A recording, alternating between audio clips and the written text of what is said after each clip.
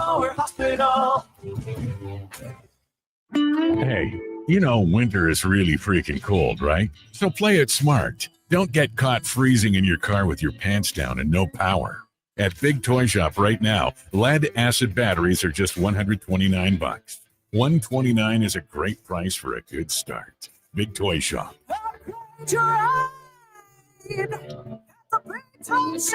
Power up and save some bucks at Big Toy Shop, 8315 Argyle Road, 780-298-2797. This month in Sports History Moment is brought to you by Discount Diesel Parts. On December 21st, 1891, the first game of basketball, based on rules created by Canadian James Naismith, was played by 18 students in Springfield, Massachusetts. Nearly 140 years later, the game has evolved into one of the biggest sports in the world, generating players and fans from around the globe. A truly remarkable example of how far sports can go. Hi, folks. This is Big Al from Discount Diesel Parts. With over 70 years' experience, Interstate McBee is a leader in the heavy-duty diesel engine parts industry. And as an authorized dealer for over 20 years, we've been serving customers with those high-quality parts. Gasket kits, water and oil pumps, turbos, fuel injectors, heads, in-frame kits, and at a great price, too. Reach us at discountdiesel.ca and know that Discount Diesel's got the parts to get it done. Sports 1440, Stingray radio station. CKJR broadcasts from West Edmonton Mall and Wetaskiwin. Download the free Stingray music app and listen wherever you go. Have your sports curiosity cured.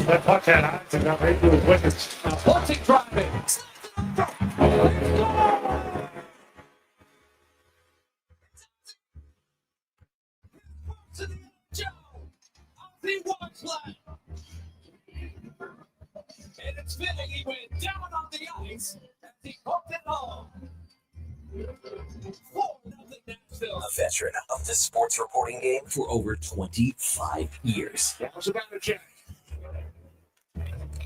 This is about a check. Back out for a Tony Panarin. Panarin shoots, kept up.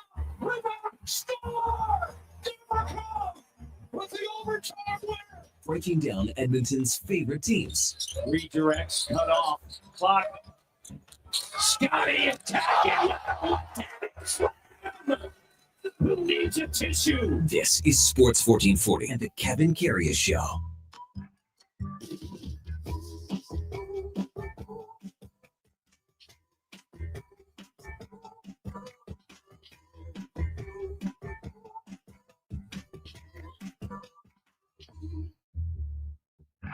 Good morning and welcome into the Kevin Karius Show here on Sports 1440. Brendan Douglas sitting in for Kevin today as he enjoys an extended weekend with family. His lovely better half. Lori was celebrating her birthday yesterday.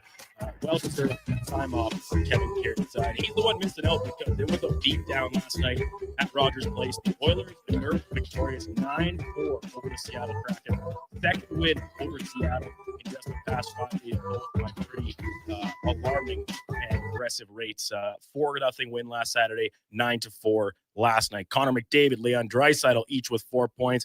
Nuge, Bouchard, 3. Matt Savoy, his first multi-goal game of his young NHL career, and so much more to dive into here. Thank you very much for tuning into the program here just after 7 o'clock in Edmonton, coming to you live from inside the Stingray Studios at West Edmonton Mall over on the west side of the City of Champions. However you are listening to us, we appreciate it on the AM dial, the traditional way. You can stream us online, iHeartRadio, the TuneIn app, right at our own website, sports1440.ca. And if you're so inclined, you can even watch us pretty much wherever you find your videos, your podcasts, YouTube, Twitch, Facebook, X, and even Instagram, streaming on all those places. And if you do miss any portion of the show, you can go back and find it after the fact in podcast form, Apple, Spotify, Google, Amazon, wherever you get your podcast. Just search the Kevin Karius Show and select the auto download feature. That way you'll never miss a portion of the program. Good morning to you. Our co-host this morning, the one and only Eddie, the real deal Steele, Grey Cup champion, all-decade team, longtime member of the Green and Gold here in Edmonton. Eddie, good morning. Happy Friday. The weekend is here. Let's tear up the old pea patch, clicker into Schnell. make a fast break to the 11 o'clock hour. For me, it's the 12 o'clock hour because unlike Kevin, I work a full day in here. But good morning. Thanks for being with us as always, man. Bro, you just gave me chills. That was well done, Duke. Well done. Had to brother. roll that in there. Yes, Had to roll that baby, in yes. there. I know the listeners really, really dig it. That was when a good Kev one. gets That in was on a good one. You caught me off guard. Good one. So how are you doing? Taking the game last night, I presume. Ooh. Maybe a little football on the side as well. Thursday night football, of course, kicking off week 14. But how are we today? I pulled the old Duke, actually. I double screened it. Whoa, way Had to the go. iPad up, the big screen up. I was The down on future's the now. floor rolling out. It was good, man. Yeah. Molly whopping Yeah, that would be accurate. on the I ice. think. That was a molly whopping for sure. Good. That was a get right game, right? Where everybody could go and get their cookies, Yeah. as you would say. Yeah, and it's funny because I was working pre and post game on Saturday with Donovan, and I kind of had it written in the notes saying like this Seattle team is exactly what the doctor ordered for the Oilers right now. And 5 days later, you could pretty much say the same thing again after they get shut out earlier this week at the hands of the Minnesota Wild, who are a excellent defensive team, excellent goaltending. None of those were really relevant for the Kraken last night. And then you pile on the fact the Kraken are one of the most offensively challenged teams in the entire NHL. It was I think a good blowout for the Oilers to have. Obviously, they haven't fared very well on home ice the last few times out. So to get this, reinvigorate the crowd a little bit, and got a couple players off the schneid, right? Like Matthias Janmark scoring for the first time in 40-plus games. Savoy with a couple. Podkolzin with the Draisaitl vintage one-timer from below the dot. There was so many positives to pull from the game, even if you do end up giving up 4 goals to a Kraken team that doesn't usually put that many behind a goaltender. Yeah, those goals are kind of irrelevant too because it was 3-0. And it's so right? And like I do think the Kraken deserve a little bit of credit because they're down 3-0. They did battle, but they wouldn't really go away, right? And they get it back to 3-2 at the end of the period. After Savoy missed on his first breakaway, Decord make the stop. Puck goes back to the way in very short order, and that makes it a 1-goal game. Now the benefit being the Oilers kind of seemed to take that to heart. They came out like gangbusters in the second and rattled off a couple more. And from that point forward, it was never really close as the lead just continued to extend and extend. To be honest, probably the best thing that I pulled out of the game, of course, Connor McDavid shooting the pill. Yeah, that's led a good the sign. game. I got 7 shots on goal. Was my tally I had. I don't know if you have a different number. So that was good to see him to put the puck on net. But Matt, like you said, Savoy, that first breakaway he had, tried to go 5-hole. Mm-hmm. It wasn't the best attempt, but then he got the rebound. He got another attempt at it, and boy, he sure made up for it on that very second one. slick finish on that second one. And shorthanded goal, like on Saturday's game, special teams were a big factor. The Kraken power play went 0 for 6. Oilers power play was 2 for 2. Much of the same last night, right? 4 for 5 for the Oilers power play. And the Kraken, their 0 for streak continues. But their one goal did come like as the penalty expired. I don't know. Obviously, it doesn't go down as a power play goal, and the stats will tell us that they're on an 0 for 19 streak now with the man advantage. But yeah, this Kraken team, they're swimming a little bit right now. And for the second straight game against Edmonton anyway, their usually strong defensive play and goaltending was really nowhere to be found. I mean, the second McDavid goal, right, when he's on the power play, he's coming in off the wall, and it's a tough spot for a goaltender to be in because you either, and this is a good lesson maybe for those that always love to poke holes in goalies. If the goalie's down there, right, he puts that right leg down on the post, he leaves himself available up high. And then people are always saying, why is he down so early? Stay on your feet, make the shooter make a shot. This was the alternative of that, where Decord has to respect the backdoor pass to Draisaitl, and McDavid, heady as a player as there is, he's like, well, you're giving me all this room. Let me just put it right at your heels, and you have no chance at it. Yeah, that was a very heady play. Even the first goal, what would we be saying? And I wrote this in my notes, in this market, if that was a goal that Stu Skinner let in. Oh, it wasn't like Connor sniped it. Yeah, he put it up there. But it was not posted in. Like it was a quick release. That's Connor's MO. But I kind of said the same thing back to Leon and Connor's goals on Saturday against Decord. I'm like, these were not world beater goals. Like, these are ones that usually goaltenders will stop at this level because they're, like I said, they're not in that tiny fraction of the corners of the net where you simply can't reach them, right? And the McDavid's first one, it's a little bit tougher because it's moving side to side and the goalie has to try and track it. It is what it is, but the end game, end result is that the Oilers have a huge victory and now a little momentum carrying into Saturday's game against a Jets team that is also swimming a little bit right now without Connor Hellebuck. Yeah, it sets up for a really nice couple of games here on deck for this homestand that they have. They have the Jets, and then who else is it? Buffalo, I believe, Buffalo coming in and Detroit to round it out. So, and Detroit's reeling. We know what Buffalo is. Now, both those teams are ones that could easily beat the Oilers if they don't bring their game, or they bring a version of their game that we've seen more often than not so far this year. But if you look back to the end of that long road trip, the game in Tampa, where you're a few minutes away from a shutout for Cal Pickard and a win, you end up losing in extra time. The Florida game, back on home ice, you get whomped, obviously, by Dallas. But then the game in Seattle, a tight contest earlier this week against Minnesota, and now this one, things are trending in the right direction. They are. And I believe as a fan base, cautiously optimistic. Yeah. Right. I They're think that's starting very to fair. play a better game, a more sound game, especially defensively. And that's what we've been harping about. This team needs to be a little more sound defensively. And they're coming. They're rounding into form. And I thought both maybe at times in the Seattle game, and especially on Tuesday, yeah, they scored 4 goals against Seattle, but a couple on the power play. It's like, are they taking a little bit of a step back offensively to focus on the defensive side of the puck, because they weren't generating a ton of chances from the interior of the ice, not a lot of high danger looks. They made it like Jesper Wallstedt on Tuesday night. He made a couple really good saves, but he also made a lot of really routine ones as well, right? So the Oilers weren't difficult enough on him, but they also played a really sound defensive game, hence winning by a margin, or losing, by a margin of 1-0. So there's always a little bit of trade-off, and I think right now with some of that back end stuff maybe starting to go in the right direction. Obviously, the offense was flying last night. They can kind of start to put those two sides together and look like a contending caliber hockey team again. They're at this point with the games that they have on deck here coming, they can't play with their food. They need to come out, take care of business, handle these next 3 games, and then we'll see what happens. Yeah. Our text line, 1-833-401-1440. You can get in on the conversation with us all morning long. You can let us know your thoughts of the hockey game last night. Maybe you were watching Thursday Night Football, dual screen action like Eddie and I were. The Raptors, they lose to the Lakers, but the Raptors will always be the team that stopped LeBron James. 10-point minimum streak, 1,297 games. 2007 was the last time LeBron James did not have at least 10 points in a game. And I find it so funny because I think, and this is some of the bigger talking heads south of the border, the LeBron haters, if you will, talking about this season for LeBron is purely stat padding and that he's just trying to run up his totals for when he does hang him up where he'll list in the all-time greats. He dishes off a chance to win the game and get his 10 points to keep the streak going. He makes the right play, hands it off to, I think it was Huchimura, maybe, and he hits the game-winning shot to lift the Lakers over the Raptors. It kind of, listen, you can say what you want about LeBron James, and he's corny, and he's a little bit of a loser and all this stuff, but he's one of the best to ever do it, and this streak is something that is borderline incomprehensible. Wherever you land when it comes to LeBron James, because it's ultimately LeBron versus Michael, right? Mm-hmm. That's the big debate.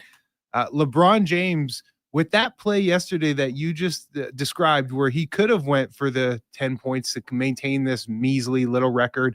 It's a long-standing record, but it's measly in the grand scheme of things. He made the right play, the unselfish play, the game-winning play. And the fact that they brought it up in the post game, talking about the point streak, 10-point game streak, and however many games it's been, and now it's broken.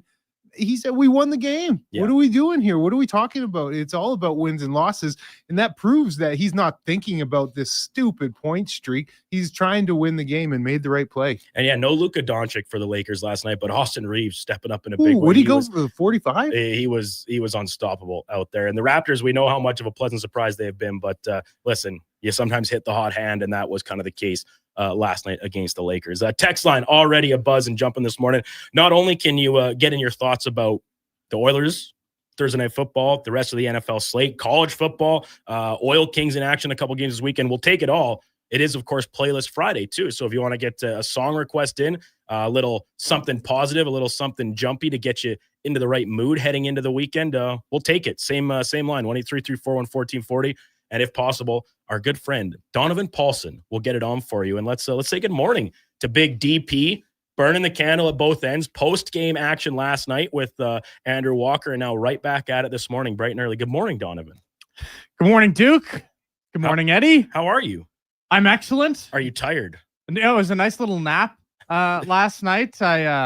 It was wonderful. I'm right back at it and little gassed. I can't lie, but thank God it's Friday. You're young, baby. Yeah, nothing for Big Donnie P. He's in his prime. And, oh. He's in his prime. Prime. Schwackhammer texting in, turn it off. He was working at 3-2, must have hit the right gear. Nice to hear Savoy getting multi-game. It looks like he's got a song request in for you there, Donovan, as well. A little Jethro Tull on a Friday.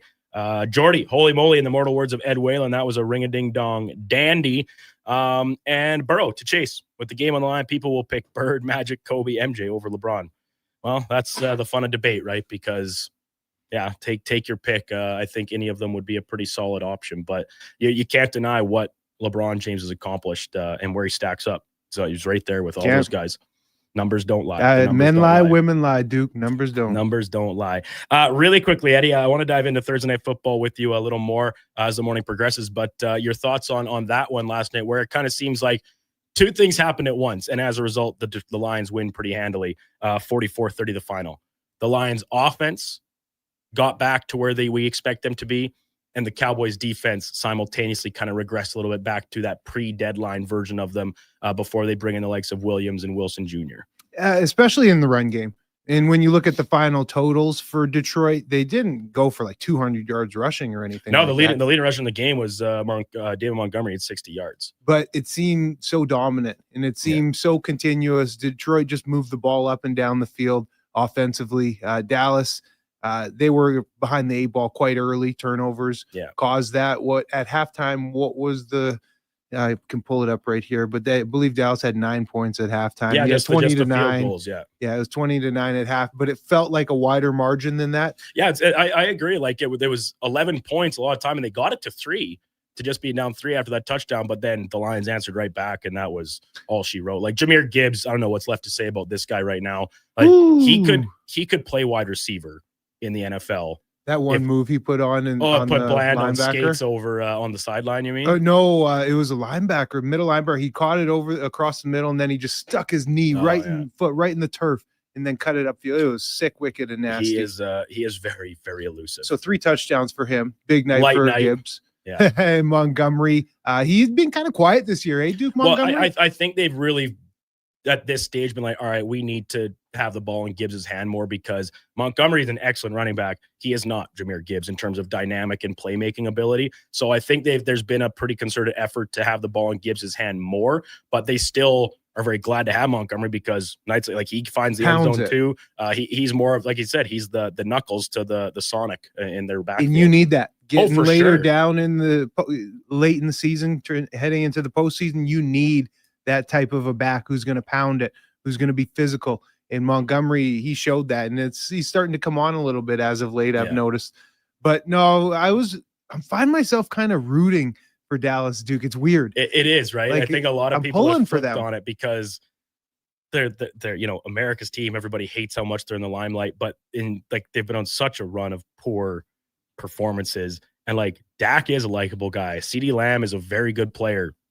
They've kind of turned the corner this year, and you got to give Jerry Jones credit. You also got to give Brian Schottenheimer credit, a coach that hire got pretty criticized when he made it. But this is a big blow. Cowboys' chance of making the playoffs now, I think, are down to like 8% total or something. Came close to making it a game, like you said. They pulled within 3 in the second half, but Detroit felt like they were in total control the whole game. Yeah. Loaded program today over the next 3.5 plus hours. We're going to have Andrew Walker, Sports 1440 pre and post game host, on with us right after the break. Continue to dive into last night's Oilers win and its resounding nature. Mark Spector, as always, be with us at the top of the 8 o'clock hour for On the Mark. We'll continue talking Oilers and more with Spec. Declan Kruger, Lowdown with Low Tide, and of course over at Elks Nation with Eddie. You guys got a new episode recording today, but Deck's going to hop on, talk a little college football with us. Does he show? It's championship weekend. He said, I was asking him what time works. He says 8:40, because then that'll be before he leaves to head down to your guys' recording at Nation HQ. Scott Wheeler from The Athletic, excellent writer, excellent reporter, covers prospects, draft, and of course the World Junior Championships. Canada's preliminary roster set to be released here any day now. United States and other countries already having theirs out and about. So we'll chat about that with Scott. 10 o'clock, Frank Schwab from Yahoo Sports covering the NFL will be with us, teeing up the rest of the Week 14 slate. And then Jamie Thomas,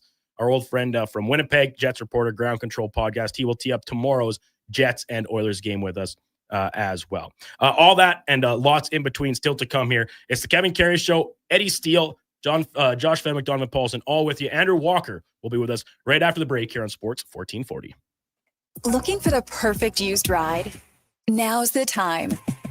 Drive away for as little as $25 bi-weekly. Go Auto has over 7,500 used vehicles in stock with something for everyone. From budget-friendly cars and road trip-ready SUVs to powerful work-ready trucks. With around 70 locations across Canada, your next vehicle is closer than you think. Whether you're upgrading, downsizing, or buying for the first time, we've got the right ride at the right price. But don't wait. These deals won't stick around forever. Start shopping today at goauto.ca.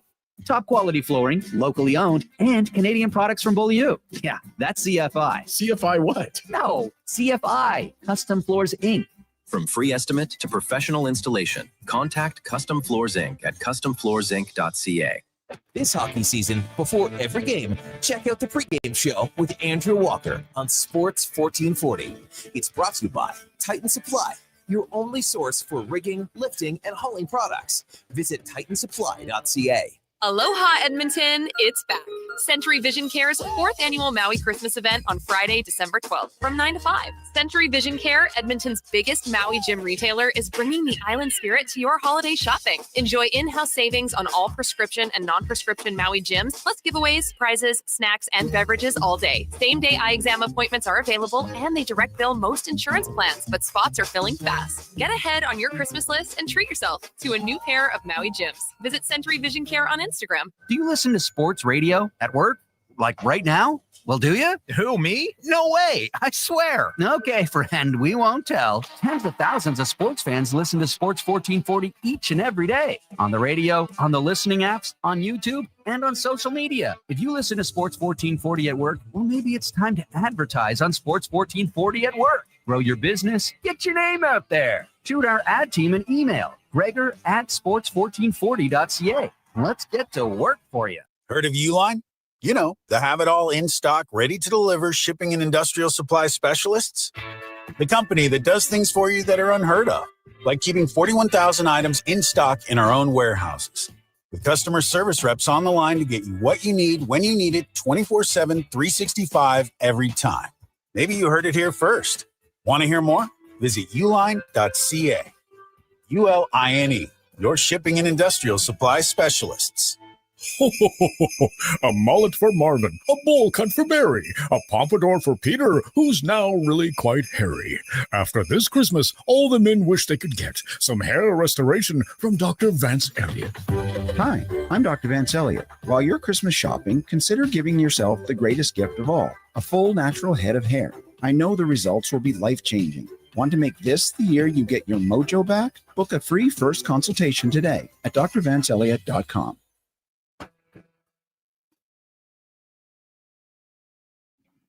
Portions of this hour brought to you by Nectar.io, transforming field data into boardroom insights. Nectar.io is the all-in-one solution for your fleet, safety, time tracking, and materials management needs. Nectar.io, your business made better.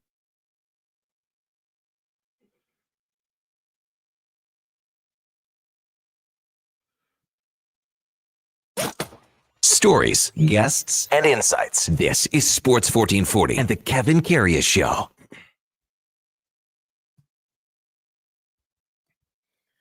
$7:21 in Edmonton. Welcome back to the Kevin Karius Show here on Sports 1440. Brandon Douglas sitting in for Kevin this morning. Co-host Eddie Steele alongside. We got Josh Fenwick, Donovan Paulson keeping us on track on the board and online, where you can watch us on YouTube, Facebook, X, Instagram, and even Twitch now, along with all your audio streaming options. Let's get to our puck report, brought to you by Fountain Tire. Thinking about swapping your tires? Yeah, me too. Fountain Tire's got up to 15% off right now. Great time to make the switch or grab a new set before the rush. It's fountaintire.com. And I think that rush may very well be in full stead. Take it easy out there. Snow coming down after yesterday's little rain mixing and whatnot. A lot of slickness out on the pavement. We welcome in and say good morning to Andrew Walker, Sports 1440 pre and post game host. Walks, good morning. Thanks for jumping on to lead things off on a Friday morning.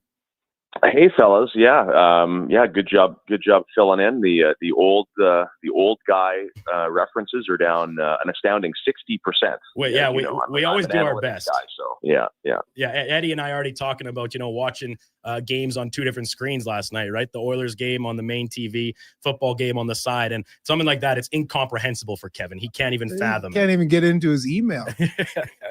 Well, the email I believe, but you can't tell me that guy hasn't seen the inside of a sports bar or two. And this is why sports bars were invented. Thank God for, we wandered down, as Donovan and I usually do, down to first round in the mall there, which is, I mean, man, it's, I still like, I'm in, if like you weren't allowed in bars, right, when I was 15, 16, but if you would have told me, because we grew up in much like you, I grew up in small town Saskatchewan, and I now I sound old. I only got hockey Saturday nights, right? That was it until playoffs came, and we had, a few channels with an antenna, and I would, like, it's crazy. I would search for knowledge, for sports knowledge, right? Like I would bus into school and get like the Regina Leader Post from the day previous and go through the box scores and like would make notes of like who scored, because there was no internet, there's no access to anything, right? And so if you show 15-year-old me a picture of like 9 screens with every game you can imagine, watch them all at once, I would have been one of those fainting goats, right? And last night was great. Like as you know, love the Oilers, and my favorite team is the Lions, and so there's a combined between goals and touchdowns in those 2 games alone was 20. So it was a lot of fist bumping last night. No, for sure. And you said big Lions fan, obviously bounce back win for them after you were in Vegas over the Thanksgiving weekend south of the border to take in their game. They obviously lost to Green Bay, but how was your little trip down to Sin City? Terrible. Took a lot of L's or what? Not the most lucrative venture or what? Man, so okay. Do you want me to get into it? Well, we're here. That's up to you, man. The floor is yours. Yeah. So, I mean, for starters, Eddie, we haven't gone since COVID, but it was a boys' tradition of ours because there's a few of us that are big Lions fans. So we would go to Detroit for the Thanksgiving Day game, which is awesome. I love Detroit. But when we would go, like the city was up and coming, right? Because it was economically depressed, and Kwame Kilpatrick was in jail, and the city was bankrupt, and they sold their art collection. Like it was a mess. So everything was nice and cheap for a boys' trip. It was great. The whole city is just unbelievable sports arenas. The best. What would be the best sports bar in Edmonton is every 8 feet in Detroit. Like it's great, right? Casinos, strip clubs, like that's the whole city. So we had a great time going. You get into the Thanksgiving Day game, which was epic, started at 10 in the morning, or I guess it was a little later there, noon, and you'd be drinking outside the stadium by like 7 a.m. and you get in for about $150. Flights were good, hotels were cheap, entertainment was cheap. It was great. So it was a yearly tradition. COVID hit, kind of disrupted it, and then this year was the year, okay, we're going back, and it's like it's changed. Like Detroit is like Dubai now because it's up and coming. The team is hot, right? But they figured out their, for the most part, their financial situation. So all of a sudden, it felt like we were booking a trip to Vegas. It was so expensive. And then meanwhile, Vegas is kind of going the opposite way. Everything's cheap to go down there now because they've been hemorrhaging for so long. So I kind of said, boys, like we can either go to Detroit or we can go to Vegas for a third of the price. So we went to Vegas, and I had not been to Vegas in a long time, and I'm getting older. So, 3 days with no sleep and all that secondhand smoke. And man, I haven't been right for a week. So the party side of me is a little, cognizant of the fact I'm getting older. And I took it on the chin. I was every just classic. I wasn't going down to get rich, but I'd like to think I know my way around a sports book or a casino, and I did okay on Thursday, and then Friday, I loved the Eagles. I thought the Eagles were going to beat the Bears by 21, right? And so I was big. And then when Chicago scored first, man, I ran to the ticket window to live bet the Eagles. And then, man, I mean, maybe I should know, right? With Ben Johnson as their new head coach, and the Bears are for real, and I got dummied, and then I got on tilt. So we went to the Vegas Golden Knights game that afternoon, and now I got on tilt, and I'm like, I'm winning it all back on Vegas, and they had no interest in playing hockey that day, and so then I was like, I got to get it all back on the table. And I couldn't win a hand. So it was bad. It was bad. I needed some adult supervision. I'll tell you that. So, Walks, I gotta ask you. I'm in here with your boy Donnie P, and I'm asking Donnie, how was it working with Walks? How can I get under his skin a little bit? He said, "Oh, there's nothing really. There's nothing really at all. Walks is a good guy, But I did want to ask you, Walks. Calvin Pickard had a pretty good game last night, huh? Not really. Hey, boys, just get me 9. Get me 9 and I'll be fine. I'm playing. He said, go after Pickard. That's the one that'll always get you riled up, my man. No, well, I mean, we just talk about the Oilers goaltending so much, and so going into last night, so now I sound like an old guy because I do get pissed off by the whole load management conversation. Oh, in my day, you play your guy 75 games. We talk so much about how Skinner, he's so up and down with confidence, right? And confidence is everything in pro sports and in life, and and today's athlete is probably the best example of that. So I'm just looking at a situation. It's like, okay, you played on Saturday and then you didn't play for a few days, and now you got 2 days between each game, and for the first time it feels like in 2 years no one's on Skinner right now. Like he's actually playing pretty well. He's allowed 1 goal in 120 minutes, and it takes a lot for this guy to feel confident, and the Oilers need they need a goalie to feel confident. And so you can just roll it right into a game against Seattle, which you should win.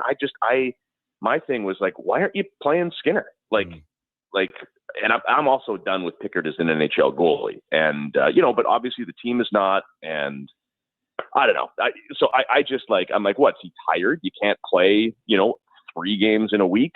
Yeah. I don't get it. I think that when you have a guy that's rolling, you play him until the wheels fall off. Maybe that's old school, but Knobloch made a good point, in the pregame. He's like, we can't forget that Pickard, he was unbelievable in Tampa a couple weeks ago, and he was. And so he's like, he deserves another start. And if not this game, when? So I get it, but, I'm not some big Skinner fan, but it's so few and far between when this guy is actually looking like a real goalie that if he is, I have a hard time taking him out. Let him roll. That's what I say. Andrew Walker with us on Sports 1440 here on the Kevin Karius Show. Walker hosting pre and post game every Oilers game this season. So Walks elsewhere, like you said, they put up a 9 spots. The goaltending almost borders on irrelevant last night. A couple bad turnovers inside their own zone lead to those goals against. But it was once again kind of a case of what the doctor ordered for this Oilers team against a Kraken team that is, no pun intended, but floundering right now, and they can't. I thought watching last night's game, the way the Kraken played defensively and their goaltending, I was like, this is kind of what it's been like for the Oilers for the past month at times, because so many guys just untouched in the interior of the defensive zone. The goalie couldn't buy a save at times. So anything else really jumping out? I mean, Matt Savoy's first 2-goal game, and that's coming after missing or being stopped on a breakaway that turned into a goal the other direction. Pretty good bounce back from him when he got another look. Brandon, when we played Tuesday nights at Nate's, and I feel like it's a pretty good, fast-paced skate for the most part, right? So I'm out there, and I feel like it's pretty good. I feel like if someone's watching, it's like, oh, these guys, like they're snapping it around. I wonder how many these guys play junior or pro. That's how I feel. And then we change and we come out, and I've gone through this a number of times in my beer league hockey career. And then I'm watching the skate after us, and I always have that feeling of insecurity. It's like, we don't look like that. Yeah. Oh God. Yeah. Is that what we look like? Because I feel we're way better. Like, right. Yeah. And so I'm watching the Kraken last night, and I'm like, good heavens, like this is brutal. And then I'm like, do the Oilers look that bad when they're playing bad? And that's how I felt, because I'm watching Seattle. I'm like, woof, this team might not win another game. And I'm like, but we have this like sense on the Oilers. It's like we know they're better than that. And then I look at the Kraken, I'm like, I'm not sure they are.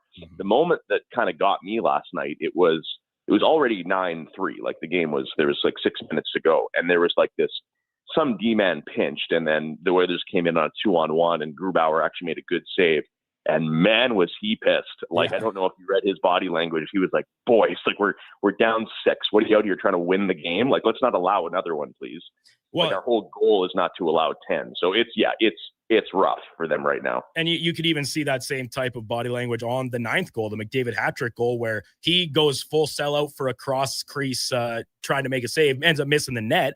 But then the rest of all the other 5 guys on the ice are just standing there with their hands in their pockets, and McDavid puts it in from the opposite corner into the wide open cage. So, a little bit of an over-aggressive play by the goaltender, but at a certain point, you do hope your team bails you out a little bit too. By the way, like it won't get, because it'll like make like misplays of the month or something. Like it wasn't. I thought that was such a sneaky high level play from McDavid. Yeah. Because he's up the side, so he's not going to be involved in the play. And whoever it was, I guess it was Nuge. I can't remember. So he rifles it, and McDavid like bolts to the wall, right? Which seems weird, but he knows like it's either going to be like a save or Nuge is going to miss short side. It's going to rim and he's going to pick it up. Like that's just such awareness. Like how many guys just like watch to see where the puck goes? He bolts to the wall because that's the only spot the puck is going. And then he just throws it in the open net. Like that was very high level to me. It was high level. And his play obviously was really positive with the Hattie yesterday. And you don't get a Hattie without shooting the pucks. Game leading 7 shots on goal. It's good to see him put the puck on that, Walks?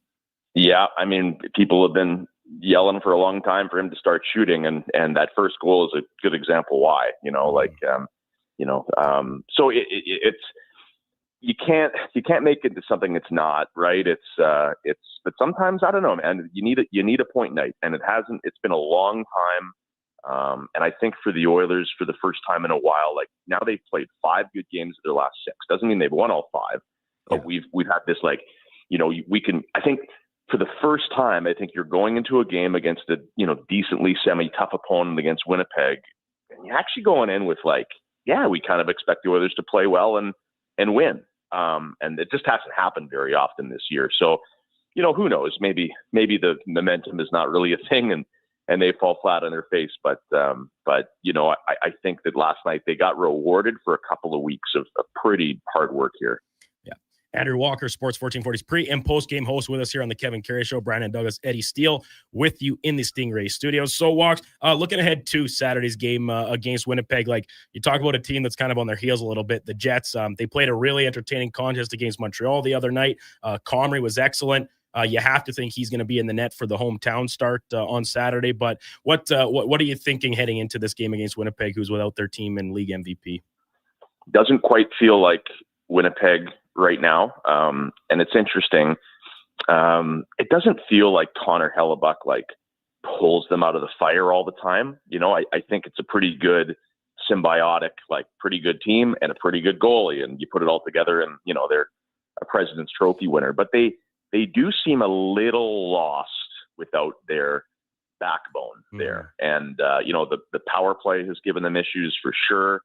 I thought they were, that was a pretty good game against Montreal, so they might have righted the ship a little bit. But I've watched Winnipeg a few times over the last couple of weeks, and they just don't. I mean, last year they started 11-0 or whatever it was, right? Like they were cruising. They don't look like the same team right now, and they're better than what they're showing. I think we think the same thing about the Oilers on, when you look at the standings. But if there was ever a time, right, and maybe this is what Stephen Ames tragically said about Tiger Woods, but if there was ever a time to pounce on him, it's right now. Yeah. Walks, appreciate it. As always, bat and lead off for us on a Friday morning. Pre-game starting on Saturday with you and Donnie. It's a late one. 8 o'clock scheduled puck drop, so 7 o'clock pre-game with you, Donnie, and of course, game day analyst Landon Ferraro. Thanks for hopping on, man. Appreciate it. Yeah, no problem. And I do believe, for the record, I do believe that we look pretty good on Tuesday. Yeah. I'll tell you what, you weren't there, Walks. You were obviously working for the Minnesota game. That might have been the worst I have played ever in my life. And then I wore a couple right off the face too, which just added insult to injury. Oh, I was having a bad time out there. I was having a bad time. And now my knees hurt and my neck's hurt. Everything's going down the crapper here. So are you going to play today? No, God, no, not today. Okay. All right. But I'll see you on Tuesday still, I'm sure. I'll battle through. All right. Thanks, Walks. Take care, man. See you, boys. Andrew Walker, our Sports 1440 pre- and post-game host. Every Oilers game with Donovan Paulson and Landon Ferraro. Next up tomorrow night against the Jets. Hockey night in Canada. 8 o'clock scheduled puck drop, pregame beginning at 7 right here on Sports 1440. Can I ask you a question, Duke? Of course. Why such the emphatic no to hockey today? Well, I'm not feeling the best, as most listeners can probably indicate by the state of my voice. And what also, time is this and my knee hurts. Yeah, it's like at 12. Okay. So I'd have So I usually am busted over after the end of Fantasy Frenzy, which is really bad when I'm playing goalie at these Friday skates, because then I'm rushed and then I don't have a warm up. More likely to even hurt myself. The gear's frozen in the back of the truck. So skating out makes that a little bit better. But yeah, not today. Knee's not feeling it. No, first and foremost. My knee is in really because you can play when you're sick, but it's the knee that's holding you back, eh? That's true. I'll be honest. I usually would be more likely to play if my knee felt like it was going to fall off than if I'm like battling the little head cold and stuff. So interesting. It just makes me feel really sluggish. Mhm. And then I was like, you would think getting out there skating around the cold air help perk you up a little bit. No, You're gassed. I just feel worse afterwards. Yeah, you sit on the bench, just can't even get your air. Exactly. Walker was our puck report this morning. If you've been putting off your tire changeover, don't. Fountain Tire, up to 15% off select tires right now. Roll in, save big, and drive out. Ready for whatever the season throws at you. FountainTire.com. Yeah, take it easy out there, folks. Snow coming down. Eddie getting ready to do some boxing here in studio with trying to get Benny through the screen with the camera. Give him the 1-2. Very the old 1-2. When we return, we'll continue to take your text 1-833-414-1440. We'll dive into the inbox there, and we'll chat a little more about last night's Thursday night football game. Walker's Lions victorious, put themselves very much right back in the mix for the NFC North and of course an NFC playoff spot. Brandon Douglas, Eddie Steele, Josh Femick, and Donovan Paulson all with you here. It's the Kevin Karius Show on Sports 1440. We're streaming on YouTube, X, Facebook, Twitch, and Instagram. At GS Construction, we focus on building a culture of collaboration, innovation, and respect. Our teams work together, supporting one another and striving towards shared goals. We're committed to creating a work environment that empowers individuals, values teamwork, and ensures everyone feels respected and safe. With decades of experience in the field, GS Construction prioritizes our people, our culture, and safety. This is what makes us unique. To find out more, go to gsconstruction.ca. Jason Gregor isn't just a sports guy. He's a community builder. With over $2 million raised for local charities and his Gregor Foundation, he's making a difference on and off the air. Check out Gregor weekday afternoons on Sports 1440.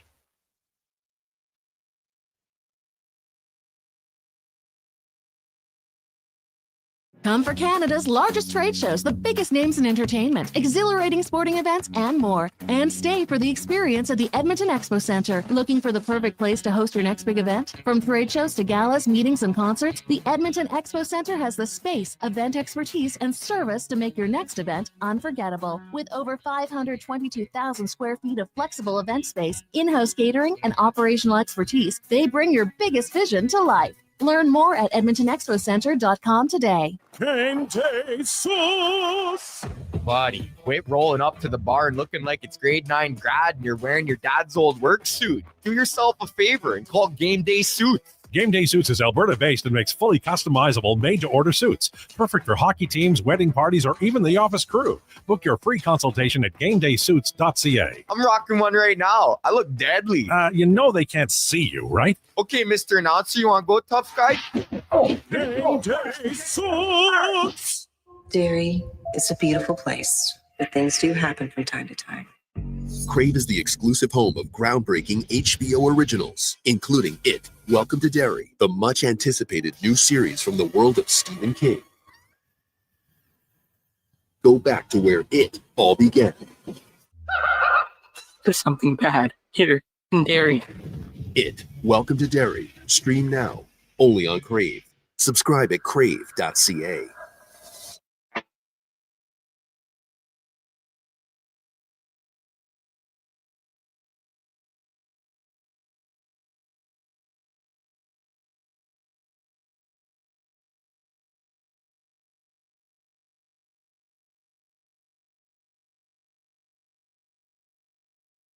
Have your sports curiosity cured with the Kevin Karius Show. This is Sports 1440.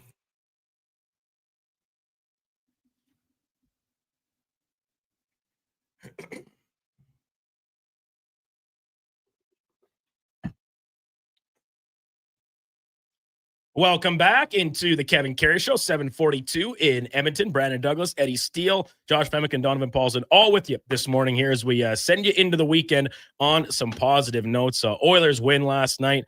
Thursday Night Football was an entertaining affair. We got another full slate of that. It's championship weekend on the college football slate. Tons of local sports. We will get to it all here as the show progresses. 1-833-401-1440 is our text line. You can get in on the conversation with us.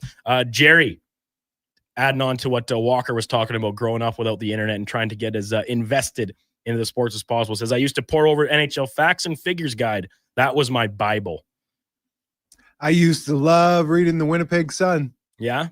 And so and that's like Walks was talking about, like the Regina Post or whatever the paper he was reading was. Like, I didn't even really have that. Like, Red Deer had a paper, obviously several. The Red Deer Advocate was the most prominent one, I'm sure. But that was never my bag. But like, from the time I was in grade 5, I think, maybe 6, I got a subscription to the Hockey News, which that was my Bible. And I'd get it every week. And usually it was a week late because it was getting mailed to Delburne. So I'd be getting it the week after it was supposed to actually publish. And I read those things cover to cover. Who was your idol growing up? Who did you want to be? Athlete-wise, player, Scott Niedermayer, hockey or any sport. Just who was your guy? Scott Niedermayer. Scotty. He was the best. He was silky smooth out there. He just like made it look so easy. It looked like he was never trying, and he was still the best player on the ice. Stradwick's cousin. Study's cousin. Ducks legend. Ducks yeah, champion. That's true enough. There's that. Yeah, he was my favorite. But I'll say this: falling in love with hockey, and like the reason I'm a Ducks fan was because of J.S. Shiger in 2003. Obviously, went to the Cup final, lost to the Devils. He won the Conn Smythe, the last player before Connor a couple of years ago to be on the losing side and win the playoff MVP. That was like me getting into hockey for the first time as I would have been 8. Yes, and I was like, man, this guy's unreal. Yeah. And that made me fall in love with goaltending. I always wanted to be a goalie. I never was until later in life when I picked it up as a hobby. It's like, that's like in hockey, which is the ultimate team game. That's the one position that can like most directly impact the outcome of a game. And I think Oilers fans probably know that pretty well at this point, or at least they think they do in their adjudications of the Stuart Skinner Cal Pickard combo. Do you think when it comes to the Stuart Skinner Cal Pickard, are the Oilers going to upgrade this year? What do you think come the deadline? I think that, or are they going to have to wait until the summer? No, I think they will be very active in looking. There's names out there, but the problem is like these names that are most closely tied: Tristan Jarry, Jordan Binnington, UC Saros. Those are all guys that have big money owed. Oilers are tight against the cap, and are they tangible upgrades on what you have? Now, with that being said, I think if this continues to progress as we've seen it so far this year, where Skinner is a little too volatile up and down on a game-to-game basis, then you might have to make that change for the sake of making a change. And like, as a result, kind of take a flyer on a guy, like a player, a goalie that has track record, but you can buy low on a little bit right now and hope that the change of scenery gets things back to where it's been in the past. Like Binnington, his biggest thing is he's a big game guy, right? Yeah. The run to the final with the Blues, of course, winning the cup at the Four Nation But if face-off you're last unhappy year. with Skinner's numbers, Binnington's are worse. That's what I mean, right? So, I'm saying the change won't look like an immediate upgrade as a result. It's going to be, like I said, taking a flyer on a guy. And that could prove beneficial because if they're not playing well, their numbers suck, you can probably get them at a cheaper acquisition cost as a result. I threw out the name Aiden Hill from Vegas as an option as well. Similar thing, a lot of money owed. He's 29 years old. But the only reason I add that, he's hurt right now and has been for several weeks, is like they brought in Carter Hart. If he can play well enough that they're happy with it, because their goaltending has not been very good in Hill's absence. It's been like Akira Schmid largely taking the brunt of the load. I wonder if Vegas would look at moving Hill's 6.25 money for a cheaper price and using that resource elsewhere. The thing with Hill, and I do like the goalie. He's a big cat too. Yeah. He's a big body, big guy. But best ability, Duke, as availability, and he's constantly hurt. As you said, he's hurt now, and if you look at his track record, he's hurt every year. Yeah. It's so tough, and people point to the Avalanche last year, right? They completely changed their goaltending tandem mid-season within like a couple weeks of each other. Getting Scott Wedgwood, getting Mackenzie Blackwood, didn't pay a super high price for either of them. Look where they're at now. Those are two of the best goalies in the league this year. Two best Canadian goalies outside of Logan Thompson. So you sometimes gotta you got to take a risk sometime. Yeah. Like it's easy to say, yeah, go trade for Ilya Sorokin, go trade for Igor Shesterkin, go trade for Connor Hellebuck. Well, yeah, there's a reason that those guys are as good as they are, and why would their team want to trade them? Yeah, and making 10 million plus a year, like, each one of them. good luck Can't fitting fit that. Good luck fitting that into your cap picture. So I think Stan Bowman and company got to get creative if they are going to change the goaltending situation. And that's why they get paid the big bucks. Honestly, I try and look around the league, and I've heard people talk about it constantly. Oh yeah, a lot of people who are a lot smarter than me when it comes to hockey, and I don't know. I understand how it's going to work out because the money has to work. The assets in and out have to work. You have to find someone who's willing to make a deal. It's going to be a lot of heavy lifting. Yeah. Stan's got to do his duty here, man. Jay and Victoria texting in 1-833-401-1440. Morning. Any word on Clattenburg? The Oil have the lighter schedule, but won't mean a thing if they don't sweep the rest of the homestand. Talking about games on the Oilers' docket that they should win. And yeah, like you've talked so much about how rough the schedule's been on the road and stuff. Well, you got this little 5-game stand at home. You drop the first one, even if you played well. Take care of business in game number 2. You got to kind of keep that momentum going. And any word on Clattenburg? I did not hear anything. Did you have anything post-game comments from Knobloch about it, Donovan, last night?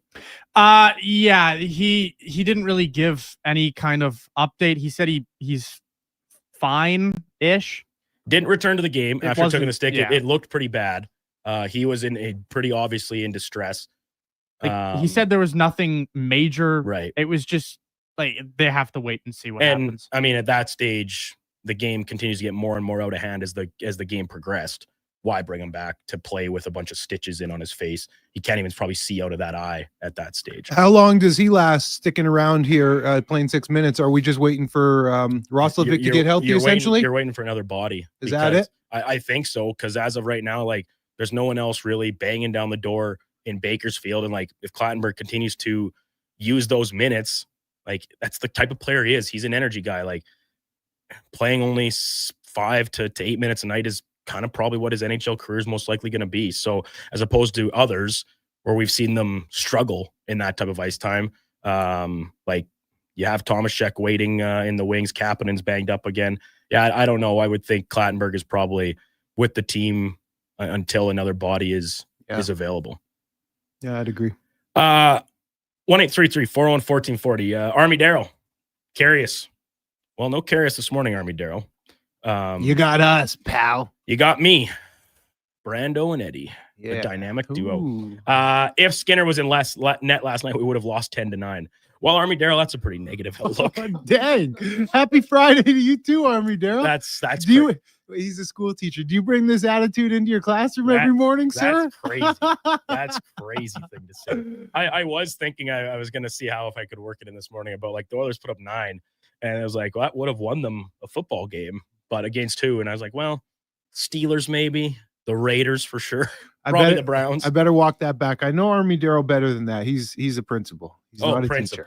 So even worse. You're more of a leadership role with that half-empty attitude in the education, in the world of education. Noel Rinsky says Quinn Hudson is banging at the door. Yeah, Hudson's having a very good year in Bakersfield, but I think that they're pretty happy to let him continue to season and have success. Now, is he a name that would be next to be recalled? But are you going to he's, I think, second in the AHL in rookie scoring right now. He's a skilled player. Are you going to bring him up to play 6 minutes, or are you happy having Clattenburg play 6 minutes? I would think it's the latter. Keep getting the puck touches for Hudson right now. Exactly. Brendan, random question of the day. Does Kevin Karius have any kids? I don't think I've ever heard him talk about kids before. Not that he knows of. Yeah, not that he knows of. Huh? He's riding that dink life. Yeah, the dual income, no kids. But is it even like Laura's retired? Yeah, that much better. Yeah, that's how that tells you how good the dink lifestyle was. Exactly, retired young baby. Have you seen his house? I think Laura probably keeps telling Kevin, like, you can't retire because I can't have you around. You around. Keep going to work, especially in the winter, because at least in the summer he can be out in the yard all day. Yeah, in the winter you got to be in the house with that guy. Lost in his shrubbery. Exactly. Can't find him in the corn maze. Doug followed up, and Doug, thanks for this. He heard me over on Key 97 this morning, filling in for Karius with Todd James, as both Pete Panoski and Terry Evans are on holiday as well. Everyone's taking holidays here.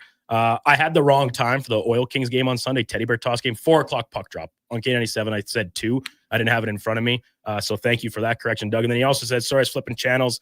What happened to Clattenburg? Well, he took a stick in the face and a pretty... Right up by the eye. And like, it wasn't like, it was obviously an accident. It was going for a stick lift and miss, but like, it was aggressive. It got a lot of him, split him open. He was clearly... No leaking, though, which is a positive sign. Yeah. Like, dripping the blood. That's what you look for when they're down. Right. But yeah, he did not return to the game, and it looks like some stitches, and he should be good to go.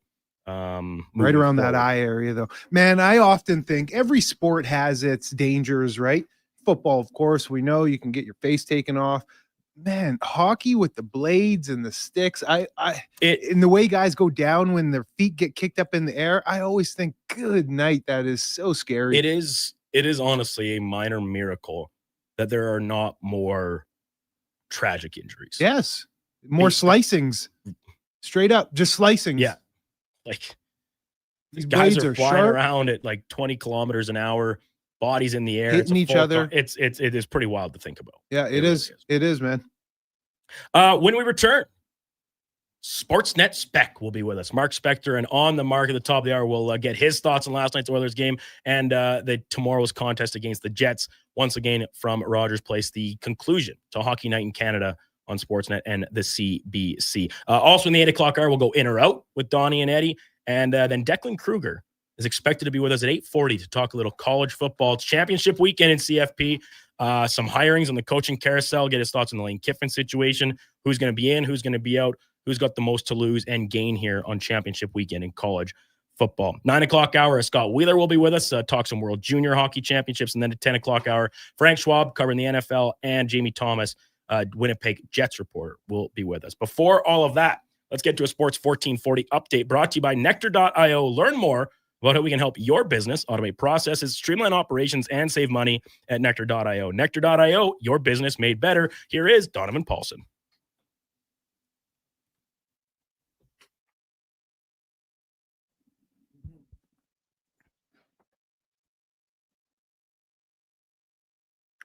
It was game night last night as the Oilers dumpstered the Seattle Kraken 9-4 off of a hat trick from Connor McDavid. The Avs suffered their second regulation loss of the year, falling 6-3 to the Islanders. The Panthers dropped one to the Preds 2-1 in overtime. Rangers doubled up the Sens 4-2. The Blackhawks edged out the Kings 2-1, and it was the Leafs over the Canes 5-1. Thursday nighter, the Lions took down the Cowboys 44-30. On the hard court, the Raps, they lost to the Lakers, but LeBron James had his double-digit scoring streak end after 18 years and 1,297 games. The Celtics, they toppled the Wizards 146-101. Coming up right after the break, we've got Sportsnet's Mark Spector.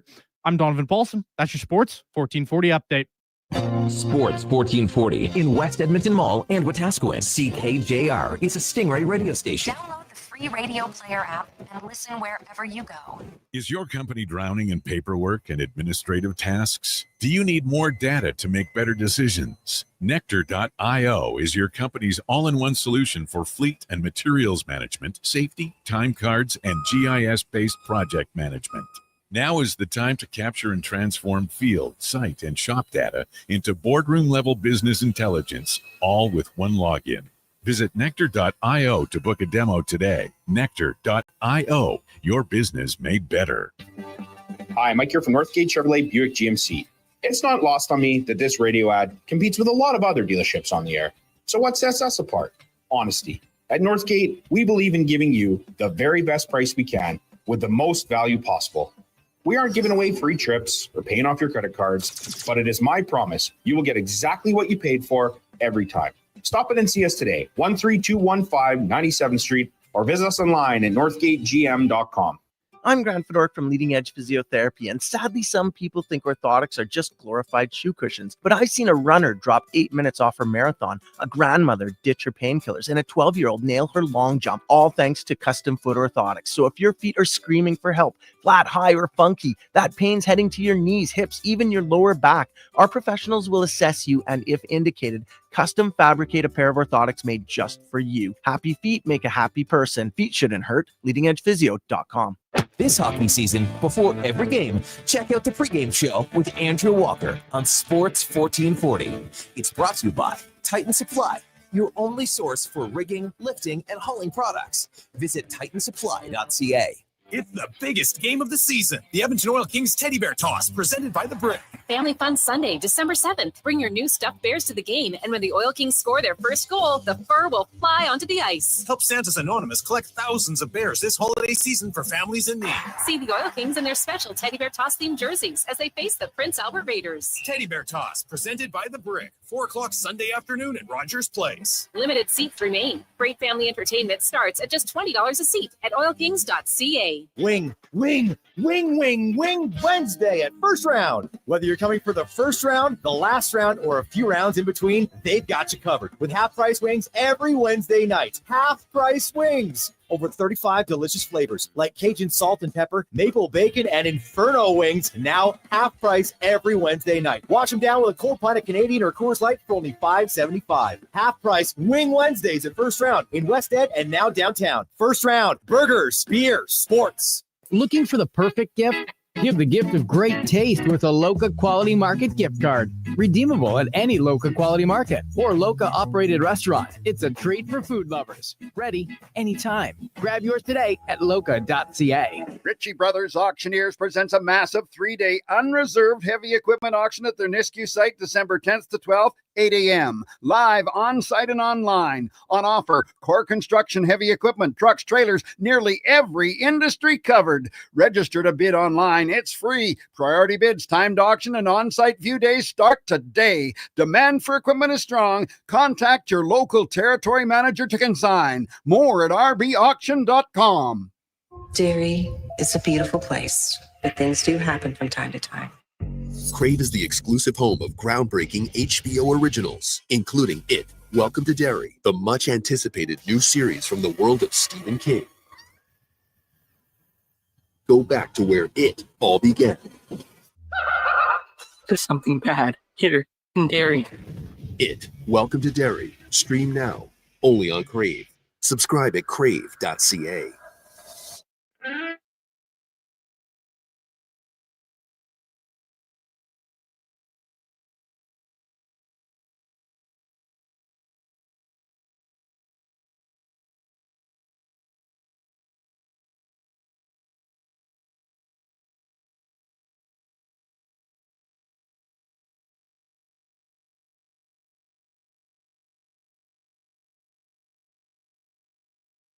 This is the Kevin Karius Show on Sports 1440, a proud presentation of Sports Select. In store or online at sportselect.com. Please play responsibly.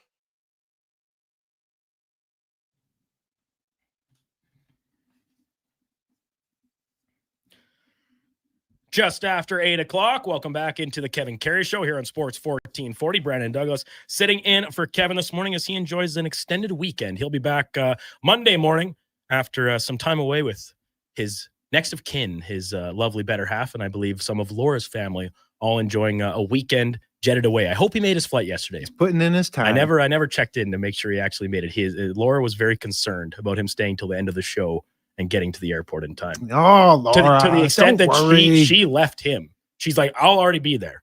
She's like, I'm not waiting for you. I don't think you're going to make it in time. I could just picture him, how he would say it too. Okay, KK. Oh, yeah, too good. It's Feel Good Friday, Playlist Friday here on the Kevin Karius Show. If you got a song you want to hear, send it in, Don. We'll try to get it on. Jumpin' Jack Flash with a couple options for us. 8 o'clock, as always, means for On the Mark. Brought to you by Northgate Chevrolet Buick GMC. Stop in today and play Wish and Win for your chance to win up to $25,000 towards a new vehicle. Guaranteed $500 prize. Play today at Northgate Chevrolet Buick GMC. We win Mark Spector from Rogers Sportsnet. Good morning, Spec. How are you doing? Good, pretty good. Boys, what's going on this morning? A little snow, a little cold weather. Starting to look like winter up there. This is good. It's been a week plus since you've been back, Spec, from your own little vacation out to Portugal. Between the weather, you clearly turned the Oilers around upon your return as well, a couple wins. Are you wishing at any point that you'd had a 2-week vacation? Yeah, no, my work has been well done since I returned. The Oilers are a lot better than when I left.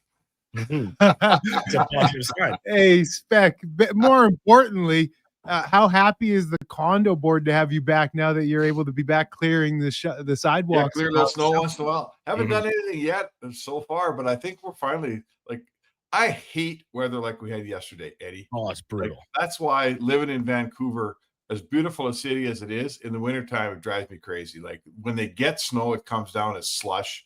Your feet are soaked wherever you go. I can't stand that stuff we had yesterday. Today, I was let the dog out for a little business, and it was nice and cold, a little bit of snow coming down. If I'm living in Edmonton, give me snow that stays on the ground. Don't give me this slushy, wet stuff. That's just it. You want to have a blue sky, sun out day where it's minus 10 to 15 and crispy out, as opposed to overcast and slush. Give me that all day, man. All day long, baby. So, Spec, Oilers with a resounding victory last night over the Kraken. They put up a 9 spot. The fans in the building were jonesing for 10. They didn't get it. They ended up giving up one, almost another one right at the end of the game as well. But, overarching takeaways from last night's game where we said Eddie and I did with Walker in the 720 segment, watching the Kraken last night, I think is a lot of how Oilers fans have felt watching their own team for most of this season so far. Yeah. When Edmonton's going well, they get that game against a team that's not playing very good. Like when they were lethal offensively last night for sure. I thought the difference between McDavid shooting the puck and McDavid passing off all the time is pretty stark. Yeah, like sometimes you got to give the other goalie a chance to let one in. Right? Like Decord last night, who's a really good goalie and he's been great this year, he wasn't very good at all. They pulled him. And if you don't shoot those pucks, they don't, if you pass them off all the time and nothing gets to the net, maybe he gets warmed up and maybe he finds his game. So I don't even mind the 4 they gave up. Like you're up 3-0, you're up 6-2. At that point, who cares, right? So that's an Oilers team that when they're playing well, we see that team come out sort of once a week-ish. And it's a pretty good sign to see him last night. Now, this Oilers team is starting to find their game and round into form. Is it as simple? And offensively, we know that this team can be a juggernaut, especially on special teams. Is it more because they're becoming more responsible defensively, Spec? Well, a lot of it. I mean, I don't think last night's a great example, for instance, but yeah, it has to be. You just can't. You can't be behind every night early, which they have been all season. You can't give up 4, make yourself score 5 every night. So again, last night was a bit of a weird game. They got such a big lead that the hockey deteriorates. Garbage times was the whole third period was pretty much garbage time, right? But no, they're like, Evan Bouchard. Why are we talking about Evan Bouchard this morning? Because he stopped when the game was still roughly, in debate. The Seattle had a 5-on-3, and he made a great block at the post that saved a goal. That's, to me, if we're talking about the good Evan Bouchard, then he went out and had 3 assists with +2. Yeah. So that's Evan Bouchard is one of your very best players. We've had too many mornings here talking about things he did wrong last night. Not enough talking about the way he played last night, which was fantastic. The top line, Hyman and Nugent Hopkins and McDavid get together. They're good. Podkolzin was really good with Draisaitl last night. Savoy, all of a sudden, there's some little bit of depth scoring. I know he's on the second line, but still, there's a guy that doesn't score that often, gets you a couple. Janmark bangs one in. All the little single things that help you win a game 3-2, they all happened at the same time last night. You end up winning 9-4.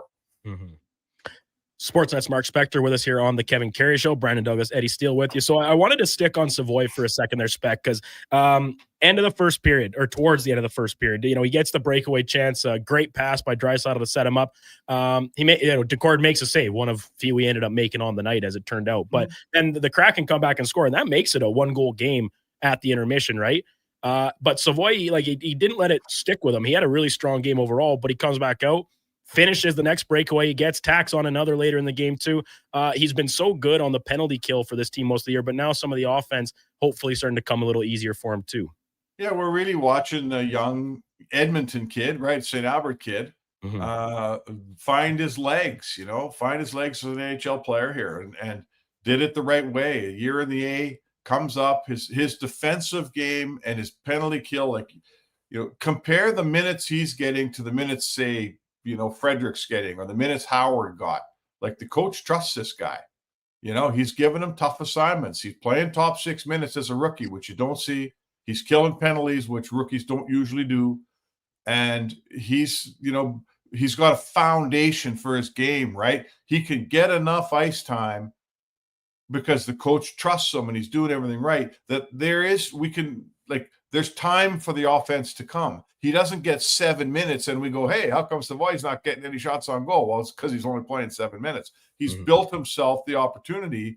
Now his offense is coming, right? Now he gets a couple goals. Now he's starting to get a little confidence. Like, I think there's give Stan Bowman credit, man. Ryan McLeod for this guy in terms of, Savoy makes way less money. They kind of didn't love the game that McLeod played. It's a pretty good trade right now. And how good a player could Savoy be? Like, who knows how good he's going to be? Spec. So I want to take a look at Winnipeg coming to town here tomorrow on Saturday.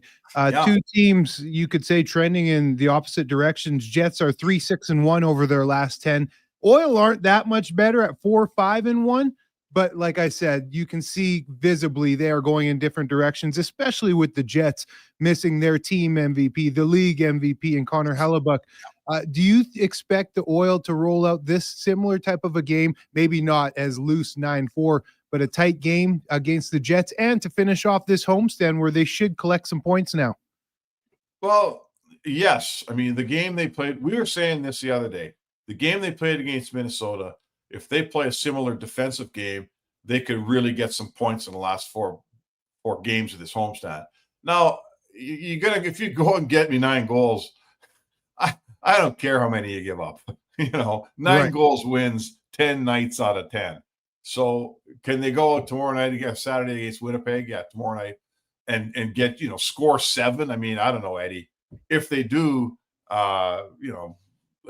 if you have an offensive night like you had last night all the time, obviously you're going to have huge success. The question becomes when you only score 3, right? When you have a night where the other goalie is really good and you only get 2. And I saw Comrie play the other night in Montreal, and he was fantastic against the Habs. He carried Winnipeg into, I think it was a 3-2 overtime loss or shootout loss. But for me, the question becomes, we know Oilers can score. We know they got a lot of guys with offensive power. But on that night, right, when you're playing Minnesota and you get the wicked goaltender in there and a good defensive structure, can you hold them to 2 and give yourself a chance to win? So that's the Oilers team I want to see. You're not going to give them 1 every night. You're going to give up some goals, and there's going to be nights when you get lots of goals. But when the time comes, right, when it's time to buckle down, are they that team? I mean, last little while they've looked like that team. Let's see if they can keep it up. And Spec, you mentioned about this is an offensive explosion, right? Everybody's getting in on it. It's cookie night across the team. It's cookie night.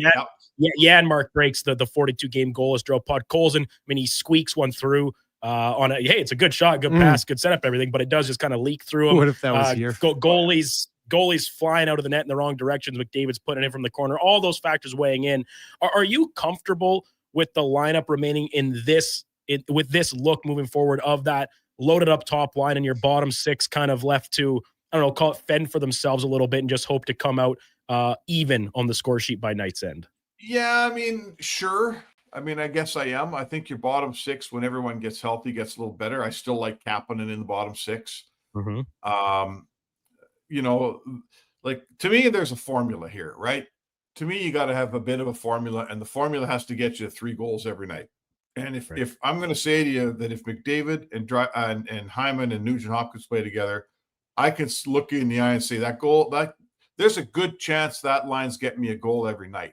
So I got 1 goal. Now my second line's got Draisaitl and Savoy and Podkolzin on it. It's a pretty good line. They're going to get me a goal. You know what? 2 out of every 3 nights. So now I've got to 2. And the power play they got is going to get you a goal 2 out of every 3 nights. That gets me to 3. And we haven't even counted goals from the bottom 6 of the defense. If those guys pop one, if that group pops one every 2 games, I'm getting to 3 every night. And I got McDavid and Draisaitl, who often score twice in a game. So my point is, I got a formula that works when I stack up those top 2 lines, because they're really good lines. And the power play on this team right now is out of this world. So I don't mind it for now, Brandon. As long as guys are going, I don't mind it. Yeah. Obviously, you get shut out a couple games, you got to change things. But right now, their chances of getting to 3 or 4 goals is awfully strong, the way their setup is. Spec, outside of talking some sports on the radio, I'm a salesman as my primary job, and catching sales, man, it's all a law of averages, and you put the numbers in and the sales will come. You just got to pound the pavement. It's no different with scoring goals, and we're seeing that with Connor McDavid yesterday. They even pulled the numbers on the broadcast when he had his big season a couple of years ago, goal scoring. His shots a game were way up from where he is now. And it's just the law of averages. If you put the puck on net, good things will happen. Of course, you're not going to have a Hattie every night, but he led the game with 7 shots on goal yesterday. It was good to see him put the puck on net. Yeah, and he's a smart shooter. This isn't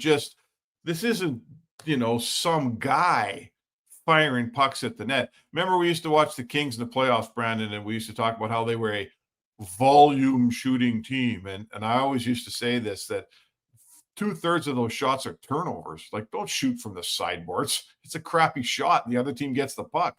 This is Connor McDavid, Eddie, shooting more pucks. It's not Matthias Janmark. So he walks in, his head is up. He's got a really good shot. He's really smart. He looks off the court on that one and rifles it under, 5-hole from a terrible angle. I don't love the goal. I get it. If Skinner let that in, we'd be talking about it. But when you say if he just shoots, he scores more. Yeah, but this is Connor McDavid shoots more. If Connor McDavid shoots more, he can get to 50 goals. So, I'll tell you what, boys, I wrote this again yesterday a little bit. Remember we talked about this at the end of the summer, like September 3rd or 4th, I did a piece with Connor, and he said, I've had big point seasons where I had lots of assists, and I had them when I had lots of goals, and I like scoring more than I like getting assists, and I'm going to go out this year and prove that 50 goals wasn't a one-off for me. That's what he said in September. And then he comes out and he never shoots the puck. So maybe it's just taken a couple months to kick in. I can't think that after what we saw last night, that he doesn't keep firing for a while here. Like, there's no chance he goes back into pass first mode, is there? I would hope not. When you, like we talked about, riding the hot hand, Yes. That seems to be the spot right now. And it was the great Michael Scott, I believe it said, you miss 100% of the shots that you don't take. So and to Eddie's point, like, if you're not shooting, how are you going to score? It seems oversimplified, but it's true. So the last one for you, Spec, the goaltending front. We get Pickard in there last night, proves inconsequential regardless because the Oilers score 9. But, he gives up the 4, a couple of them off really bad turnovers inside their own blue line, whatever. And like you said, when you score 9, you don't really care about what happens at the other end for the most part.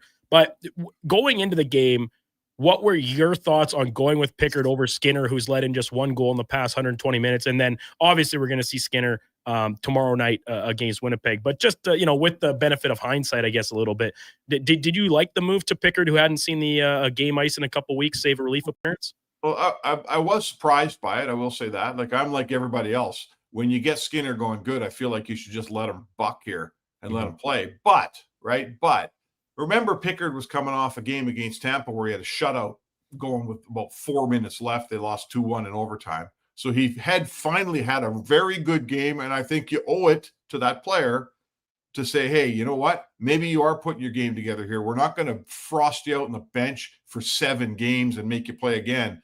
And, there's no way there's a residual off that Tampa game. So I think this is a coaching staff taking care of a player a little bit, saying, okay, we're going to need you. We haven't forgotten about you. We're watching that you did put a really good game down in Tampa when we needed one, man. That was an important night for the Oilers. And you got to have a backup that's confident. So I kind of like the move. It's a bold move. And I think in the end last night, Pickard made all the important saves when he had to make them. Like there was a couple 3-2 saves that were really good. There were saves early in the game when it was still 0-0 that were really good. And after that, it fell apart a little bit, but not for him, but for the team. So, Brandon, I was surprised, but I think it was a smart move. And I think they got what they wanted out of it. They got a more confident backup that they can play again in a week if they have to. Mm-hmm. Spec, anything big cooking for you in the weekend here? Are you going to be glued to TSN here coming up to 10 o'clock for the World Cup draw, seeding pots and draw schedule? Draw. This is a question maybe you can answer for me, Spec. Is Latvia in one of these pots? I simply don't know. I don't think so, but I'm not paying that close attention. Did I see where they have an 8-hour draw program here? Yeah, and I think it's 10, Spec. It's crazy, man. Oh, my God. I was talking about this with Todd James this morning. Like, we don't see it here because soccer is still very largely back burner, even with Canada's team and the women having success, all these things. Like, this event is a huge deal. Like, outside of the actual games of the World Cup, knowing what pool you're in is like the second biggest day on the World Cup calendar for many of these countries the world over, right? Like they want to know who they're playing and what chances they have of getting to knockout stage. Like it's a huge event. So is maybe 8 hours a little extensive? Sure. But I guarantee there'll be people watching it start to finish. Well, I see Carney's gone to Washington to pick one of the balls out and, probably Trump's getting in on this thing somehow. And oh my gosh, like forget the politician Spec. Gretzky, Shaq, Eli Manning, Aaron Judge. They're all getting a whole bunch of big name athletes are all going to be down there helping with this this process. Hey, I mean, we look at TSN with this World Cup coverage, but then they dedicate a whole day of coverage just for the trade deadline. Yeah. When like 5 moves get made. Imagine how silly people from Uruguay think that is when they watch us food for a day. Yeah, I'm sure they're tuning in Uruguay. Spec, great stuff as always. Have yourself a great weekend, and Kevin will be back to chat with you come Monday morning. Take care. All right, boys, have a great weekend, everybody. Mark Spector and On the Mark, brought to you by Northgate Chevrolet Buick GMC. This truck's for you, northgategm.com. Are you going to be paying attention to this World Cup drawing? No, I'll see where Canada falls, and that's it. That's my only interest. Yeah. Where will the what's group the of death draw? be? Yeah, what's the draw? And will they have games here? What if they have games here in Canada? Yeah, are they going to? I thought I heard something. I think they're guaranteed to somewhere or the other. That's what I thought. I was just going to say because they're a host nation, so they'll get some games on their soil. Yeah, that will be pretty epic. It will be cool. That's a game that needs to be at Commonwealth. Well, they were in the mix, but Edmonton was not willing to do the renovations that FIFA said they had to. And I only say that due to the size of it, because there's what other barns. So they're going to play out of BMO, I believe, in Toronto, but then they're having to do some restructuring to that. BMO only holds 30, and then you can add some seats. Right. But Commonwealth, man, you got built in, good to go, 55 to 60,000 seats. No other facility has that. And that's the only time you'll catch me saying that about Commonwealth. But Eddie, let's not forget so quickly. You and I were both at that Morgan Wallen concert this summer. Oh my goodness. When there's 60,000+ people in there, goodness. You don't want to be there. No, you don't. The concessions, 60,000 people all meeting on one concourse. Terrible. I get a little PTSD even thinking about it. You just brought me back. Just trying to wade through the dude. That was not in my mind, and you just brought me right back to my tuck jeans and my cowboy boots. Looking swaggy. What was I doing, man? So funny. Seuss texted in. Team Canada's first 3 games are in Canada. First one Toronto, other 2 in Vancouver. Those are already scheduled. So Thanks for that. Thanks for that. It's a good barn. I forgot about Vancouver. Yeah. That'll hold solid 50 for sure. When we return, we're going to go in or out, a little off schedule this morning because Declan Kruger will be with us at 8:40. So we'll move in or out up a segment. Brandon Douglas, Eddie Steele, Josh Fadwick, Donovan Paulson, all with you here on Sports 1440. The Kevin Karius Show. We're streaming on YouTube, X, Facebook, Twitch, and Instagram.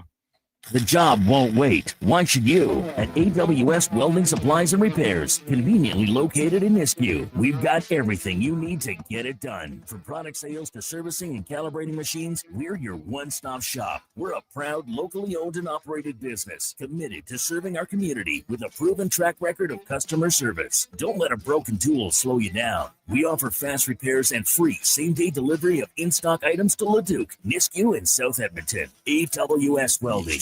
we make it happen. Don't look now, but I think we're being followed. Oh, that's just my Fountain Tire sidecar. Well, they're driving pretty close. Because they're attached. Save up to 15% on select tires until December 13th. Cool. Plus, get up to $125 off a set of 4 Goodyear tires. Anything else? Get $50 off a $150 service when you buy those tires. Well, that's handy. Yep. And weird. Well, I love my Fountain Tire sidecar. Book your appointment online today. Restrictions apply. Fountain Tire. We're on this road together, Canada. More Edmonton families than ever are struggling as food prices skyrocket. The Holiday Hamper Foundation provides festive meals for 2,000 homes in need. Your donation ensures a turkey is on the table for every family. Donate today at holidayhamper.ca.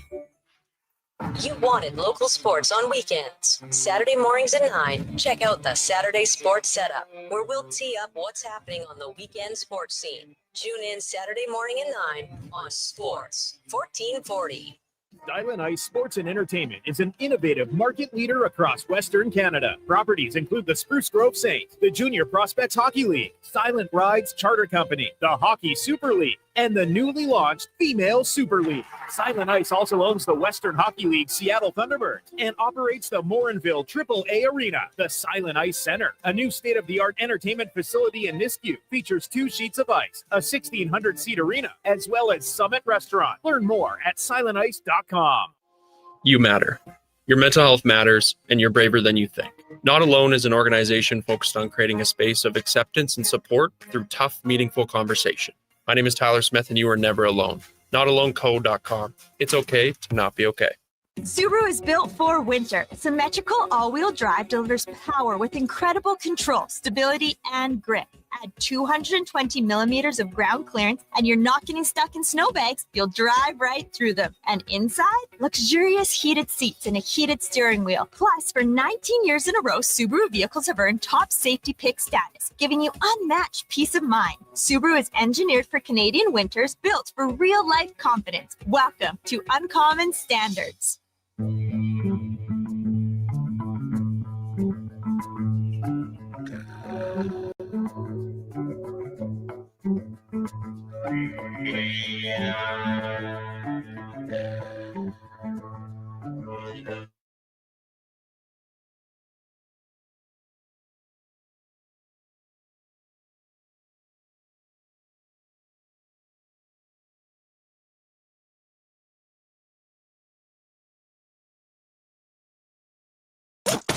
Stories, guests, and insights. This is Sports 1440 and the Kevin Karius Show.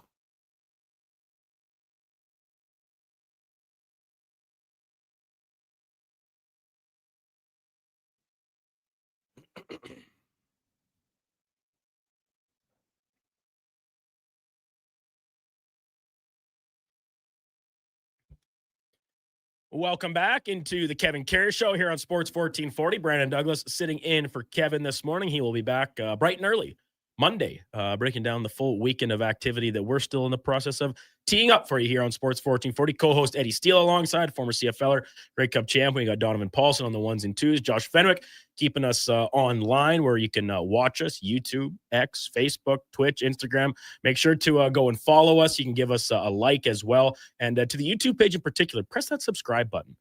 Even if you're not watching every day, all the days, it doesn't cost you anything. It doesn't hurt. It's free. Do us a favor. Do us a favor. That's right, Eddie. We got it as the kids say, and we know that firsthand with our youthful injection in the studio. Got to do numbies. Numbies, baby. You got to do numbies. Eddie, you know all about numbies out there in the sales game. 6'7". So okay. Oh my God. Imagine if Kevin was here for that. Oh, what are you talking about, Eddie? You would have no idea. He'd be like 67. Wait, where's my pretend glasses? Where's my spectacles? What? I'm not 67 yet. It is time for Are You In or Are You Out?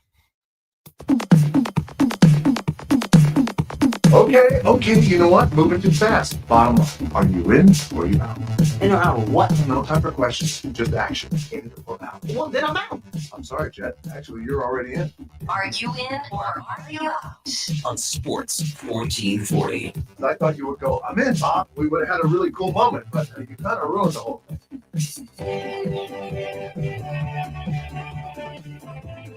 All right, Don. All right, fellas. Well,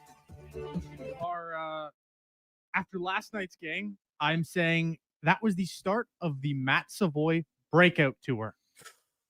Ooh, well, to start things off, maybe a little clarification. What are we defining as a breakout? Well, just like his emergence. We've seen a guy who's a former top 10 pick. Here's a guy. And we haven't seen him really show the offensive flash until last night. The 2 breakaways, obviously scores a beauty shorthanded. For me, this is the start of the Matt Savoy actual point scorer in the NHL, not just, defensive contributor and good PK guy. I think this is the start of the offensive breakout. I'm in. Show me the money, baby. Because, and I say this specifically going back to the game yesterday, he got stopped on that first breakaway. They got the door closed on him.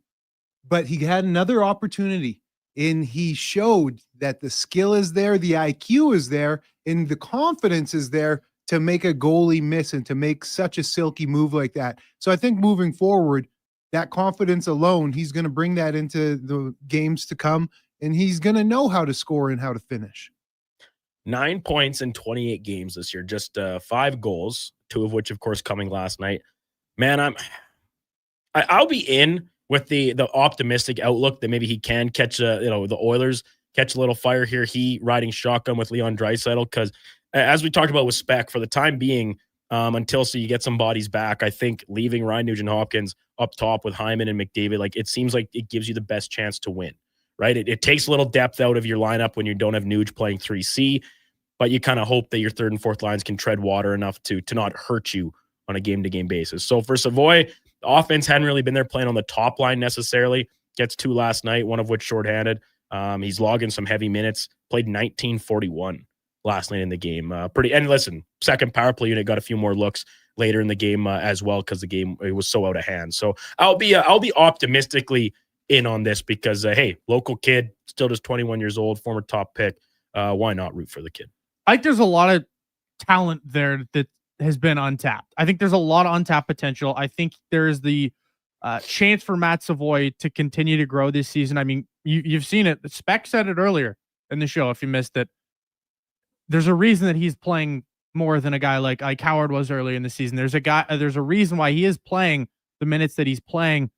He does a lot of things really well. I think it's just a matter of time for him to really find his offensive game. And I like I said, I think last night was the start of that. And I will say, I don't think the third line got enough credit for how well they played last night. I thought they were pretty effective. I don't know if that's going to be the line going forward, but I thought that line, to a man, I thought they played really well. Mm-hmm. Off to number 2, last night for me, that's going to kickstart the Oilers' first winning streak of the season. A winning streak right now for them would be 3 games. Yeah, they haven't had a 3-game either. No. Yeah, I'll be in on this one too, because it's a favorable part of their schedule. Jets banged up; they're missing their top goalie. Moving into next week, Sabres, Red Wings, who are on the skids a little bit. I'll be in on this. Now beyond the homestand, you get into middle of December.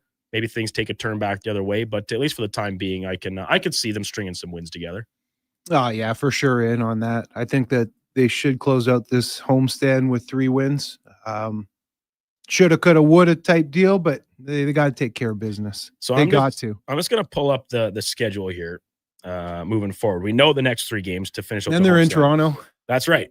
So they're back on the road for 5. After that, Toronto and Montreal on a back-to-back, Pittsburgh, Boston, and Minnesota again. And that's a first of a back-to-back where they return home to play Vegas. So, Eddie, if I were to ask you, how many games in a row do you think they can win? Minimum 3. These 3 at home. And then going into Toronto on a Saturday afternoon? See what happens there. But I'm looking at these 3 at home, this homestand. There are opponents that are lesser than you. Don't play with your food. Take care of business. Come out, start fast. Don't get behind the 8 ball. This team has shown the propensity to play down to their competition. Don't do that. Come out and take care of business, and you should win these next 3 at home. Yeah, there's a great chance for them to go forwards into the schedule. These are a lot of teams that are reeling right now. whether it's the Jets, whether it's the Sabres. I mean, we all know the story of Buffalo. It's a tale as tragic as it gets. Truly is. I like their schedule. I like the fact that you take out that Dallas game, they've played some pretty quality hockey for the last couple of weeks. I don't think they've been as good as they can be, but I mean, that Seattle game, you've got to think that that's the offensive confidence booster that a lot of these guys really needed. Off to number 3 here, fellas. The Avs handed just their second regulation loss last night of the year. I'm saying this is a classic case of peaking too early. I'm going to be out on this because, yeah, it is early, but nobody, did we think they were going to go winning every game or at least getting a point the rest of the season? No, we knew the streak would come to an end. They went an entire month. The entire month of November, they did not play a game in which they garnered at least a point. One streak ends. This is a team that is head and shoulders above everybody else in the NHL right now. The way McKinnon's playing, the way McCarr's playing, the goaltending they're getting from both of their guys, maybe they can make some adds here as the season progresses. Yeah, they're peaking early, but that also doesn't mean that they're supposed to ride this peak all the way through to March and then go on the skids heading into the playoffs. So I'll be out for that reason, that you can peak early, but that doesn't necessarily mean it's too early. Donnie, sorry, I was writing something down. I got to pull this question up again. That's my fault. I got it right here, Donnie. That's my fault, man. No, not peaking too early. No, they're a strong team. They are a classic case of, they're not playing with their food. You're coming in front of them, and they're going to handle business. A la OKC Thunder in the NBA. They're not peaking too early. They're just a good that team. Good. And the Avalanche are no different. They are just that good. And if you don't show up, they're going to show you out. The Avalanche are now 19-2-6 after last night's loss to the Islanders. Yeah, there's no peak. They're only 3 points ahead of the Stars, which is kind of wild to say, but their goal differential is plus 47. Next closest in the league is the Stars at plus 24. That is a stark difference. It is a wide gap, and the Avs, they are just firing on all cylinders. We know they'll hit a rough spot or two over the course of the year. It's a long season. But I don't think they're peaking too early. Like you said, Eddie, this is just a really good team that saw one streak end, and I wouldn't be surprised them to start another one in very short order. I was doing some reading. Funny enough, I can actually read, boys. Attaboy. Yeah, man. And Nathan McKinnon, he's just a monster of a captain. He is so on his teammates about their diet and what they're eating, and he's a strict captain, man, especially when it comes to their nutrition. And clearly, they are doing something right down there. I will say about this Avs team, to me, this just gives me, remember that Boston Bruins team that broke the NHL record? They just feel like that to me right now. As much as I'm watching what is undoubtedly the best team in the NHL right now, there's something to be said about when you have that peak in November, it can't possibly get better than this. You can't play better than they're playing right now. And I still look at that bottom 6, and that frightens me in a bad way for that team. I don't trust a guy other than Val Nichushkin as far as I can throw him. There's a reason guys like Victor Olofsson were healthy scratched in Buffalo. There's a reason that he was healthy scratched for the Vegas Golden Knights in the playoffs. There's a reason that a lot of these guys are outcast from prior teams. I don't know. I hate their bottom 6 other than Nichushkin, and I don't trust this team. I for whatever reason, I don't trust them. That's my own personal opinion. Fair, and the bottom 6 concerns are very valid, but I think that's an area that they address as the season goes.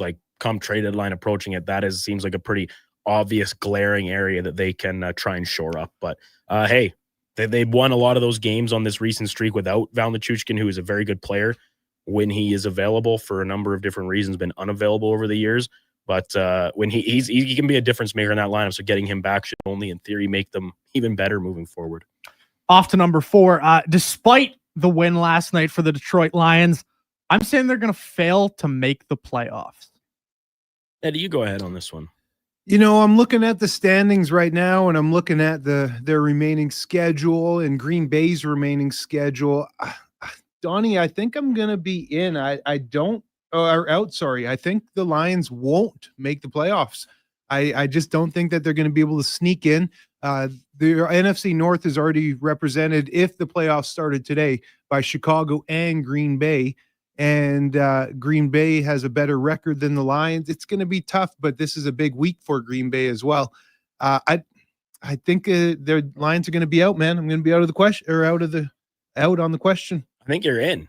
Yeah, you are in.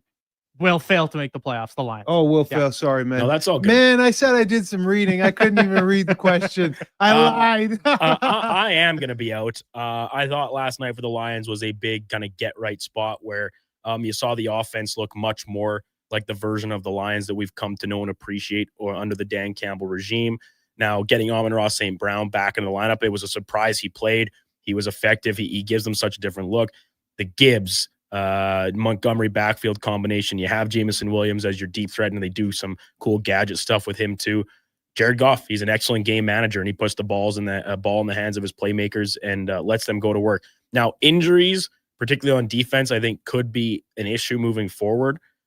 But if they can get a few guys back and get a little healthier, like their remaining schedule. Do they leapfrog Green Bay then? Their remaining schedule is at Rams next week. That's going to be tough. Steelers, Vikings, Bears. I could easily see them winning all three of those games. Now, it's at Bears, outdoors. We know Jared Goff doesn't always fare as well in the outdoors. And Chicago we're going to be looking at early January. Not the most favorable of conditions, more likely than not. So it's not going to be easy. But yesterday I said the loser of last night's game would not make the playoffs. That's the Cowboys. I think their runway has run out. I'm not going to write off the Lions yet because this is a team that has been among the very best in the league for the past several years. They got a little pedigree. I think they can tough it out and get into a playoff spot. Who do you think they leapfrog then? Well, that's a good question. Let's take a look over in the NFC. That's the biggest problem, man. Exactly. That's the thing. It's got to be Green Bay. San Fran too. And is the NFC North going to have 3 teams from their division? I think it's possible. I think, does Sam Darnold have what it takes down the stretch of the season? Last year, he kind of floundered a little bit in the final games, cost the Vikings a chance at the division in that game against the Lions. Then they spilled that into a loss to the Rams in the wild card game. Seahawks defense is right up there with as good as it gets. JSN might be the best receiver in football right now. Can Sam Darnold take their 9 wins already? Can they finish the season strong enough to secure that final spot? Because they have a chance at the division. The Seahawks do, but I think one of Seahawks, Rams, or Packers, even Niners. I think I'll take the Lions over one of them. They got chances. Already off to the final one here. International Ninja Day today.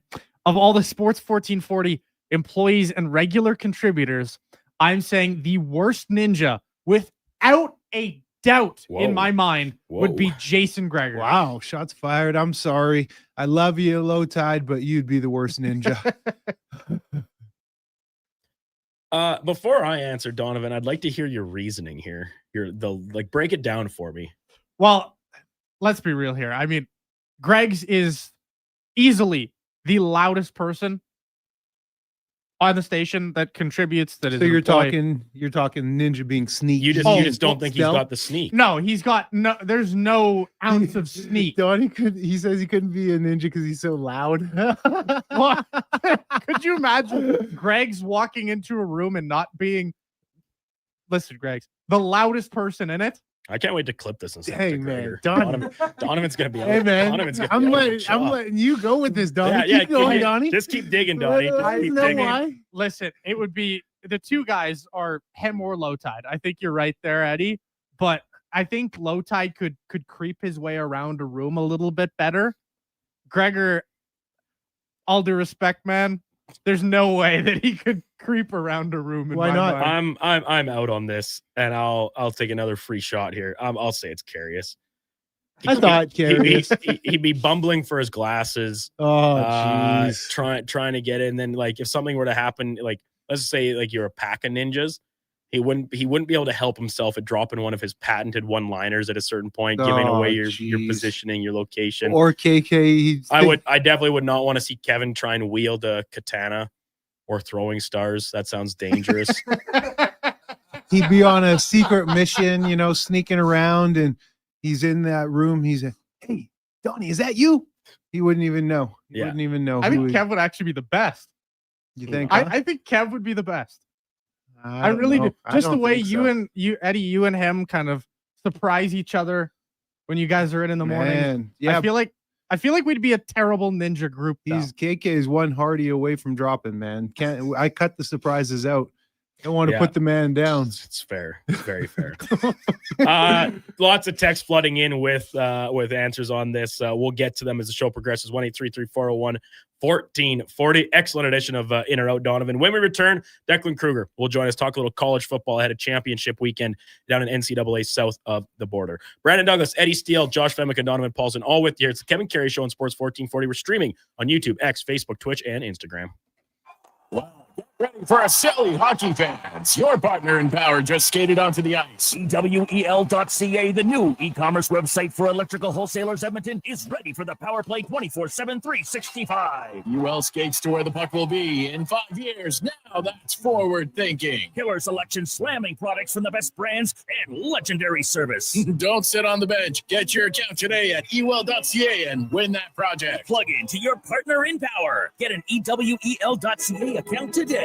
Today on Hey Culligan, how smart is your water? Here's Tracy. Hey, Culligan. I think my water might be dumb. Good news, Tracy. Your water's not dumb. It's just not talking to you. You can make my water talk. No, but the new Culligan Smart Drinking Water System can talk to your phone to tell you when your water filters need changing and help you meet drinking water goals. Now that's some brilliant H2O. You said it, Tracy, and we're already on the way. Let us help you out with a free in-home water test from a local Culligan water expert at culligan.ca.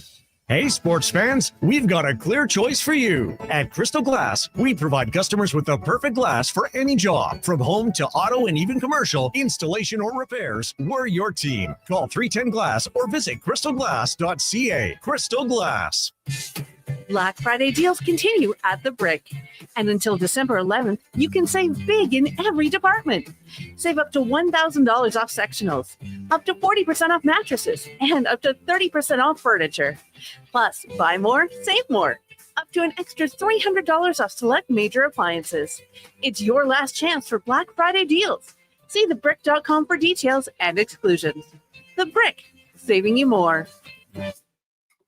You're at home, in the car, or on the move. You're never more than a tap away from Sports 1440. Download the radio player or iHeart app today so you can get all access anytime to Edmonton's only sports radio station, Sports 1440. Whether you're a craft beer connoisseur or more of a wine aficionado, there's always something new to discover at Sherbrooke Liquor, a unique family-owned independent liquor store. The selection, incredible. The non-alcohol section is also very impressive. Sherbrooke Liquor, expert, knowledgeable staff with a passion for unique finds. More than just a liquor store, we're a community. Alberta's best, the one and only Sherbrooke Liquor. Wine, spirits, and oodles of beer. Visit SherbrookeLiquor.com. Across rural Alberta, volunteers and community groups work hard to make life better for their neighbors, creating new playgrounds, better rinks, and gathering places that bring us together. Vision Credit Union is proud to lend these local heroes a helping hand. Apply today for a Helping Hand grant up to $10,000 to support your community's next big idea. Let's make great things happen together. Applications are open until January 31st, 2026. Learn more at whatsyourshare.ca.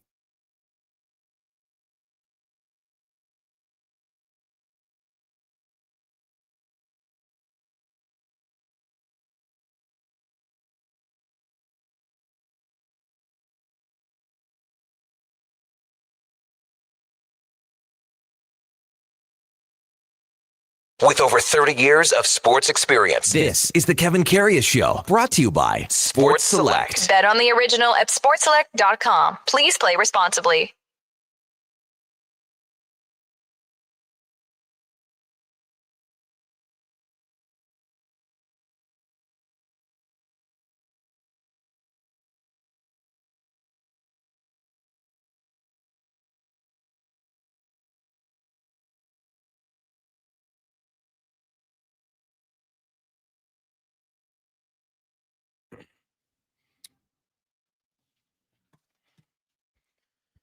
Welcome back into the Kevin Karius Show here on Sports 1440. Brandon Douglas, Eddie Steele with you this morning. KK away. He will be back bright and early Monday morning, taking some time away with family.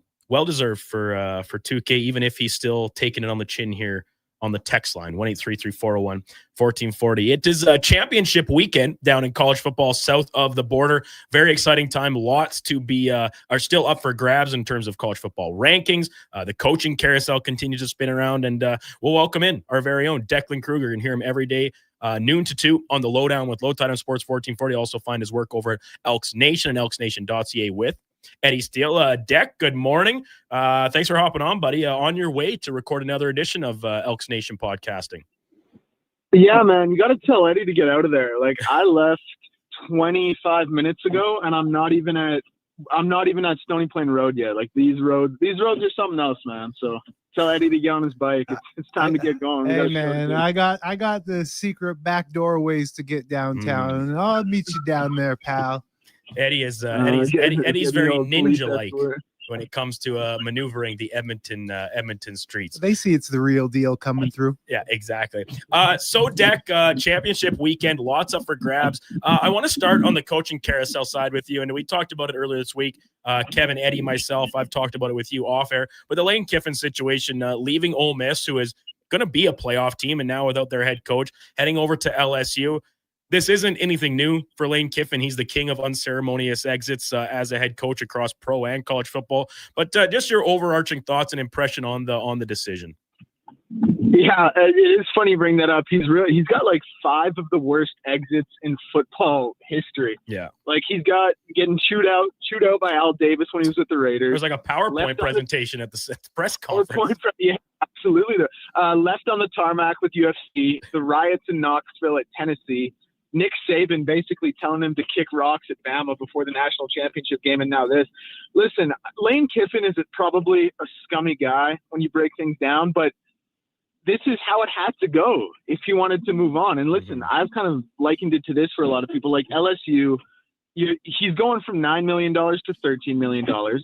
It's a better history. There's more resources. It has a better recruiting pool in the back door. It's going to more often than not be a better national championship contender.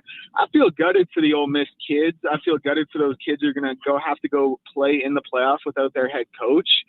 But until we fix the college football calendar, this is how it has to be, because it's really a calendar issue, right? Like the early signing period, today is actually the last day. It started 2 days ago. If you're LSU, you need a coach for that. The transfer portal opens January 2nd. The dead period is December 19th to 22nd, I want to say. Like, you need a coach for these things. Penn State does not have a coach right now. And in terms of recruiting score, they have a lower recruiting score than Montana State, who's an FCS school. Like, that shouldn't happen. That can't happen. So, yeah, listen, LSU, like, they did what they had to do. Lane done right by him. Probably a scummy guy if you want to just break it down that way. But until we fix the calendar, these are the kind of things that are going to happen, and I can't really fault him too much. Deck, I got to ask you, because you mentioned all the cases before of Lane Kiffin and unceremoniously leaving and the issues. Do you think this is his last crack at the can? This is a huge job. But inevitably, if he doesn't win a championship in 3 or 4 years, he's out of there, and he's burned so many bridges over the years. What do you think could be next if this doesn't pan out? Well, it is kind of a funny conversation. Like, does LSU kick him to the curb first, or does he leave for another job? The betting odds on that one would be pretty split. It'll be funny to see what happens. But no, listen, like Lane, he'll always have a spot in the sport as an offensive coordinator at worst. Like, he is one of the best on the field play callers in college football. Like, whether you like him or however you feel about him as a head coach and what he does to galvanize his guys and lead his teams, that's a different question. Like, if it goes south at LSU and they go 8-4, 7-5, 8-4, he's probably out the door, and then it's going to be a real tough climb for him to get another head coaching job, especially in the SEC. Like, this is going to be his 3rd head coaching job in the SEC, but he'll always have a spot in college football as an offensive coordinator at worst. Like, his mind for the game, love him or hate him, as a play caller, he's one of the best there is. Declan Kruger with us here on the Kevin Karius Show on Sports 1440. Declan from the Lowdown with Low Tide here on our station, as well as elksnation.ca. So, Deck, games getting underway tonight. We got Sun Belt Championship game. We got the American Conference. We got Mountain West. Going into the full slate of weekend championship games, is there a team that stands out to you that maybe has the most to lose should they come out of this game as unvictorious? And then maybe on a flip side, a team that has the most to gain, should they be able to win their championship game? Well, a team that I think has the most to, well, listen, I'll tell you this, like the conference that has the most to lose is the ACC. If Duke beats Virginia, the ACC is getting left out of the playoffs. Like Virginia has a real simple path. If they win, they're in the playoffs. So I guess if you want to look at it from that perspective, they have the most to gain. I think BYU, though, is probably the team most people are going to say. Like BYU, man, BYU was an 11-1 Power 4 team this year.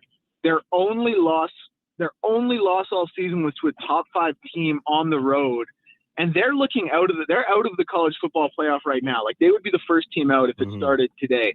So they have a chance to go right there wrong against Texas Tech. If they win, they're going to be in, and we would imagine Texas Tech probably falls somewhere to that 8-9 range and stays in as an at-large.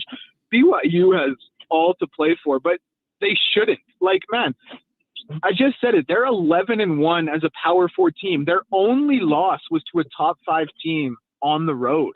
Like, as far as resumes go, that's about as impressive as it gets. Like, but they sit here behind a 2-loss Bama who got killed by a bottom-feeding ACC Florida State. Like, actually, the ACC might not get a team in the playoffs. You know, they sit behind Oklahoma. They sit behind Notre Dame. Like, what was Notre Dame's best win? You know, USC. Yeah. Is that any more impressive than BYU beating Utah? Like, probably not. But we're just conditioned to think the Big 12 is some, you know, little brother, and they beat each other up all the time. And like, listen, when you beat each other up in the SEC, it's the deepest conference in the world, and everyone's good. When you beat each other up in the Big 12, it's because everyone sucks. Like, It's a hilarious narrative that's gone on for about 15 years now. So, yeah, listen, I would say BYU. And let me add this as well. Like, BYU should safely be in as it is over Notre Dame, over Alabama, over Oklahoma. Like, if you want to talk about what the lines would be on a neutral field, that's one argument. But if you want to talk about who is most deserving to be in the playoff, BYU is absolutely inside that bubble as it sits right now. They have a chance to at least play themselves into the playoff, which is, you know, good for them. I'm happy they have that opportunity. But the reality of it is they shouldn't. Talking all things sports here with Declan Kruger from the Lowdown with Low Tide and from Elks Nation. You can catch them 2 weekly podcasts, Elks Central and Elks 101, Monday and Fridays with yours truly, Eddie Steele. Very nice. Deck, I want to switch up gears just a little bit here and talk a little ball, NBA ball. Now, just a couple of days ago, Giannis Antetokounmpo, his camp and the Milwaukee Bucks announced that they're going to discuss his future. Odds are probably going to look for a trade. But then later that evening, he goes out, tweaks his calf. Now, do you think this is a legit tweak, or is this one of those cases where maybe just hold him out of some games and he's going to come up lame himself, say that he's got an injury, not to get out on that court until they figure out their future here in Milwaukee? No, I think he's probably hurt. Like he's a gamer. He's a guy who likes to play. If they're just pulling him to let him rest till they find him a new team, like that's cool too. We all know what Giannis is. Like Giannis is a guy who's like, Josh mentioned it the other day. I think like Rudy Gobert, when he got traded to Minnesota, he went for 5 first-round picks. Like Mikal Bridges, when he went to New York, I think he went for 4 first-round picks. Like these are guys who combined times 10 can't hold Giannis's jock. He's going to be a guy who's going to command as much as any team can possibly give him. No, I think he's probably actually hurt, but I mean, like if he isn't, who cares? He's earned a couple weeks off. Like go to Greece, go to the Bahamas, spend your $175 million 3-year extension. Like do whatever you want to do. So if in fact he is hurt, does that affect the potential trade and the value? And if you are a team trading for him and you're giving up a king's ransom to get this player, wouldn't you want him to be healthy and available for a postseason run this year? Yeah, I mean he's becoming a little more injury prone later in his career, but I don't think Giannis isn't a guy you can't rely on. Like a calf strain, obviously the best ability is availability, but a calf strain, it's not the worst thing in the world. Like if you're getting Giannis, you're going to get a guy like, listen, I'll put it this way.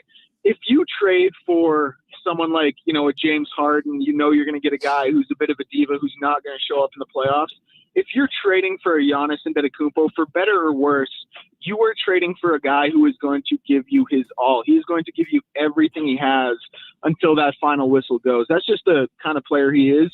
It's how we kind of – listen, he wasn't an overly talented player coming in. I mean, I made the reference, like, Milwaukee was still trying to make Jabari Parker work as their franchise player before Giannis got there. All he did was work hard and grind and show I can be there and I can be relied on. Like, that's really who he is. That's really his makeup. So, no, listen, I don't think any team would have any concern about it. Like, if he was coming off his 4th ACL surgery in 2 years, I don't even know how that injury timeline would work, then it'd be an issue. But no, I think it's fine. Yeah, knees like Duke. Yeah, exactly. Last one for you, Deck, and I'm going to jump back to the college football world for it. It's been a crazy season this year with, like, if we're using the transitive property formula, this team beat this team, so how do you place them ahead of them, on and on, et cetera, which leads me to the SEC, where you talk about, we all know this is the power conference, the arguably number 1 or 2 right there with the Big Ten. If Alabama loses in the SEC title game, despite already beating Georgia once this year, if they lose, are they out? I don't think so.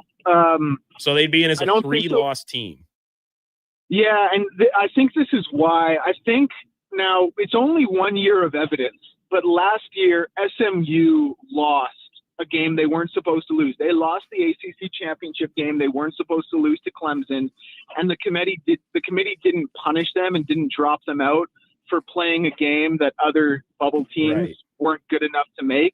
So I think that'll benefit Alabama. It's like, listen, like if Bama if they ring Greg Sankey right now, who's the commissioner of the SEC, if they ring him and say, oh man, whole team's got COVID, we can't make it. Like they're in the playoff, right? So why should they get killed for losing? Now, to your credit, it's only 1 year of evidence. So maybe a precedent hasn't been set. Something could change. But I think the real nail in the coffin is they'll also be 1-1 with Georgia. Yeah. Like, I think BYU has a little less grace period. They could go out and they could get absolutely hosed by Texas Tech twice. Bama's going to be at worst, they're going to be 1-1 with a win over the SEC champ, right? Even as a 3-loss team, I think it's good enough. Deck, appreciate it, man. What do you got coming up on Elks Nation's episode today? Oh, man, great interview with Tyrell Ford. We're going to get to in about we're going to start that in about half an hour's time here.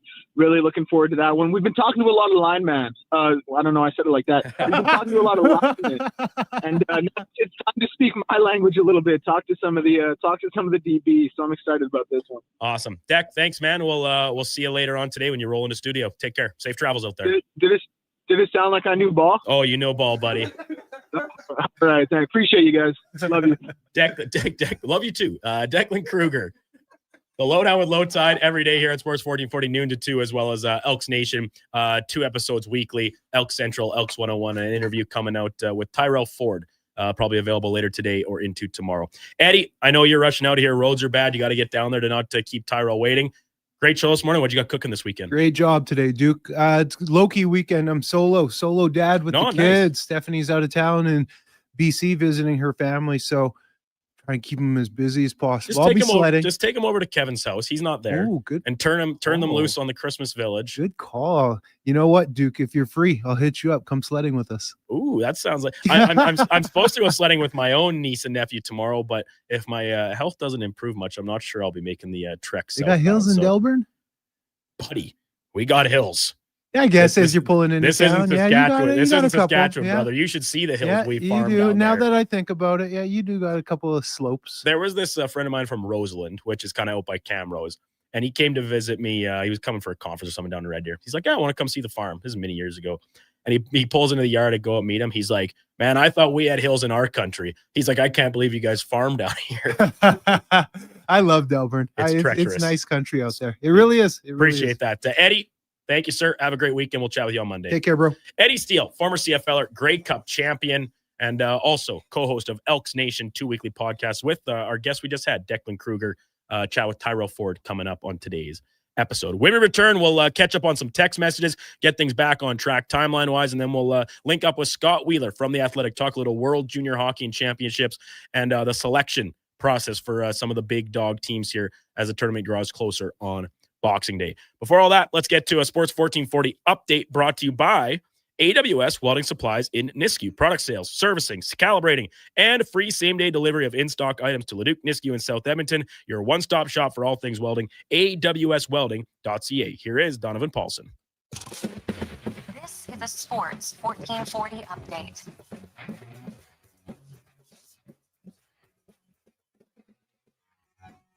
It was game night last night as the Oilers absolutely dumpstered the Seattle Kraken 9-4 off a hat trick from Connor McDavid. The Avs suffered their second regulation loss of the year, falling 6-3 to the Islanders. The Panthers dropped 1-2-1 to the Preds in overtime. The Rangers doubled up on the Sens 4-2. Blackhawks edging out the Kings 2-1, and the Leafs over the Canes 5-1. The Thursday nighter, the Lions took down the Cowboys 44-30 on the hard court. The Raps lost to the Lakers, but LeBron James had his double-digit scoring streak end after 18 years and 1,297 games. Celtics, they also topped the Wizards 146-101.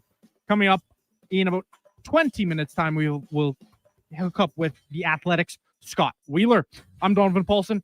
That's your Sports 1440 update.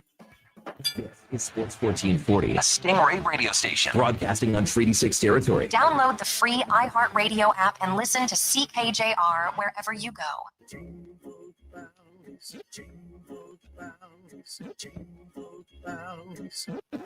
Tired of the same old holiday tunes? Spice things up with the sound of a Wilhauk beef jerky bag being torn open. It's the carol that everyone wants to hear, promising a chorus of tender, perfectly spiced beef jerky. This holiday season, make sure you're Wilhawking around the Christmas tree with Alberta's best beef jerky.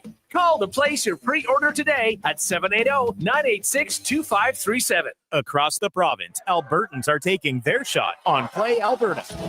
With casino winners every hour, jackpots worth millions, and revenue that stays in the province, there's never been a better time to sign up. Right now, our listeners can score a $50 free bet when they make a minimum $50 deposit with code Gregor50. That's code Gregor50 for a $50 free bet. Start playing with your game sense today to find out if you're Alberta's next winner. It's the biggest game of the season. The Edmonton Oil Kings Teddy Bear Toss, presented by The Brick. Family Fun Sunday, December 7th. Bring your new stuffed bears to the game, and when the Oil Kings score their first goal, the fur will fly onto the ice. Help Santa's Anonymous collect thousands of bears this holiday season for families in need. See the Oil Kings in their special Teddy Bear Toss-themed jerseys as they face the Prince Albert Raiders. Teddy Bear Toss, presented by The Brick. 4 o'clock Sunday afternoon at Rogers Place. Limited seats remain. Great family entertainment starts at just $20 a seat at oilkings.ca. This is Andrew Walker, host of the postgame show on Sports 1440. After every hockey game this season, tune in and chime in as we talk about the game. It's all sponsored by Legacy Heating and Cooling. Don't get left in the cold. Visit legacyheating.ca. Aloha, Edmonton. It's back. Century Vision Care's 4th annual Maui Christmas event on Friday, December 12th from 9 to 5. Century Vision Care, Edmonton's biggest Maui gym retailer, is bringing the island spirit to your holiday shopping. Enjoy in-house savings on all prescription and non-prescription Maui gyms, plus giveaways, prizes, snacks, and beverages all day. Same-day eye exam appointments are available, and they direct bill most insurance plans, but spots are filling fast. Get ahead on your Christmas list and treat yourself to a new pair of Maui gyms. Visit Century Vision Care on Instagram. More Edmonton families than ever are struggling as food prices skyrocket. The Holiday Hamper Foundation provides festive meals for 2,000 homes in need. Your donation ensures a turkey is on the table for every family. Donate today at holidayhamper.ca. When you have lifting and material handling needs, Northwest Crane delivers. Western Canada's Sandy dealer, backed by the industry's toughest one. 3 years, 3,000 hours, no compromises. They service all crane makes and models with skilled technicians and deep industry expertise. Alberta owned with locations in Leduc and Grand Prairie and fully equipped service trucks. Northwest Crane keeps your operation lifting.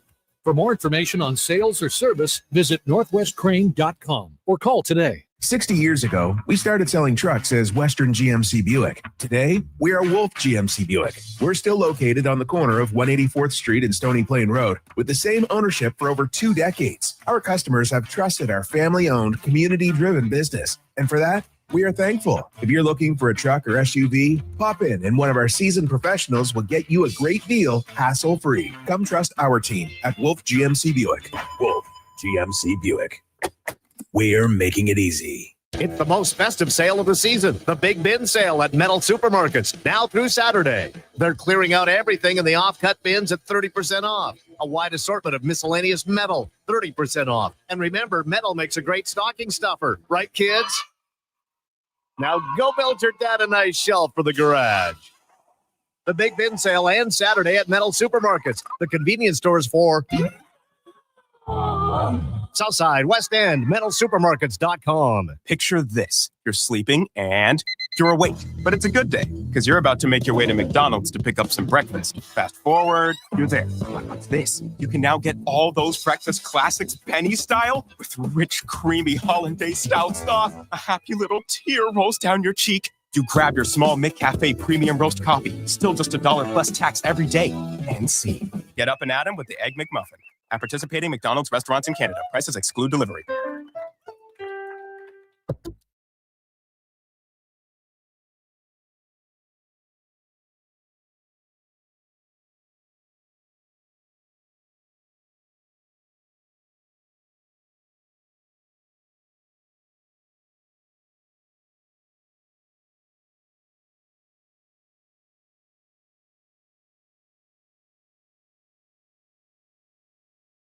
A veteran of the Edmonton sports scene for over 3 decades, the Kevin Karius Show, powered by Sports Select. Bet on the original at sportselect.com. Please play responsibly.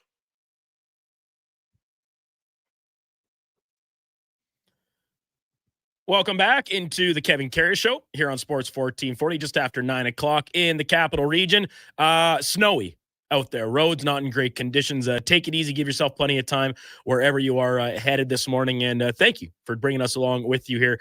Brandon Douglas sitting in for Kevin this morning. Josh Fenwick, Donovan Paulson, both alongside in studio as well. Our text line, it's jumping. 1-833-401-1440. You can get in on the conversation with us there. Your thoughts on last night's Oilers game, weekend slate in NFL, tomorrow's Oilers contest against the Jets, and much, much more. Also, get your requests in if you're so inclined. Playlist Friday, Feel Good Friday. You need something to give you a little boost heading into the weekend. You can send it in. We'll play it as a segment intro song. Donovan will do his best to secure it. We'll play it for you. Hopefully, put you in a little bit of a better mood here on a snowy, cold Friday morning. Text rolling in. There were several asking about the status of Connor Clattenburg after last night's game. He took a high stick in the face. Left, did not return to the contest. Chris Knobloch addressed it really briefly in his post-game comments last night. Basically just said he got some stitches. Doesn't appear to be anything super major. Availability TBD.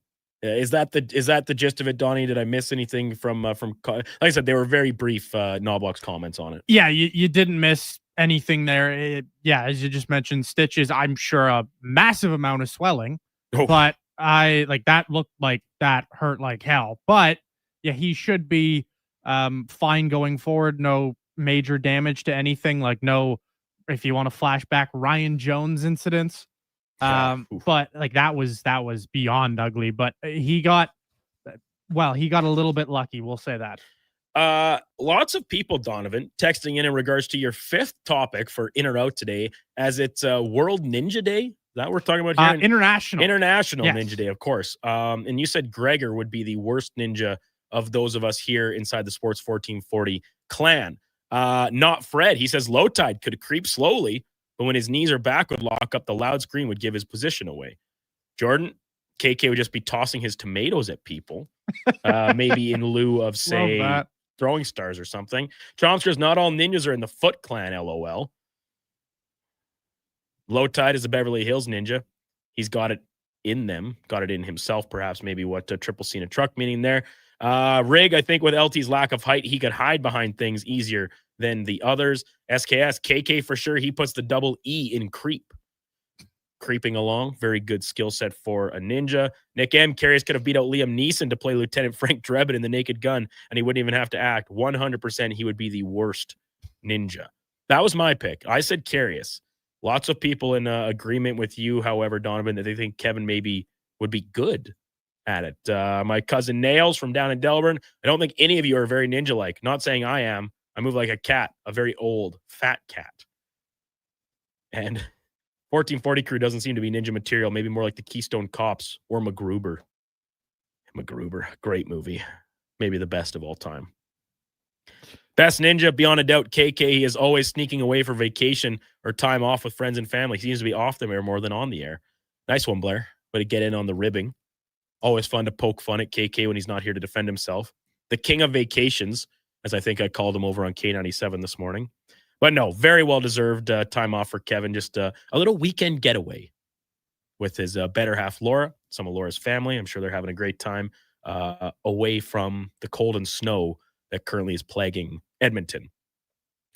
Oilers were victorious last night, 9-4 the final. As much as the faithful at Rogers Place were begging for the 10 spot, the chants were ringing throughout the hallows of the building. We want 10. They got the wave going a couple rounds.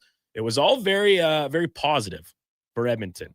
But the texts coming in, maybe a little bit of a question mark still. Grazer says Oilers game was good last night, but Picker should never have been in the net. And it should have been Skinner's running here until he looks like a train wreck again from Grazer. Donovan, where did you come out on this? Both maybe going into last night's game. I'm sure you talked about it on the pregame action. And then in hindsight with, listen, was he excellent? No, he gave up 4 goals on 32 shots, one of which came right at the tail end of the contest. But some defensive zone breakdowns were essentially like breakaways in on him from the hash marks. Did you like the move to go with Pickard, who hasn't had a start in 2 weeks, or do you think it should have been Skinner's hot hand? I was all over Skinner last night. I thought this was a great spot for Stuart Skinner.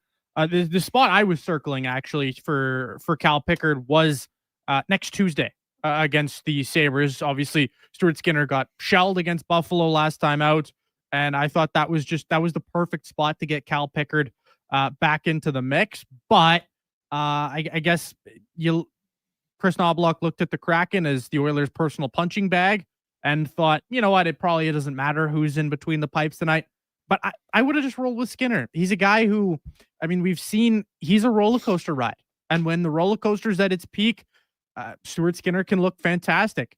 And when the roller coaster is down at the bottom, Stuart Skinner, as our text line suggests, can look like a train wreck. So I would have rolled Skinner. I was in agreement with Walks.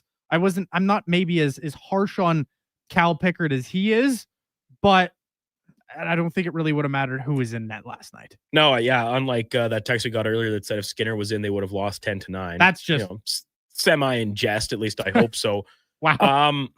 I'm a little more torn. And Kevin was very much in your line of thinking yesterday, Donnie, about Skinner. He's let him 1 goal in the last 120 minutes. Get him back out there. Keep him rolling the hot hand.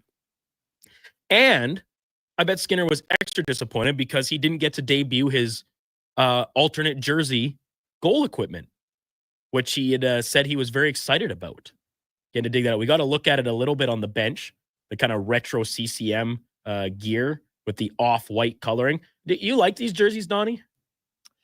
They're growing on me a little bit. I still stand by the coaching, we'll call it hazmat suit, is one of the worst things I've ever laid my eyes on. That's appalling. But the jerseys are growing on me. I still am not a huge fan of the crest, the logo in the middle. I love the color scheme, but I don't love the logo. It's just not a logo that I would mess with. It's just I don't see a reason to do Oilers written out instead of just the Oilers. You could tweak the Oilers logo and make it look a little bit more vintage, but back in the day Oilers logo. But man, I don't understand the written out. Well, it's a different look, right? The script, and that always seems to be the default for a third jersey is just to script the team's name rather than use the logo. And sometimes it works really well. Minnesota Wild's third jerseys, I don't know if they still wear them. But awesome. the green with just the scripted Minnesota and then the Wild kind of in the underscore. I really liked those. I don't mind these. I like the off-white look. Kind of retro, right? The cream. It's great. I quite like them. I really like those Kraken third jerseys too, the black ones. Yeah. I really like those. Really, I think the Kraken have the best jerseys in the NHL, actually. Just their I think the full set. Yeah. I think I'd be inclined to agree with you. And there's so much talk, the classics, right? The original 6 and the Hawks, the Wings, the Habs. I get it. The classic feel to those, the simplicity of them, I can appreciate. But I love the Kraken's color combo, with the baby blue and the navy, the touch of red. I'm a big fan. Very big fan. Now, hopefully they can try and win some more games. So we get to see a little more of those jerseys into the postseason in years to come. Ontario Momes, Skinner struggles to make the second save. He's not a great skater for a goalie. He needs his defenseman to really block and box people out. That's something that the Oilers have not been doing well at all. It's gotten better, as have the goalies' numbers. Yeah, it's a good point, Ontario Momes. Show me a goalie that will succeed the way the Oilers had been defending for the first couple months of this year, and I'll show you a goalie with probably pretty bad numbers. There's no ifs, ands, or buts about it.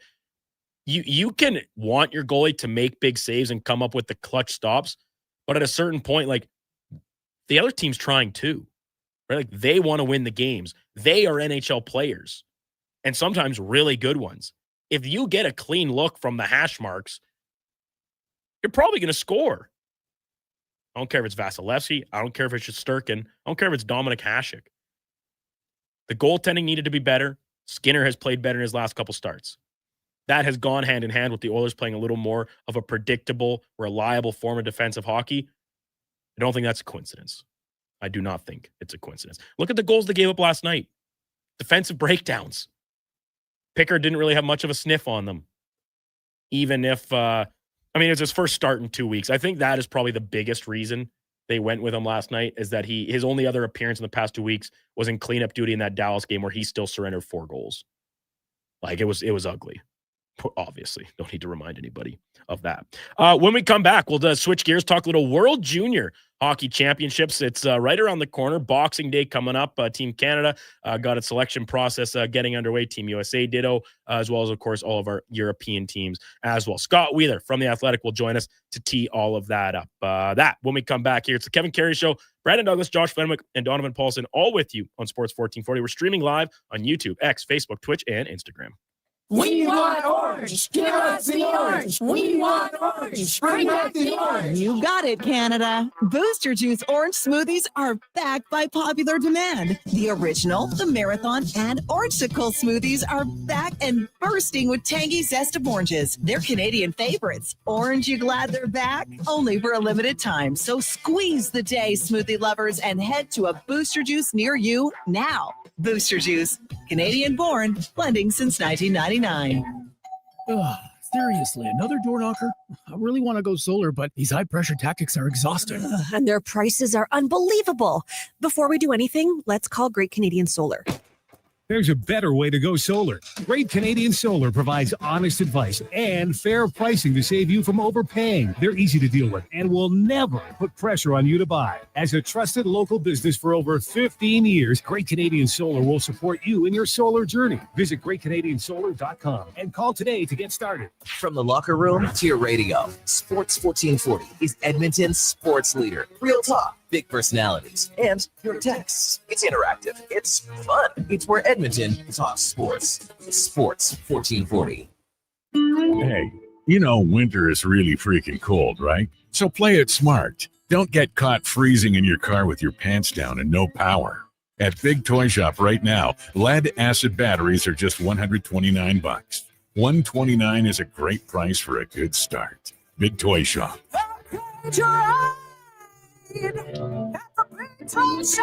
Power up and save some bucks at Big Toy Shop, 8315 Argyle Road, 780-298-2797. I'm Saxon, and this is my little sister Goldie.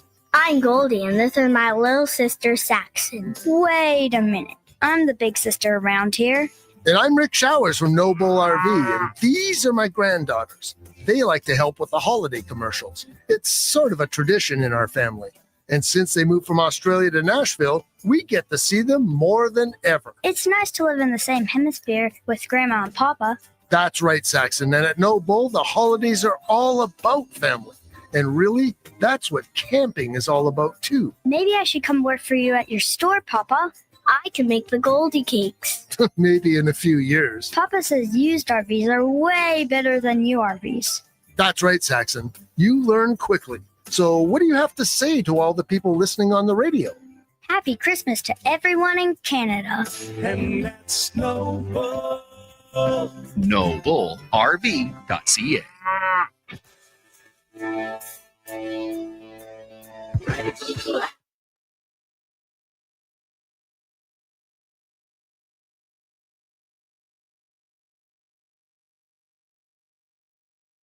This is the Kevin Karius Show on Sports 1440, a proud presentation of Sports Select. In store or online at sportselect.com. Please play responsibly.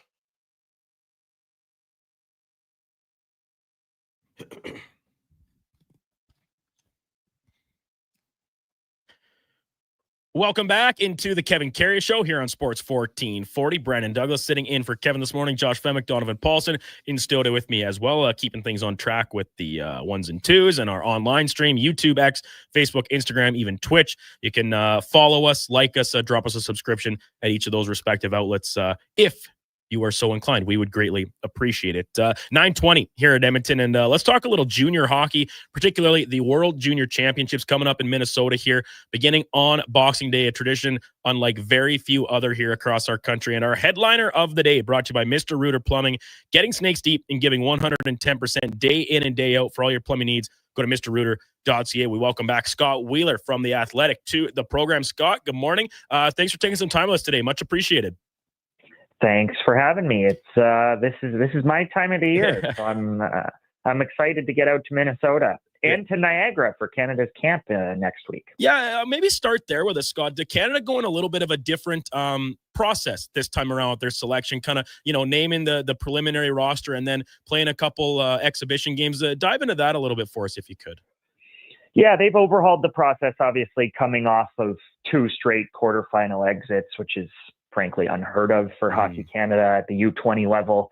I think they realized that they needed to make a change to the way that they built the team. So out is the old way of doing things, which was hiring a new management group every year, hiring a new coaching staff every year, having them build the team, doing a big selection camp where you invite 30 plus players before you cut it down to your 25, playing games against U Sports, all-stars, all of that is no more.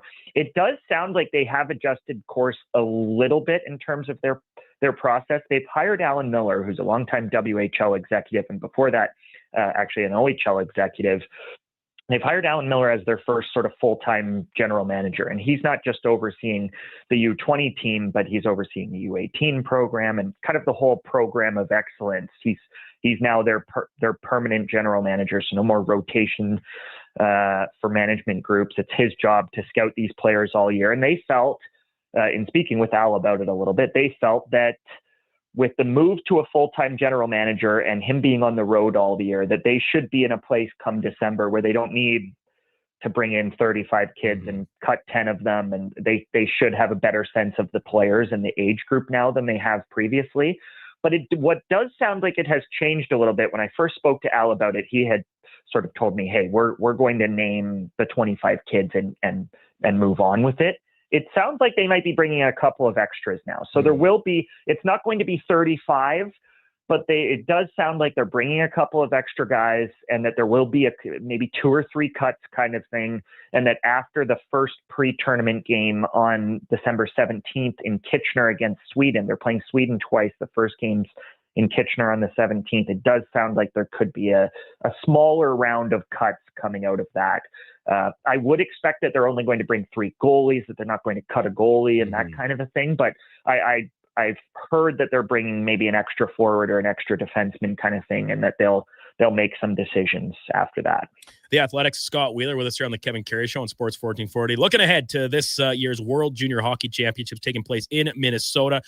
So, Scott, I want to start with you on the players that are eligible to return but currently plying their trade in the National Hockey League. There's a couple names that I think we can probably cross off at this stage of the calendar. Macklin Celebrini, of course, nearly leading the league in scoring. I think Beckett Seneca's time with the Ducks has taken enough of an uptick that he will probably be remaining.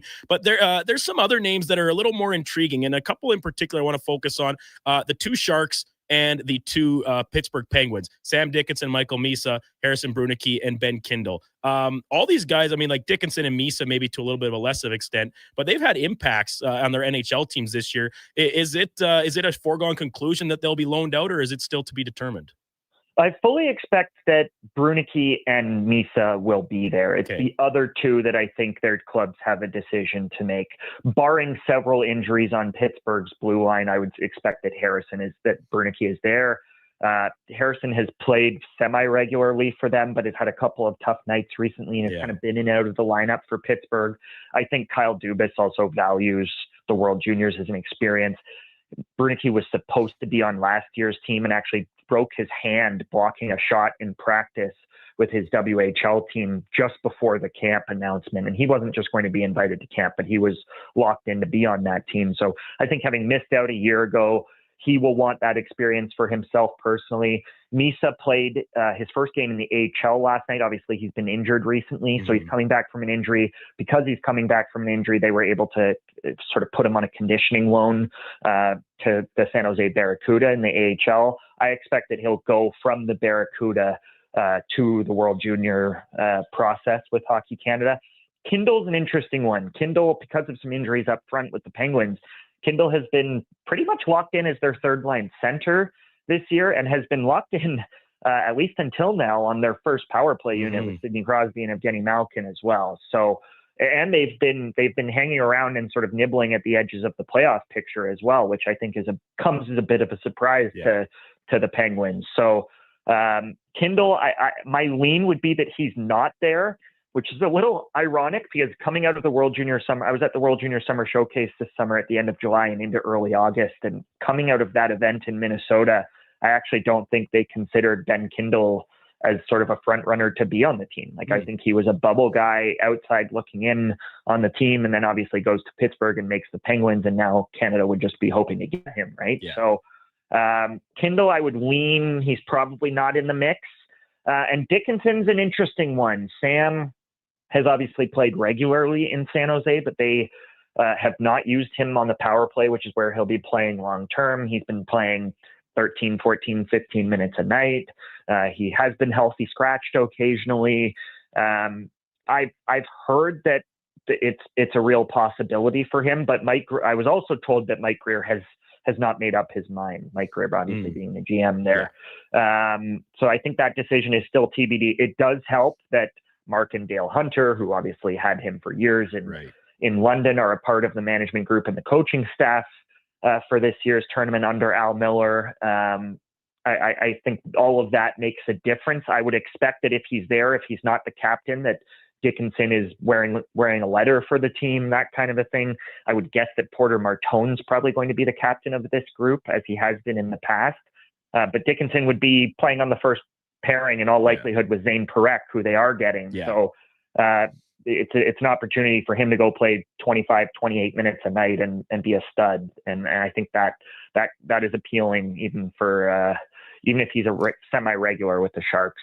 Scott Wheeler from The Athletic with us here on the Kevin Karius Show on Sports 1440. So let's stick on the defense there for a moment, Scott. You mentioned Parekh and Dickinson. If Dickinson is loan, kind of form out as a top pairing there. Maybe Brunicky, if he gets a loan out, seems like a surefire shot to make the team too. But then on your guys' predictions over The Athletic, you have Kayshawn Aitchison, another Islanders top prospect, and a name that I think a lot of people are really intrigued by out here in Western Canada, Keaton Vierhoff. You guys have him making the team. Is it like, if he does make it, do you expect to see him, having a pretty major role like we expected from Matthew Schaefer last year before going down to injury? Or is this a more traditional underage player on this U19 team? Well, I think if they get Brunicky, suddenly you've got Parekh and Brunicky as your top two right shot D. And because Vierhoff's a righty, I think he probably slots in more as a number 3 right shot guy, or maybe even a number 4 right shot guy. Leafs first rounder Ben Danford is a righty, and I expect that Danford will take one of those third pairing roles on this team and be a penalty killer for this team. That's just, I think, how they envision building the roster. But I could absolutely, if they're bringing 8D, I could absolutely see Vierhoff being one of them, and I could see him playing well enough to play good minutes in this tournament. And he's probably not going to run the second power play either. I would expect that you've got Parekh running the first unit and Dickinson running the second unit if they get Dickinson. But in the scenario where they don't get a Brunicky, I think that's where Vierhoff suddenly becomes maybe a very important player for this team, and not just a sort of third pairing or number 7D kind of thing. Like there's a chance where suddenly he's playing 21, 22 minutes a night for you, and he's one of your 3 or 4 go-to guys if they don't get a Dickinson or they don't get a Brunicky. That's where the makeup of this group quickly changes. And so let's play a little hypothetical game here where maybe one of or even both of Dickinson and Brunicky are not available to the team. Who are some names that you maybe expect? You mentioned Veerhoff and Danford as likely candidates, but who are some other guys that you could see jumping in and filling those spots in the D-corps? Yeah, after those guys in Aitchison, it does start to thin out a little bit. Yeah. Like that, if anything, is where this Team Canada will be susceptible. They're going to have arguably the two best goalies in the tournament, in Carter George and Jack Ivankovic, which is obviously pretty rare to be talking about a Team Canada where the goaltending tandem is a strength. Up front, I expect Team Canada to be the deepest team in the tournament, even if they don't get a Kindle, even if they don't get a Berkeley Catton, who we didn't talk about off the top, who is another guy that Seattle has to make a decision on. So I'm not really worried about that. I think if you're worried about something for Team Canada, it's okay. If Parek's the only NHL guy they get, and then it's Parek and Aitchison and Veerhoff, who after that is rounding out that group and who can be trusted to play. I think Danford would be one of those guys. I wonder about Cam Reed, a first-round pick of the Nashville Predators who's playing with the Kitchener Rangers. They really wanted Cam at last year's U18 Worlds, and they really missed him at last year's U18 Worlds. But he was injured and wasn't able to participate. And I think Hockey Canada is quite high on him. But then after those guys, you start to wonder, okay, who's the 5, 6, 7D in this group? And you go to some players who aren't really name prospects, aren't the first round talents that you're used to seeing. You go to Owen Protz, who's sort of an emerging prospect on Ben Danford's team with the Brantford Bulldogs, Ab's 5th round pick. Those are the sort of caliber of talents that you start to talk about. I think Owen Protz is a very good junior player, but World Juniors against Sweden or USA in a gold medal game is a different level for a lot of these kids, and that could be where they're maybe a little bit more susceptible. In the crease, Scott, you mentioned it kind of coming in on paper as maybe the best goaltending tandem. And it's a really not only rare for Canada to possess that moniker coming in, but to have returning goalies in your entire fold here. Speak a little bit to the impact these guys can have as players that have been there before, and even if maybe the final results were what they were hoping for last year. Well, I thought Carter George was Canada's best player at last year's tournament, and that's not saying much given how many guys underperformed at last year's event. But Carter George was not the reason that Canada lost in the quarterfinals or that the tournament went the way that it did. And while Jack Ivankovic only played in one game in last year's tournament, and it was a huge upset loss in a shootout people will remember to Latvia, I actually thought Jack played very well against Latvia and made some big saves against Latvia, including in overtime. So I don't think you can say a bad thing about either of those two kids. Both have won virtually every gold medal there is to win other than the World Juniors for Hockey Canada. Ivankovic was the first goalie ever to win all three of the U17's gold, Hlinka Gretzky Cup gold, and U18's gold. Carter George obviously led Team Canada to gold at that U18's. They're proven sort of winners on the international stage. Carter George has played AHL games already with the Ontario Reign last year, is one of the top goalies in the OHL. Ivankovic is having an excellent freshman year at Michigan in the NCAA. So you can rely on either of those two kids. And I think George, because he was the starter last year, will start on Boxing Day. But I guess that they'd probably give Ivankovic a look or two in the sort of round robin and then make their decision into the quarterfinal. The Athletics' Scott Wheeler, our guest here on the Kevin Karius Show on Sports 1440. Brandon Douglas sitting in for Kevin this morning as we look ahead to this year's World Junior Hockey Championships in Minnesota. One last grouping, obviously, to touch on for Team Canada before maybe getting an opinion on some of the other groups, Scott. The forward group, you said it. They're incredibly deep. This is maybe where some of the tougher decisions are going to come for the management group to leave somebody off. What stands out to you about the group and with the overhaul and the process? A lot of criticism last year about maybe trying to bring too much of a role player type team and fill it out instead of just the best players available. Do you see a transition from that mentality going into this year?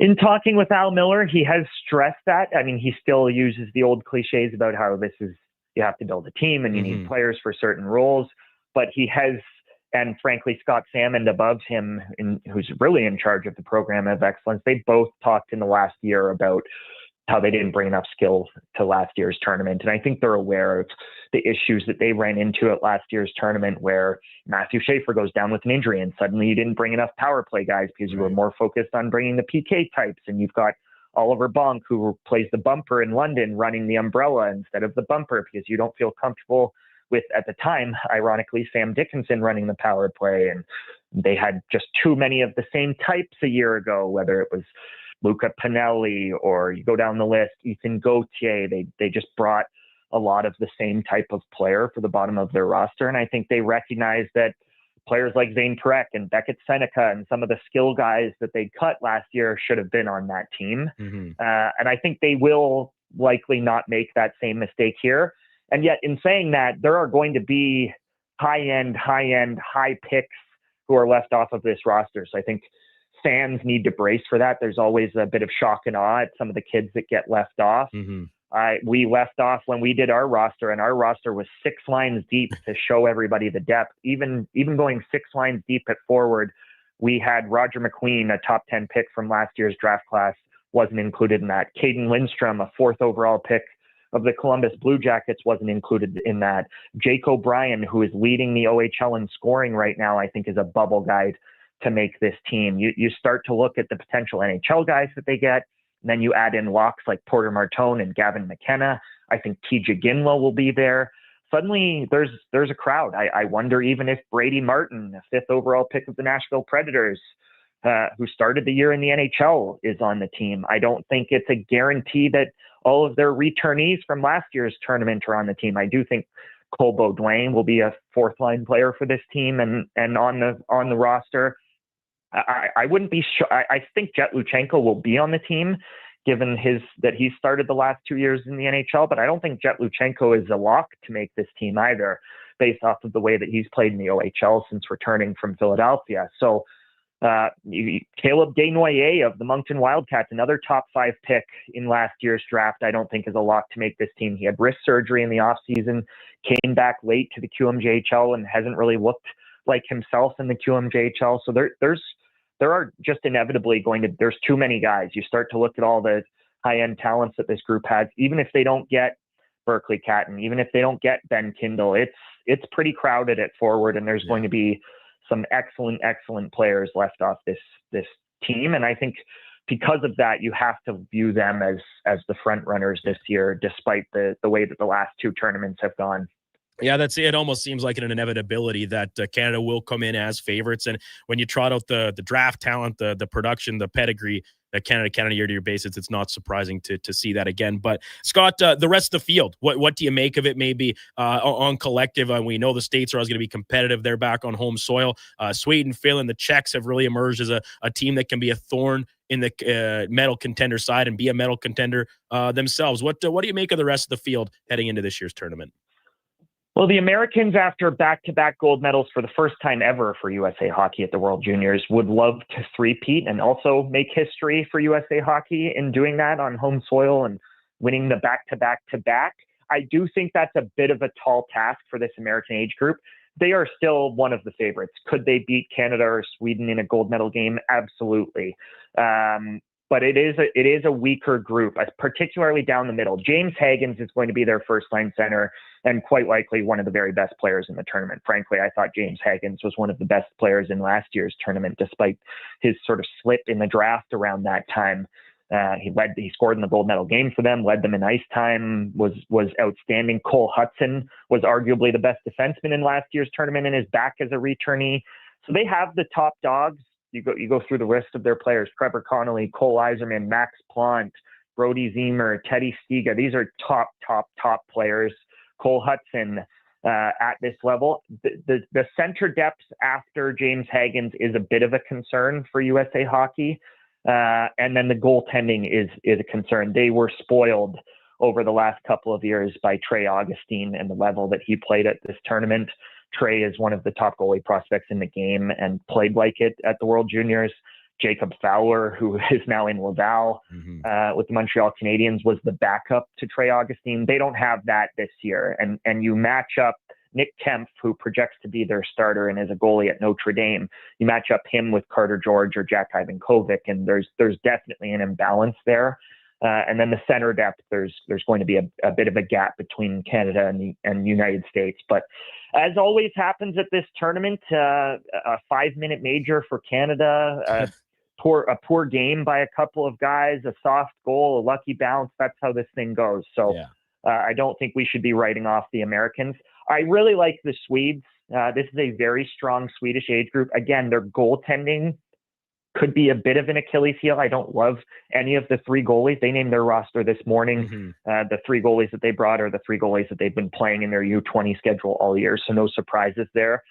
But they've got some of the big dogs. And in this tournament, sometimes you only need 4 or 5 big dogs that can sort of play big minutes and carry you. And in Anton Frundell and Victor Eklund, 2 of the top picks in last year's draft, as well as Ivar Stenberg, who I think people are going to get introduced here, and I think is a real challenger for Gavin McKenna at the top of this year's draft. Wow. They've got the horses up front. I really like their blue line, and I think the Swedes are sort of right there with, maybe not right there with Canada on talent, but if Canada doesn't get some of their NHL guys, I could see it being a very, very competitive game at some point in the tournament. So those are typically the 3 favorites without Russia, and they remain the 3 favorites. I love that you mentioned the Czechs. I love their blue line. Like, the Czechs might have the best blue line in the tournament, especially if Canada doesn't get a couple of their NHLers. Radim Murta was obviously a top 10 pick last year. They've got Max Sinichka, who's I think is a stud, who was a 2nd-round pick of Utah, and is probably going to be playing on their 3rd pairing. Thomas Galvis, a player who's been undrafted twice, a 5'10" elite skating defenseman who has been a top player at this tournament, is back for a 3rd time for them. It's a very, very, very strong. Adam Jiricek, 1st-round pick of the St. Louis Blues, is back for them. It's a very strong blue line. I don't think they have the firepower. One of the things that has carried the Czechs to, I believe, medals at 3 or 4 of the last 5 World Juniors has been typically goaltending. Michael Hrabal was excellent for them. They don't have a Michael Hrabal level goalie.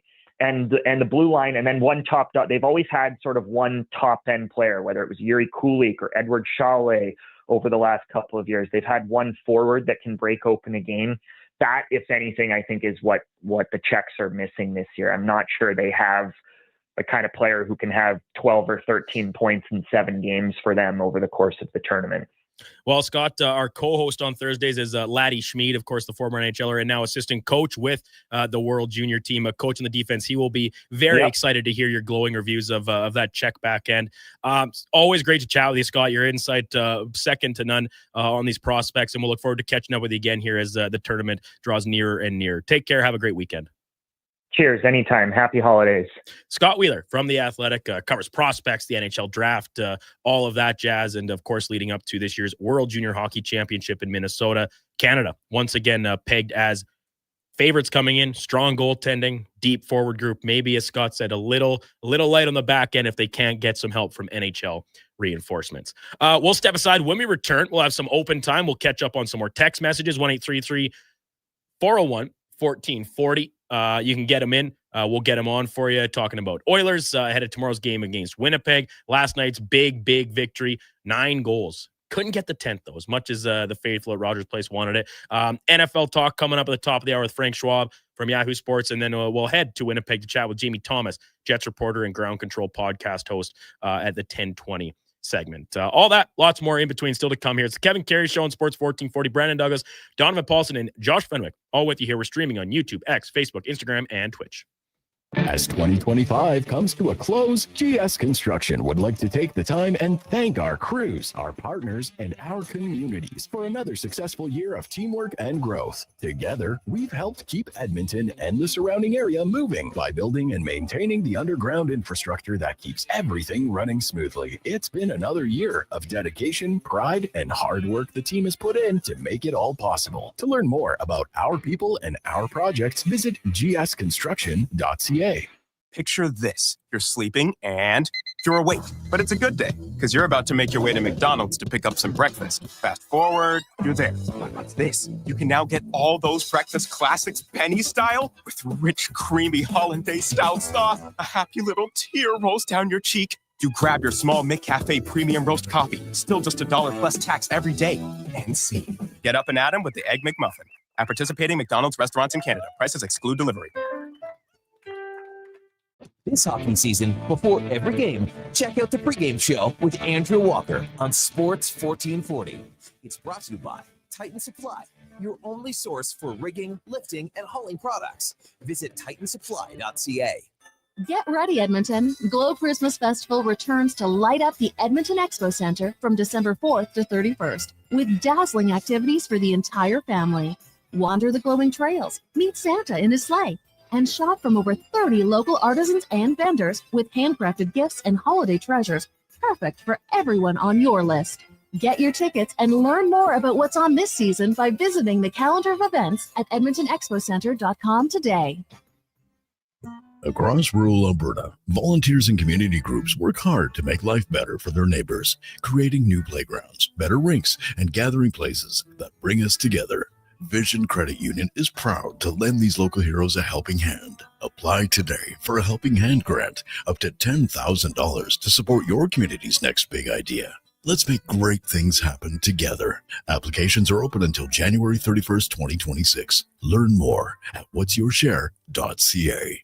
This Christmas, Subaru is proud to support the Little Warriors, a national charitable organization dedicated to protecting children, raising awareness, and helping survivors heal from the trauma of child sexual abuse. Join us for a Phil Forster event at Rally Subaru in Subaru City. We're collecting much-needed items like AAA batteries, art supplies, backpacks for kids, winter gear, and laundry essentials. Drop off your donations at either location and be entered to win a free detail package. Thank you for your support from Subaru. Tonight, I'm gonna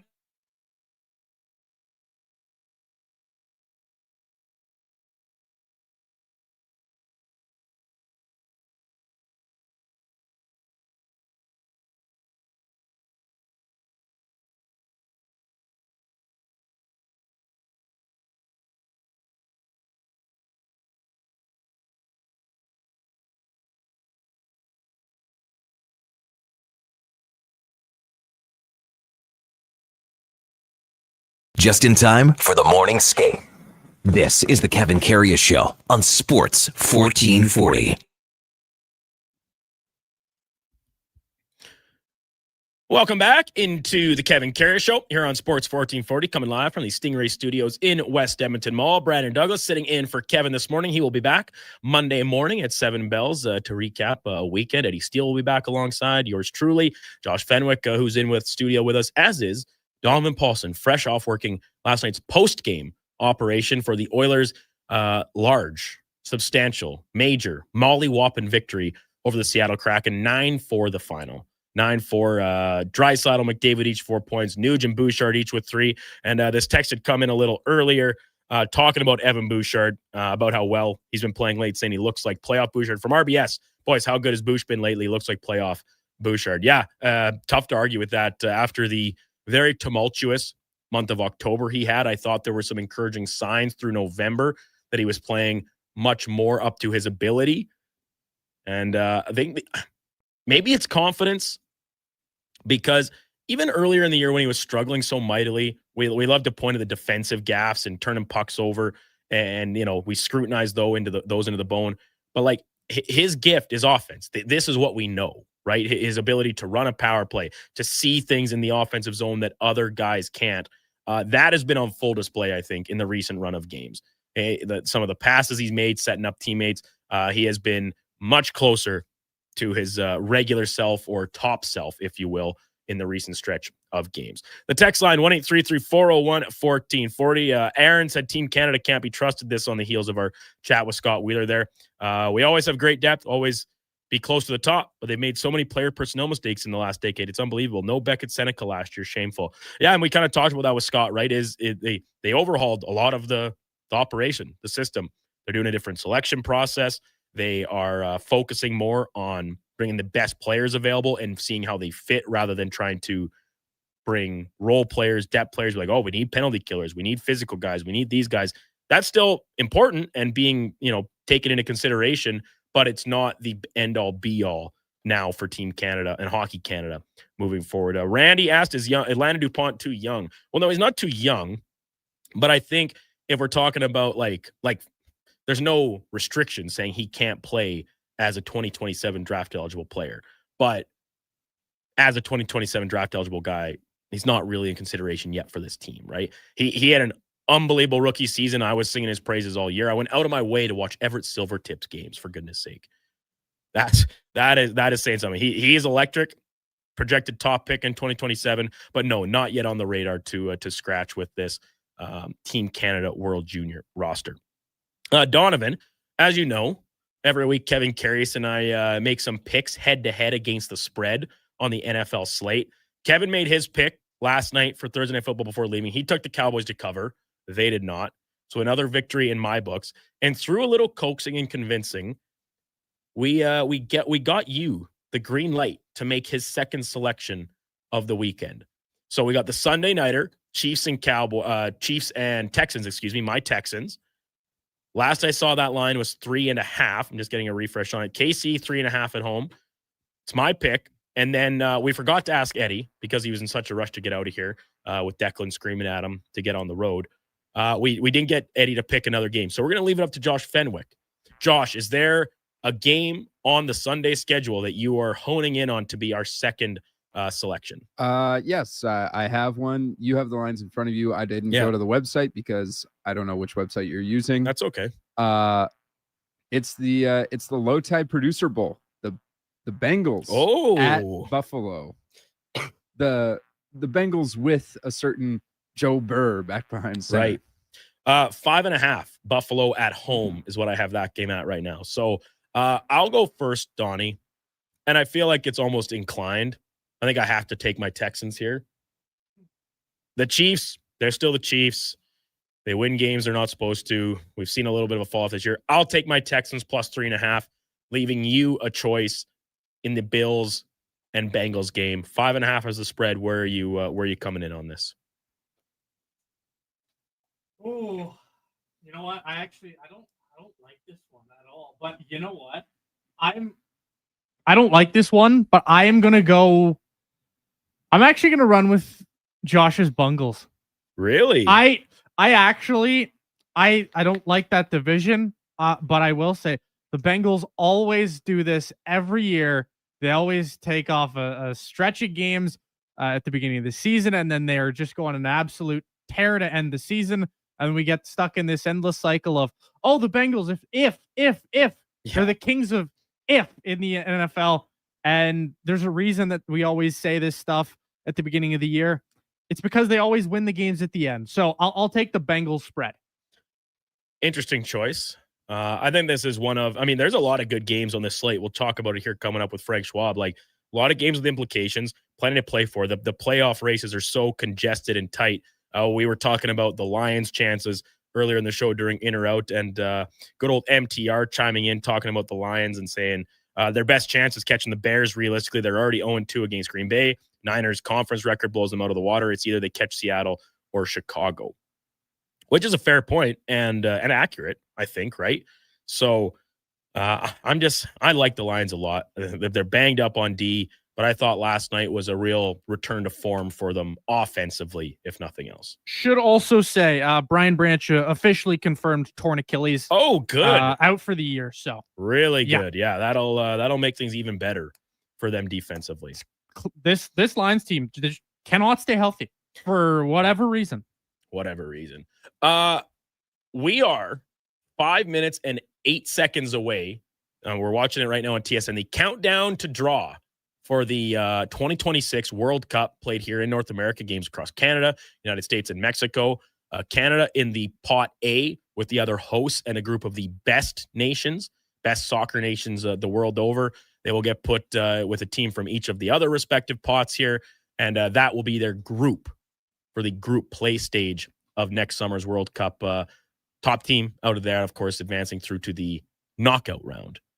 Will be interesting to see where the group of death ends up being. Canada, I think the most favorable, according to some experts, would be either Australia or Iran out of pot B, New Zealand out of pot C or D, and then pot C, I can't remember who they had pegged as the most favorable draw for Canada. But we'll keep you updated on that as that show progresses. You can watch it live on TSN if you're so inclined. The whole slew of big name guests pulling balls for them. Wayne Gretzky, Aaron Judge, Shaq O'Neal, Eli Manning's doing some red carpet interview stuff. So pretty exciting. And as we talked about with Speck and Eddie, this is a very big deal the world over. Like they're fans, soccer fans, on the edge of their couch waiting with bated breath for this all day, all morning, to see where their home nation stacks up inside the World Cup draw. When we come back, Frank Schwab from Yahoo Sports will go around the NFL with Frank and review or recap last night's Thursday Night Football game, what's moving forward for the Lions and Cowboys, and a look ahead to the rest of the Sunday slate as well. Before all that, let's get to a Sports 1440 update brought to you by Loca Quality Market. Loca is not your average grocery store. We're a butcher, baker, cafe, deli, rotisserie, pizzeria, all under one roof. Shop local at loca.ca. Here is Donovan Paulson. This is a Sports 1440 update.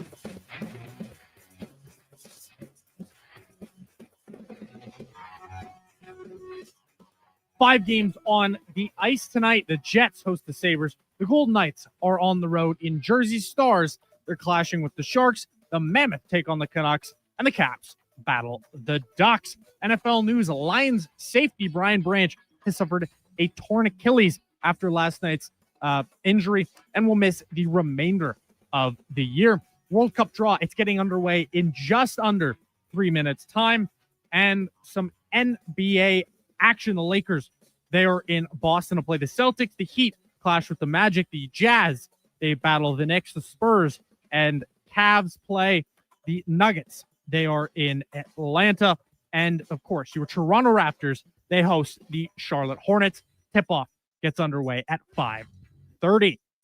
Coming up, we've got Frank Schwab from Yahoo Fantasy after the break. I'm Donovan Paulson. That's your Sports 1440 update. Sports 1440, Stingray radio station. The KJR broadcasts from West Edmonton Mall and Wetaskiwin. Download the free Stingray music app and listen wherever you go. Mr. Rooter decorates a gingerbread house. Wow. What did you do here, Mr. Rooter? Well, we've got a Jube Jube toilet, complete with an icing base wax seal. The main water line is licorice, red for hot, black for cold. You got your standard marshmallow hot water tank and a candy cane sewer line. And on the outside, candy cone hose pips. Disgusting, but they get the job done. To have your Yule clogs fixed, trust one plumber, Mr. Rooter. Weekly NFL giveaways, drink specials, huge screen TVs. The hits keep coming at First Round, Edmonton's NFL headquarters. Watch NFL football at First Round, and you could win a trip to your favorite NFL city for a regular season game next season. Catch NFL action Thursday nights, all day Sunday, starting with the Pro Bowl brunch from 10:30 to 2. Then Monday night with half-price boneless wings after 6 p.m. First Round, burgers, beer, sports. Downtown and Bourbon Street, West Edmonton Mall. Hot coffee, hotter takes, and the sports stories that matter. Check out Kevin Karius weekday mornings from 7 to 11 on Edmonton's sports leader, Sports 1440. Be part of the conversation. 833-401-1440. Bring in the new year with a Canadian country legend. December 31st, in concert at the Silent Ice Center in Nisku. Brett Kissel. She drives me crazy. With special guests Haley Benedict and Morgan Clyburn. Bring your friends, your cowboy boots, and your party spirit for a night full of hits, celebration, and unforgettable memories. Hosted by Chris Sheets. The countdown to 2026 starts with Brett Kissel live on stage. Get your tickets now at silenticecenter.com/events.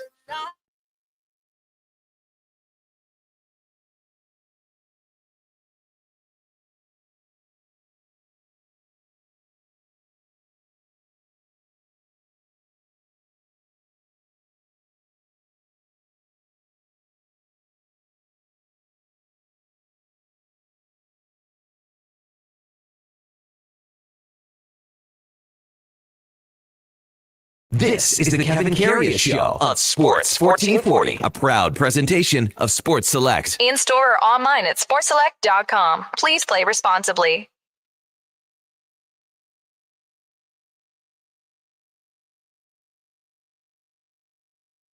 o'clock in Edmonton. Welcome back to the Kevin Karius Show here on Sports 1440. Brandon Douglas sitting in for Kevin this morning. Josh Fenwick, Donovan Paulson, both alongside in studio as well, keeping us on track on the online stream where you can watch us on YouTube, X, Facebook, Instagram, Twitch even.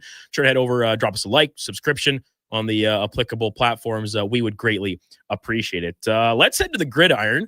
And welcome back in a recurring guest, one of our favorites, Frank Schwab from Yahoo Sports, covering the NFL. Frank, good morning. Thanks for jumping on the program once again. Really appreciate your time. Absolutely. It's that time of year where, teams are going by the wayside. We're getting a clearer picture of the playoff field anyway. No clarity on who's going to win this thing. I'll tell you that. But no, it is as open as I can remember in recent years, for sure. There's no really clear-cut team. We thought it was the Rams, and then they lose to the Panthers, and around we go. Good teams lose to bad teams, and so on and so forth. But I want to start with you, Frank, in last night's game where we did get a little more clarity. The Cowboys losing to the Lions, 44-30 the final from Detroit. And for the Cowboys, this loss, it drops their playoff percentages down to almost zero. They're not dead in the water just yet. But when you were watching last night's game, did you see that as the Lions returning to form more so on the offensive side of the ball, or the Cowboys regressing more so defensively to what we'd come to see from them this year, or maybe a little bit of both? Yeah, it's usually a little bit of both. I was more stuck on the Lions looking really good. I mean, Jahmyr Gibbs is just an unbelievable player, and Amon-Ra St. Brown to play through that ankle injury and post the numbers he did was pretty impressive. The Lions still have that top gear on offense. Now, the Brian Branch injury, their star safety who suffered an Achilles injury, it's like another year with the Lions. Last year it was, they kind of barely, limped into the playoffs with all their injuries. They still went 15-2, but you could tell that was a beat up team. And then the Commanders got them. And it kind of the same thing's happening this year, like where they've just, Terry and Arnold's out for the season, Brian Branch now. Those are two stars in your secondary. And it's harder to see the Lions making a deep playoff run without those two guys. But I mean, who knows? Like there's just, again, no dominant team. Maybe they can get hot, especially at that offense. It's funny to me that the Lions haven't had a 2-game winning streak since week 5. They also haven't had a 2-game losing streak since week 5. Yeah. It's just up and down. They kind of epitomize the NFL with Dallas. It's just, this is kind of who they were. Like it was never a great team. They had a couple really, really nice wins there, but when you start 3-5-1, you pretty much need to be perfect the rest of the way. And they weren't last night. And again, there's no shame in losing to Detroit in Detroit. Like, that's a good football team. It's a tough road game, but you can't. If you're Dallas and you start 3-5-1, you just can't lose a game like that. So with the Cowboys for a moment, and listen, like, Jerry Jones, he's the larger than life personality. He plays fantasy with his own team at times, but the moves he made, obviously the Micah Parsons trade looms large for a lot of people. He got a good return. He then goes and adds Quinnen Williams and Logan Wilson Jr. at the deadline to shore up the defense. Like it does kind of look like it's working. And then more specifically, what I want to get your thoughts on is the job Brian Schottenheimer has done taking over head coach of this team, because that move was pretty highly criticized, saying like, what are the Cowboys thinking here? They were just like last to the pot and had to pick from the names that were left after everyone else got their head coaches during the last cycle. I think he's been fine. I think that if you're the Cowboys, you're not worried about that. You're saying, okay, we feel pretty good about our coach. He's had a good, strong first year. It hasn't all been perfect, but his, probably most talented player was traded a few days before the season started too. You got to give him a little bit of leeway for that. I hated that he kicked the field goal yesterday on 4th and 3 from the 11-yard line. I thought that was one of those moves where you're like, come on, this is not 1985. Like, we should know better by now that this is just not strategically sound, but that's fine. Like, I mean, people it's not the end of the world either. I think that he has had, again, a pretty promising first year as a head coach. It was kind of an out of the blue hire, but I think Jerry got it right. If I had to pick now, I think Schottenheimer will be perfectly reasonable coach for them. I don't really pin this on him and their record and all that. This was kind of a flawed team from the start, and playing the kind of shell game with, okay, now we're going to trade Micah, but we're going to trade all the picks we got for Micah to go get Quinnen Williams. Like, I guess just keep Micah Parsons, and maybe you don't start the season 3-5-1 and you're not in this position. Exactly. Frank Schwab, Yahoo Sports, covering the NFL, our guest here on the Kevin Karius Show on Sports 1440. A great slate ahead of us here, Frank. As you mentioned, we're at that time of year where almost every game has some meaning or another, whether it be draft positioning for the bottom feeders or this giant log jam of playoff teams that are, quote, in the hunt as we hit the home stretch of the season. Starting Cincinnati and Buffalo, Joe Burrow lit the world on fire back from injury on Thanksgiving. This Bills defense, it has struggled mightily at times this year. The Bengals 5.5-point dogs, but do you give them a pretty legitimate chance here, even if it's on the road at Highmark? I really do. The Bills aren't that great. Like we gotta like they have one great player, unbelievable player. He wears number 17. He could be Superman sometimes and just be like, today I'm going to score 6 touchdowns and we're going to win. Okay, that's part of the process with the Bills. But overall, I have not been impressed with them. And the Bengals, me and you and others can sit here and say, well, this is your percentage chance to make the playoffs. You're 4-8. You're out of it. The Bengals don't believe that. The Bengals are like, we got Joe Burrow back. We can run the table. Like, trust me, optimism in NFL locker rooms runs high most of the time when all we got to do, if we beat the Bills and then we win this game, we're right back in this thing. And to their, the AFC North is not running away from them. The AFC North stinks. It's bad. It's a bad division. So I think the Bengals come in feeling like, why can't we beat the Bills? We just knocked the Ravens around on Thanksgiving. Like, what's the difference? Like, well, I think you're going to see a very good effort from the Bengals. And I think you're live. I think they could win this game.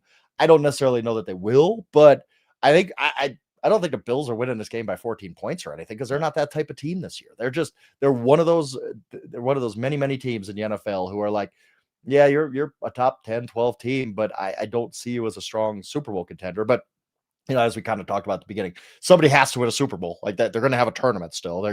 Somebody's still going to be standing at the end, but I just don't see the Bills as a very strong team. And I think the Bengals feel pretty good about themselves going into that game. And lots of divisional matches. You mentioned that kind of stinky AFC North. The Steelers are in Baltimore. It kind of seems like nobody wants to win the division, but somebody's going to at the end of the day. Coming off the Thanksgiving loss for the Ravens and the Steelers, the offense just cannot figure anything out. Like, is this really? Do you think this is it for Mike Tomlin with the Steelers, regardless of maybe how the season plays out? Because you're looking at it, the best they can be is a fringe playoff team that doesn't look like it has much of a hope in a potential matchup. Yeah, and that's it. And I keep saying this about the Steelers, and Steelers fans, be careful what you wish for. You're not guaranteed to get the next Mike Tomlin or Bill Cowher. You might get the next Ben McAdoo or Joe Judge. Like that might really, like, most coaching hires don't work out the way you think they will. And Mike Tomlin's a Hall of Fame head coach, but you do get to a point where it's like, what are we doing here? What has been over and over and over? Just this kind of, we're good enough to barely sneak in the playoffs or be in the playoff race and get barely over 500 and get blown out once we get in the playoffs.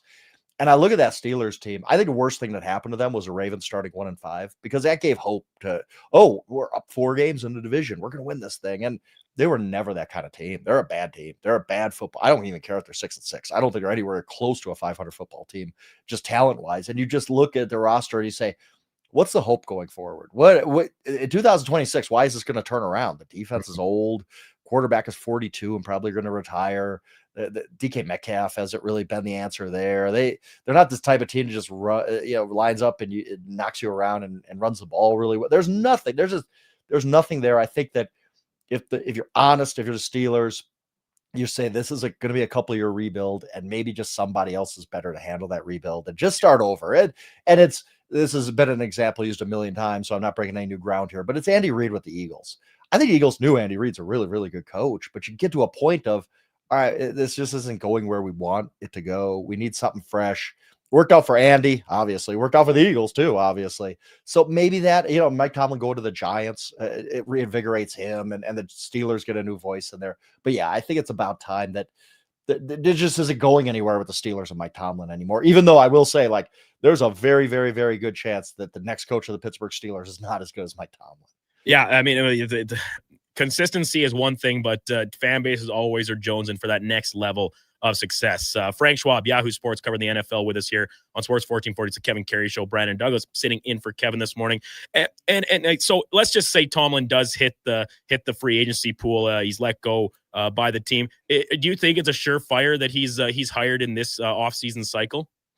I think that it's up to him. I think if he wants to, yes. But I said the same about Mike Vrabel a couple of years ago, and he sat out a year. It was weird. And now you're seeing Mike Vrabel. Yeah, that's right. He's one of the 10 best coaches in the NFL, 5 best coaches in the NFL, probably. So you just never know. But I know this: if I was Tennessee, or maybe the Raiders or the Giants or whoever's going to have an opening, or Arizona, maybe that'd be my first call. I would. He's a culture guy. He's a great coach. He's the kind of coach I want in my building.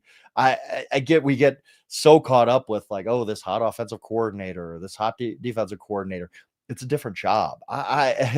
Some of those guys work out great. Like some of those guys are awesome. Some of them are Brian Callahan. Like they just can't handle the head coaching job. But just because you can call plays at a reasonable level doesn't mean you can be a head coach and everything goes on theirs. And I know Mike Tomlin can. I think he'd be a perfect fit with the Giants. I really do. Like you think about what they need right now. They have some young talent. Need a guy to come in there and be a stabilizing force. The ownership there is kind of grown tired of the whole one and done coach thing that they've been through. I think Tomlin would be perfect there. But I think a lot of it is up to Mike Tomlin. Mike Tomlin's been doing this a long time, and maybe he just says, you know what, I want a year off. And I think in a year, he'd be the number one candidate too. He's a guy I really respect Mike Tomlin a lot. Yes, any team with an opening should be calling Mike Tomlin first. One of those first-year coordinator turned head coaches that you kind of alluded to there that is having a ton of success, Ben Johnson in Chicago. And it kind of seems like maybe the Bears have finally worked themselves out of this funk that is crises them for, well, recent memory, if not well beyond. They've got a quarterback with the top pick. They have a head coach that's got some gonads on him and likes to be aggressive. They're in Green Bay. This is a big matchup for the Bears, who are surprisingly atop the division. What do you make of this game for the Bears heading to the frozen tundra?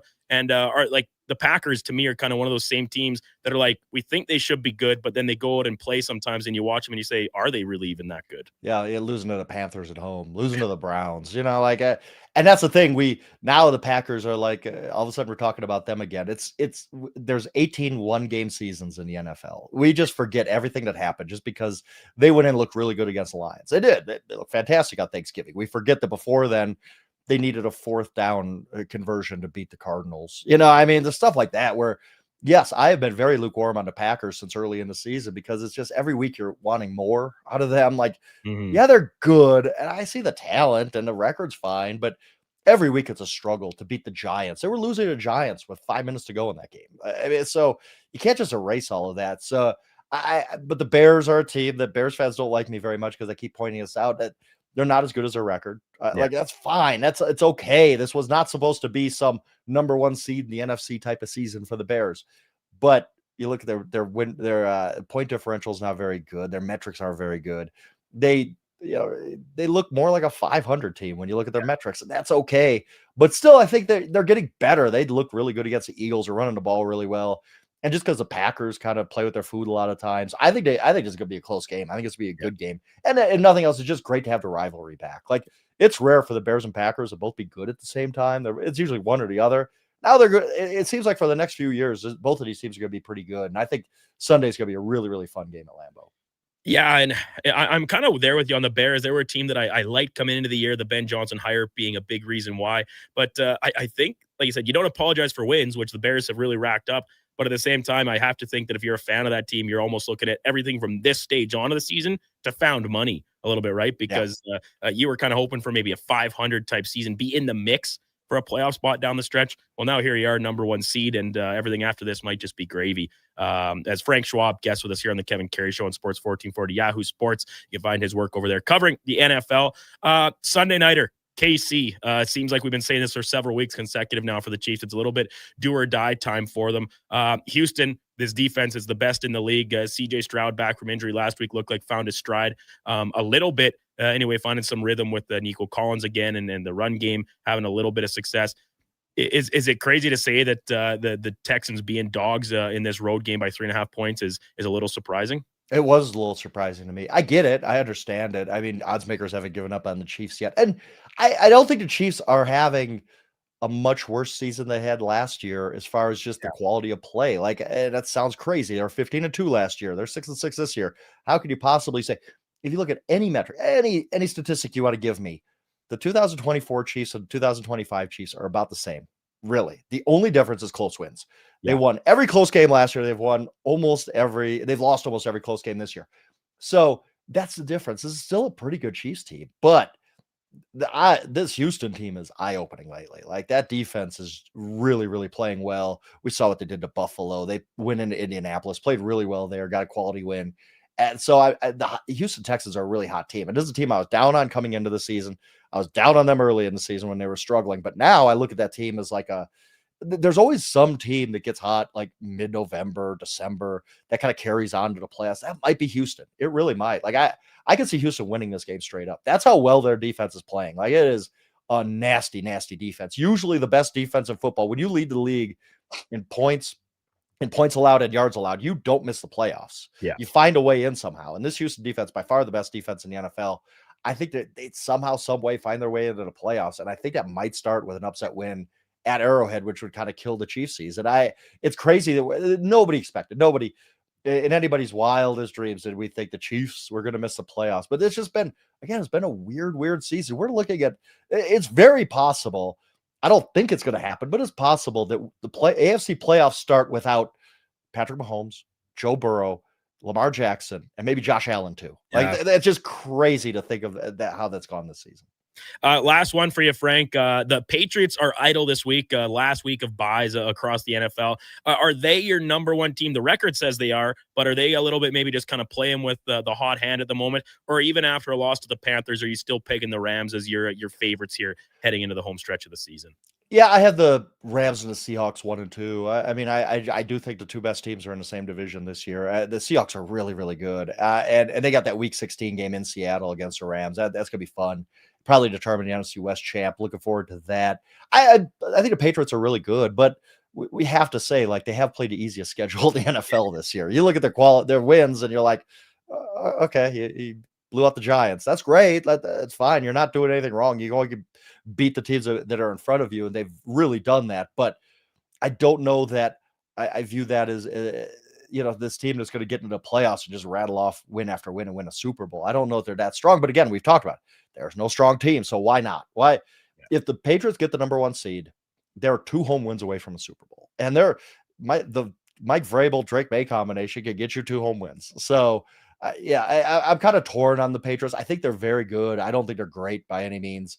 I think the schedules help them, but they also have some. They won at Buffalo. They won at Tampa Bay. Like, it's not like they've beaten nobody this year. Mm-hmm. The 2 of the tougher opponents they played, they won on the road against them, which legitimized a lot of what they're doing. It's a very, very good team, but I don't think we're going to be sitting here 20 years from now and saying, remember the 2025 Patriots? Wow, what a powerhouse that was. Like, I don't think there's any team like that this year, but I definitely don't think that's the Patriots. But again, like I said about the Bears, this wasn't supposed to be a season where you start 11-2. Like, this is unbelievable. You talk about found money. Patriots are playing with some found money, winning the AFC East this year, which I think they will. Hosting a playoff game, maybe getting the number 1 seed, having a franchise quarterback in place for the next 10 years. It's been an unbelievable season for the Patriots, no matter what happens next. Frank, excellent stuff. As always, really appreciate your time. Have yourself a great weekend. Enjoy this slate. It's shaping up to be an absolute dandy here on Sunday, starting at 11 o'clock our time here in Edmonton. Take care, and we'll chat again soon. Absolutely. I appreciate it. Frank Schwab, Yahoo Sports, covering the NFL. Really good insight, and this could be the best slate of the year here. Lots of divisional games, lots to be decided here on a Sunday, and hopefully my Texans can get the win Sunday night. They need it bad. Extinguish the Chiefs season. When we come back, we'll head out to Winnipeg, chat with Jamie Thomas, Winnipeg Jets reporter, host of Ground Control podcast, and look ahead to tomorrow's Oilers tilt against the Jets hockey night in Canada, fresh off of a resounding win last night against the Kraken here in Edmonton. Brandon Douglas, Josh Fenwick, Donovan Paulson, all with you here on the Kevin Karius Show on Sports 1440. We're streaming live on YouTube, X, Facebook, Instagram, and Twitch. Hi, Mike here from Northgate Chevrolet Buick GMC. It's not lost on me that this radio ad competes with a lot of other dealerships on the air. So what sets us apart? Honesty. At Northgate, we believe in giving you the very best price we can with the most value possible. We aren't giving away free trips or paying off your credit cards, but it is my promise you will get exactly what you paid for every time. Stop in and see us today, 13215 97th Street, or visit us online at northgategm.com. Hold up. Are you pulling my beard? Booster Juice has 2 new booster balls for the holidays this year. That's right, Santa. The Eggnog Booster Ball and Caramel Pecan Pie Booster Ball are 2 new flavors to put some extra jingle in your step. So are you a pie guy, Santa, or a nog guy? Both! Good call. That's extra jolly. Happy holidays from your friends at Booster Juice. Canadian born, blending since 1999. Don't look now, but I think we're being followed. Oh, that's just my Fountain Tire sidecar. Well, they're driving pretty close. Because they're attached. Save up to 15% on select tires until December 13th. Cool. Plus, get up to $125 off a set of 4 Goodyear tires. Anything else? Get $50 off $150 service when you buy those tires. Well, that's handy. Yep. And weird. Well, I love my Fountain Tire sidecar. Book your appointment online today. Restrictions apply. Fountain Tire. We're on this road together, Canada. This is Andrew Walker, host of the postgame show on Sports 1440. After every hockey game this season, tune in and chime in as we talk about the game. It's all sponsored by Legacy Heating and Cooling. Don't get left in the cold. Visit legacyheating.ca.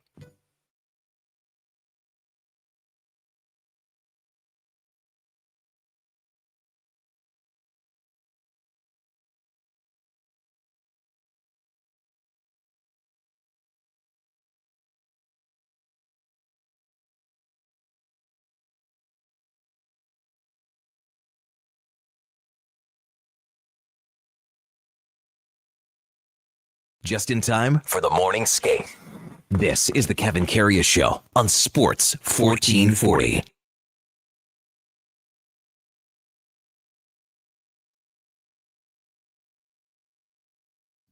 (10:21) in Edmonton. Welcome back to the Kevin Karius Show on Sports 1440. Brandon Douglas sitting in for Kevin this morning.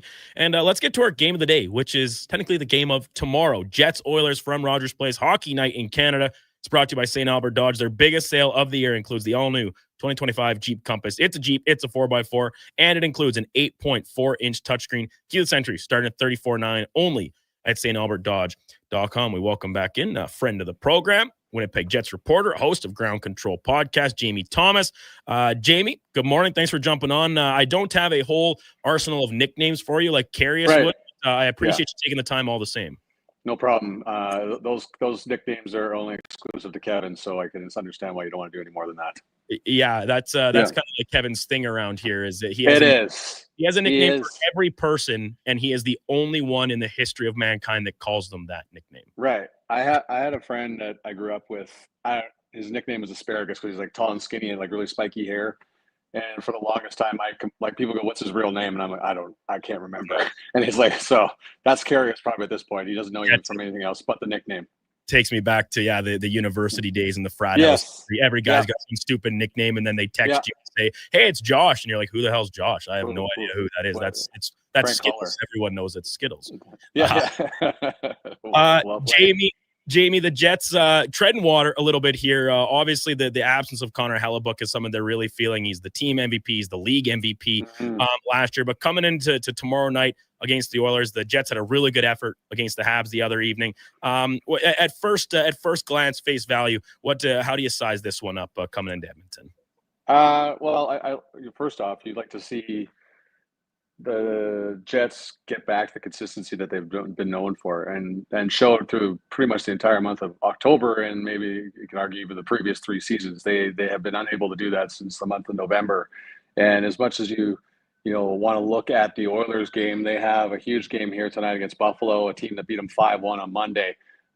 They were down 2-0 within the first 3 minutes of the hockey game on Monday night in Buffalo, and down 3-0 after 1. Eric Carmen got pulled for Thomas Milic, and Winnipeg tried to get back in the game in the second period, and then they made it 3-1. Kyle Connor scored, and then 83 seconds later, Buffalo scores again, put the game away. So there was a lot of words used afterwards, like embarrassing was one of them. So they had a players only meeting, led by the captain Adam Lowry. Played much better in Montreal. So to kind of answer your question, a lot will be contingent on what happens in this building here tonight on home ice.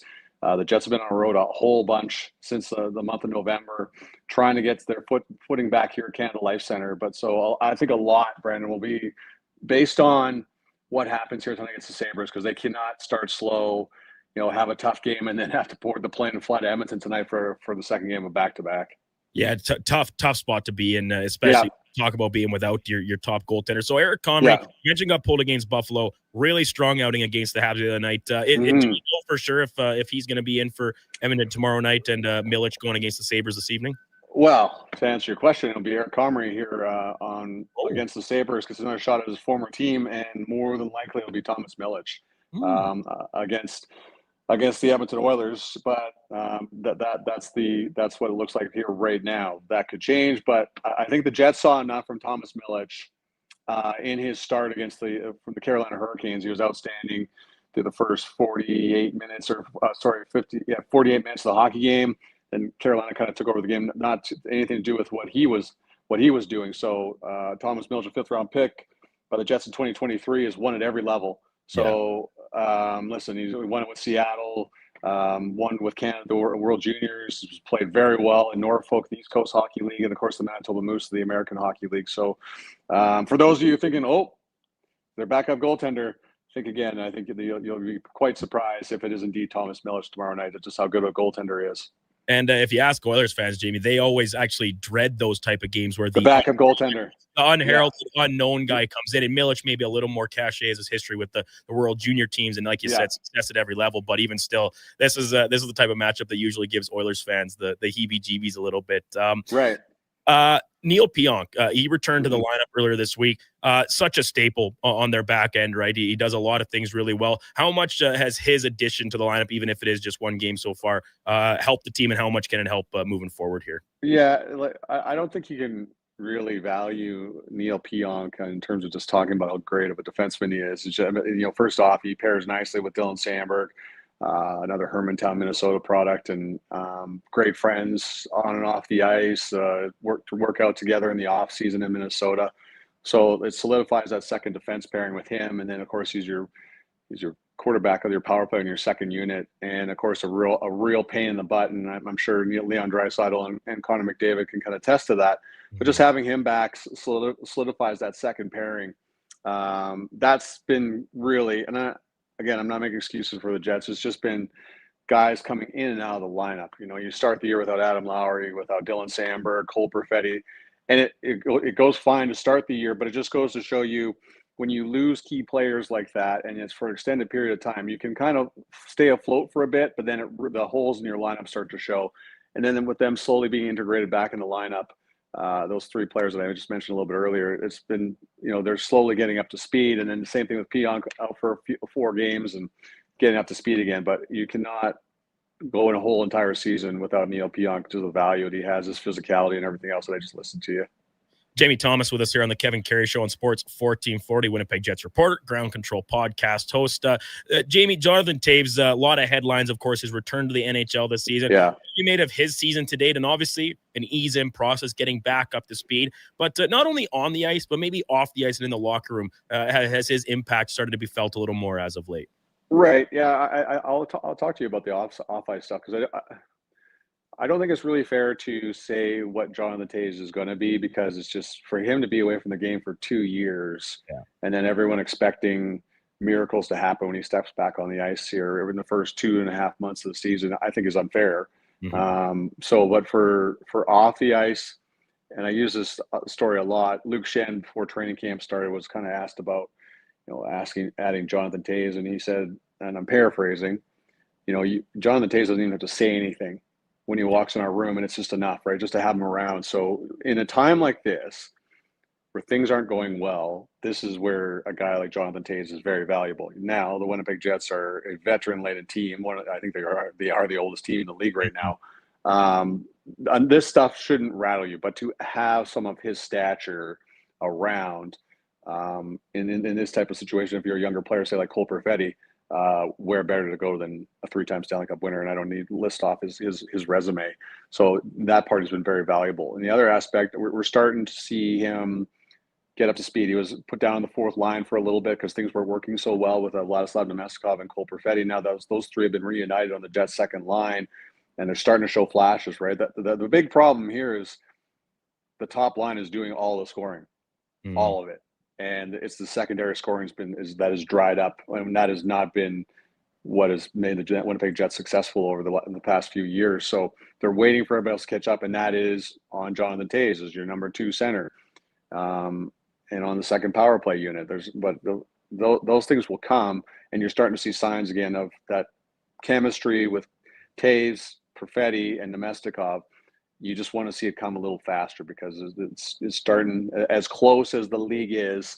You don't want to be falling too far behind and having to scramble to fight your way into. And I'm not telling Edmonton Oilers fans they don't already know.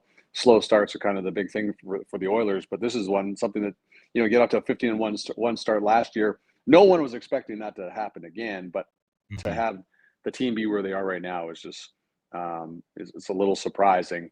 And Jonathan Toews is kind of that right guy to be calm and talk to if you're having issues with struggling. Because be honest, Cole Perfetti hasn't played on a team that has struggled the way this one has since he's kind of been in the NHL. So I think he's invaluable that way. He's brilliant in the faceoff circle. So that's the one part of his game. That's exactly what it was when he left. It's just the other stuff that's starting to catch up. And, obviously Scott Arniel and the coaching staff and certainly the organization is hoping it comes a little bit faster, but I think it's unfair to expect that considering how long he was away. Jamie Thomas with us here on the Kevin Karius Show on Sports 1440. Brandon Douglas sitting in for Kevin this morning. So, Jamie, you talked about the Jets being the oldest team in the NHL. Yeah. I was watching a game. I can't remember who they were playing a week or plus ago that they had a graphic up during the commercial break or whatever that also with NHL Edge stats as the slowest team. Right. The fewest number of bursts above 20 miles per hour. Right. Yep. Is that something that's evident when you watch them, or is that just a fun stat and factoid to pull out with the new track and then we have available to us? I mean, obviously you could find anything you want now to explain some team struggles. I think Adam Lowry said it best today. It's like the decision-making process is slow. So if you're making the right moves or making the right decisions, your game is fast. And you've heard coaches say that we have to play faster or we're too slow. It's not so much footwork or the speed of the team. It's just that decision-making process. If you make that 1 second too late, that's a big difference between what's going to happen. In particular, against a fast team like Buffalo, you can look slow. So look at Wednesday night against Montreal, when a pretty quick team themselves. Winnipeg, I think, handled themselves quite well. So it's not like they became slower because they're older. That's just too easy of a thing to look at and say, oh, you got to add this. And yes, you're missing Nikolai Ehlers, who's one of the fastest guys in the league. Mason Appleton was pretty quick in his own right in some ways. So you lost some of it that way. But it's just the decision. There's so many new faces here that are getting used to the system, the penalty kill. And because of guys going in and out, and the bottom three lines have been mashed up as much as they have in an effort to get some type of secondary scoring, I think that explains a lot of the burst or the team looking slow on the ice right now. Jamie Thomas with us here on this Kevin Karius Show on Sports 1440, Winnipeg Jets reporter, host of the Ground Control podcast. So, Jamie, looking forward to February, right? The Jets are going to be very well represented in Italy at Milan Cortina. Kyle Connor, of course, heading for the United States Neo Niederreiter on the Swiss team. Connor Hellebuck, if he's healthy. Josh Morrissey, seemingly a lock for the back end. But Mark Scheifele, this is a name that's been on that bubble of Team Canada going back to the Four Nations face-off last year. He's had an excellent start production-wise this year. If you were the one picking it, would you have a pretty hard time leaving him off your Team Canada roster? Yeah, I would. And as much as it's sexy as it is to sit there and think about Macklin Celebrini and Connor Bedard, who have been phenomenal, I just think if Mark Scheifele was on the cusp of making the team, and likely would have been there had Sidney Crosby not been, would have been there if Sidney Crosby would have been unhealthy and unable to play. I don't know how much has changed because I don't think there's anything different in his game. In fact, it's him, Kyle Connor, and Gabriel Velarde that's even keeping this team afloat right now in terms of offense and the power play and all the other, he's killing penalties too. So I would have a hard time leaving off. I see him every day. Yeah. But I just don't know how. I don't think the fair way of saying this, I don't think he's played his way off of the team. And if he was in the conversation, speaking with many people in October, and he got off that red hot start, and so the team, I just don't know how you take him off. I think you can put him anywhere and he'll flourish. So and the fact that likely it's probably his last kick of the can in terms of making the Olympic team. The World Cup is coming in 2028, might be a part there, but that's where like Bedard and Celebrini are going to start really separating themselves and pushing themselves into conversation. So I would put him on the team in a heartbeat, considering how much he and the top line have done to try and keep this team afloat right now as they struggle offensively. I want to ask you about the team captain, Adam Lowry. A long data writer. Mason Appleton played a lot of time alongside them last year. Karius often said it was his favorite third line in the league, maybe the best in the league. Alex Iafallo taking some reps there in the time being. Has it been a pretty seamless transition? Is that line still largely very effective when going up against the other team's top offensive players? Well, that all tied in kind of what we were talking about earlier is, Adam Lowry not having an off season. He had hip surgery and has been recovering ever since. And, I think every time we look at athletes, we go, okay, he's back. This should all start to work together. And it hasn't been there because he's, going back to that half second too late or too early and stuff like that. That's where Adam Lowry's talking about where he has to get to and those decision-making processes. And when you don't play the preseason and you don't play the first part, first 17 games of the regular season, it's going to come a little bit slower naturally. As great an athlete as they are, it's just you have to play games. His best way of putting it was everyone else has played 17 games. I played nothing. So that kind of put him behind the 8 ball. So the third line was generating the other night in Montreal. Is it at the level with that Appleton, Niederreiter, and Lowry would have been over in years past? No. But Alex Iafallo is a very good replacement for Mason Appleton. That Swiss Army knife guy that can go anywhere. So I think it's just a matter of time before that line gets back to what we know it for, is grinding other teams down in the offensive end of the ice and making sure the other team's best lines don't hurt you on a nightly basis. So it's slowly getting there, but not quite to what the levels we've seen before. Jamie, excellent insight as always. I really appreciate your time and taking it with me today. Enjoy the game tomorrow night. It'll be a late one, Hockey Night in Canada's finale. And is Lowry the guest on After Hours with Scott Oak and I think Louis?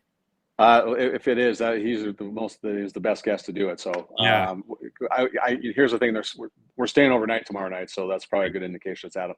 That listen, anybody who doesn't know Adam Lowry, I would sit down and watch that afterwards because he's so good at breaking down the game. He's a great personality, and for him to sit with Scott Oak and Louis DeBrusque will be must-watch TV in my opinion. Awesome. Well, we'll be looking forward to that as well as, of course, the hockey game that will precede it. Jamie, appreciate it. Have a great weekend, man. No problem. Yeah, we'll talk to you soon. Jamie Thomas, Winnipeg Jets reporter, Ground Control podcast, covering the Jets out in Winnipeg. And our game of the day, game of tomorrow, if you will, brought to you by St. Albert Dodge, 2025 Jeep Wrangler, 1,500, 0% financing for up to 72 months. Great selection. They got all the new colors, the Sport, Willys, Sahara, and the Rubicons. They're all on the lot at stalbertdodge.com. I'll tell you, the weather in its current form, a nice little 4x4 Jeep wouldn't be the worst thing to have, I think, to man these Edmonton streets. I haven't looked outside to see if the snow is still falling, but I believe it is. And as a result, I have to think the road conditions are only worsening and worsening as that comes down. That rain yesterday, that threw a big wrench in a lot of plans. Pretty slick. Nearly took a tumble walking out to my truck in the parking lot this morning. Very, very slippery. When we come back, we will wrap up the show. We'll check in with Fenny and DP, see what they got going on this weekend, and get back into the text line as well, 1-833-414-1440. Chime in with us, whatever's on your mind here to wrap up the program here on a Friday morning. Brandon Douglas, Josh Fenwick, Donovan Paulson, all with you. It's the Kevin Karius Show on Sports 1440. We're streaming on YouTube, X, Facebook, Instagram, and Twitch. Mr. Rooter decorates a gingerbread house. Wow. What did you do here, Mr. Rooter? Well, we've got a Jube Jube toilet, complete with an icing-based wax seal. The main water line is licorice, red for hot, black for cold. You got your standard marshmallow hot water tank and a candy cane sewer line. And on the outside, candy corn hose pips. Disgusting, but they get the job done. To have your U-clogs fixed, trust one plumber, Mr. Rooter. Get the lowdown with Low Tide. Weekdays from noon to 2 on Sports 1440. He's seen it all and then some. From stats to stories, he breaks it down like no one else.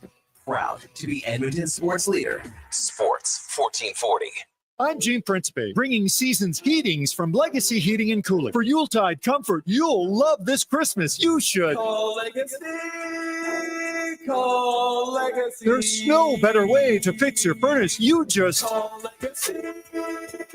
Call Legacy. They're professional, never rude, doll. You should. Call Legacy. Call Legacy. Plus, no interest and no prints of payments for 1 year when you buy with Legacy Heating and Cooling. Vinny and Don in Hockey are dedicated to skill development for all hockey players. If you know a student athlete interested in growing as a person and a player, register for a free shadow day. Beginner or experienced, this program develops a student athlete skill in a supportive environment. It's a great opportunity for prospective student athletes entering grades 3 through 12 to see what Vinny and Donnan have to offer. Visit vinnyridge.epsb.ca or donnan.epsb.ca for more info and to sign up.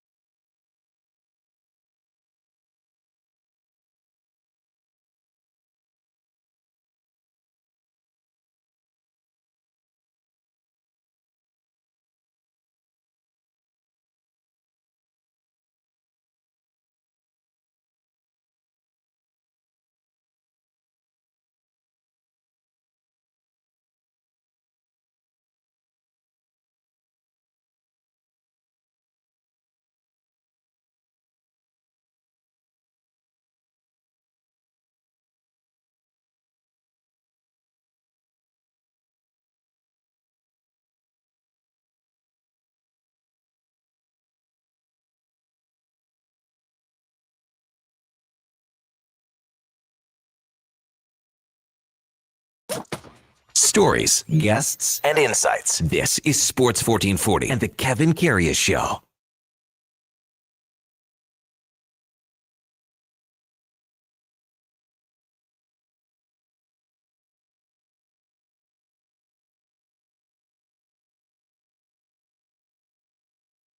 Did you play Splitter? 10:41. Welcome back into the Kevin Karius Show, home stretch of the program.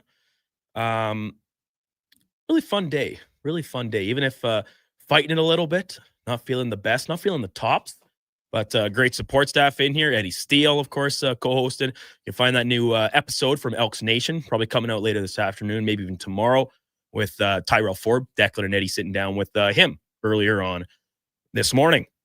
Coming up today on the station, once we wrap things up here at the top of the hour, it'll be Fantasy Frenzy. Connor Halley will pop in. I believe Sam the intern, Josh and Donnie are probably going to stick around. I'm a maybe at this point. Soft maybe. I feel myself deteriorating by the second, if not the minute.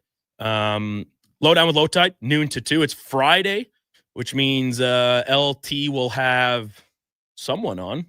Steve Lansky. Lansky. That's a great guest. That's a great guest.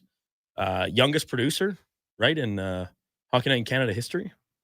Bing Pot. Is that true? That is true. Believe that's true.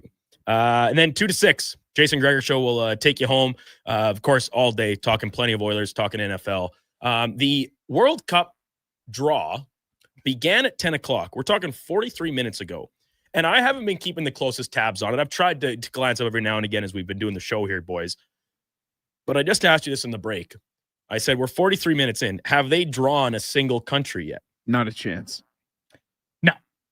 There has been Heidi Klum, the wonderful Heidi Klum. I've really been enjoying Heidi Klum up there.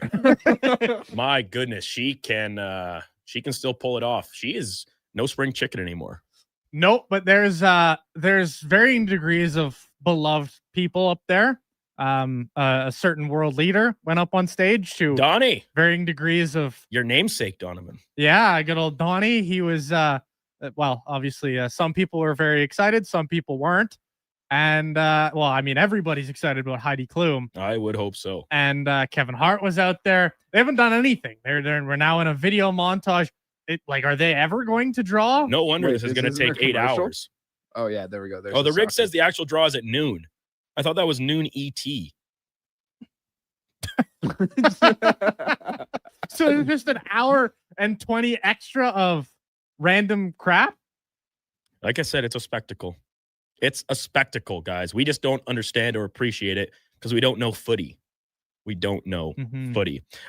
Tomorrow on Sports 1440, the Saturday Sports Setup will be in 9 to 10, some live local coverage. We'll have a little ensemble cast to chat about tonight's events in the sporting world, what's going on over the course of the rest of the weekend, and then pre- and post-game with Donovan and Andrew Walker beginning at 7 o'clock for that late start downtown Edmonton. And I do believe I was correct in my chat with Jamie that Adam Lowry is going to be on After Hours tomorrow with Scott Oak and Louis DeBrusque sliding over for a part of the chat as well, which, as Jamie said, should make for a very engaging conversation. Adam Lowry, super interesting guy, really smart hockey player, had success at every level that he's played at. So that should be really good. And then this is exciting news, guys. On Sunday, beginning at 9 o'clock, it's the first time ever, we have new local coverage. It is I don't want to get it wrong, Josh, what's the name of the show? I think it's Manib's name. I don't. But do you know his full name? I know his first name. It's the Manib Show. We'll check that. His intro is in the files right there, Donnie. If you could pull it up in there. But Manib also going to be in tomorrow. Oh, cool. For the Saturday Sports Setup. You guys can all learn a little bit about Manib. He was on last week. We had a very interesting football conversation. Yeah, I totally forgot about it. If I was not an idiot, I would have had him on the show this morning. Yeah, give a little introduction. Right. Maybe we'll check in with him next week after he breaks the ice with his first show. It's my interview on now. 9 to 12 or 9 to 10, correct? I think it's 9 to 11. I think it goes right into Sunday morning football. But they'll talk Oilers, they'll talk NHL, they'll talk tons of NFL ahead of the slate getting underway at 11 o'clock. Probably a little college football chatter. It's championship weekend. We talked with Declan about that earlier. Boys, I wanted to answer out of each of you. Donovan, we'll start with you. Tonight, on the sporting schedule, what are you watching? And tomorrow, you got a whole day before the Oilers get going at 8 o'clock. What are you watching tomorrow? First and foremost, Manib Khan. Manib Khan. The Manib Khan Show, 9 o'clock, Sunday mornings right here on Sports 1440. Brand new addition to the roster. We're excited to have him. Looking forward to him getting things underway this Sunday. As for what I'm going to watch tonight, I'm going to get a little Jets pre-scout in. That's kind of course, that's the must if I'm going to be doing pre and post, which of course I am tomorrow. I'm going to get my Jets pre-scout in against the Buffalo Sabres, of course. But other than that, I quite enjoy watching the Vancouver Canucks dumpster fire. So I'm going to be taking that in as well. As you know, I love to hate watch the Vancouver Canucks. Mm-hmm. And it is a wonderful, wonderful time right now to hate watch the Canucks because they stink and they're going into full fire sale mode. But off to tomorrow and what's going to happen there. I think the Avalanche are just kind of appointment viewing in the morning, right? Like they're the team to watch right now. And that's kind of my plan. It's a lot of hockey this weekend. And then of course, once we get into Sunday, it's the full NFL slate. Very, very good. The triple TV setup.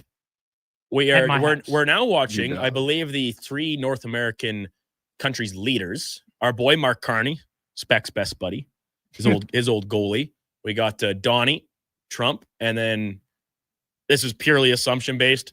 I assume the president of Mexico in between the two. They're all up on the stage right now, and something's going to happen. Presumably, we'll wait with bated breath. Something is going to happen. Trivia, maybe? Yeah, it's a trivia game show for each of your respective countries. I wish we had the sound on for that to hear old DJ 45-47 hear his takes on a few things. Josh, what about you, man? What do you got cooking this weekend? Watching up to? You got any big plans? Any hot dates? No, unfortunately. Oh, Josh, how could unfortunately not. I know. I'm sorry. I will be. I got some money on some NBA games tonight, so I'll be keeping tabs on that while I'm working at the old brew house down in Sherwood Park. Come pay a visit. And then Saturday, UFC's on this Saturday, right? Who's fighting?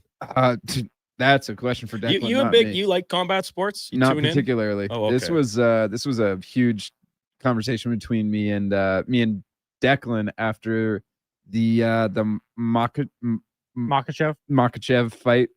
I was like, this was incredibly boring to me, and he said that was the most riveting fight I'd ever seen.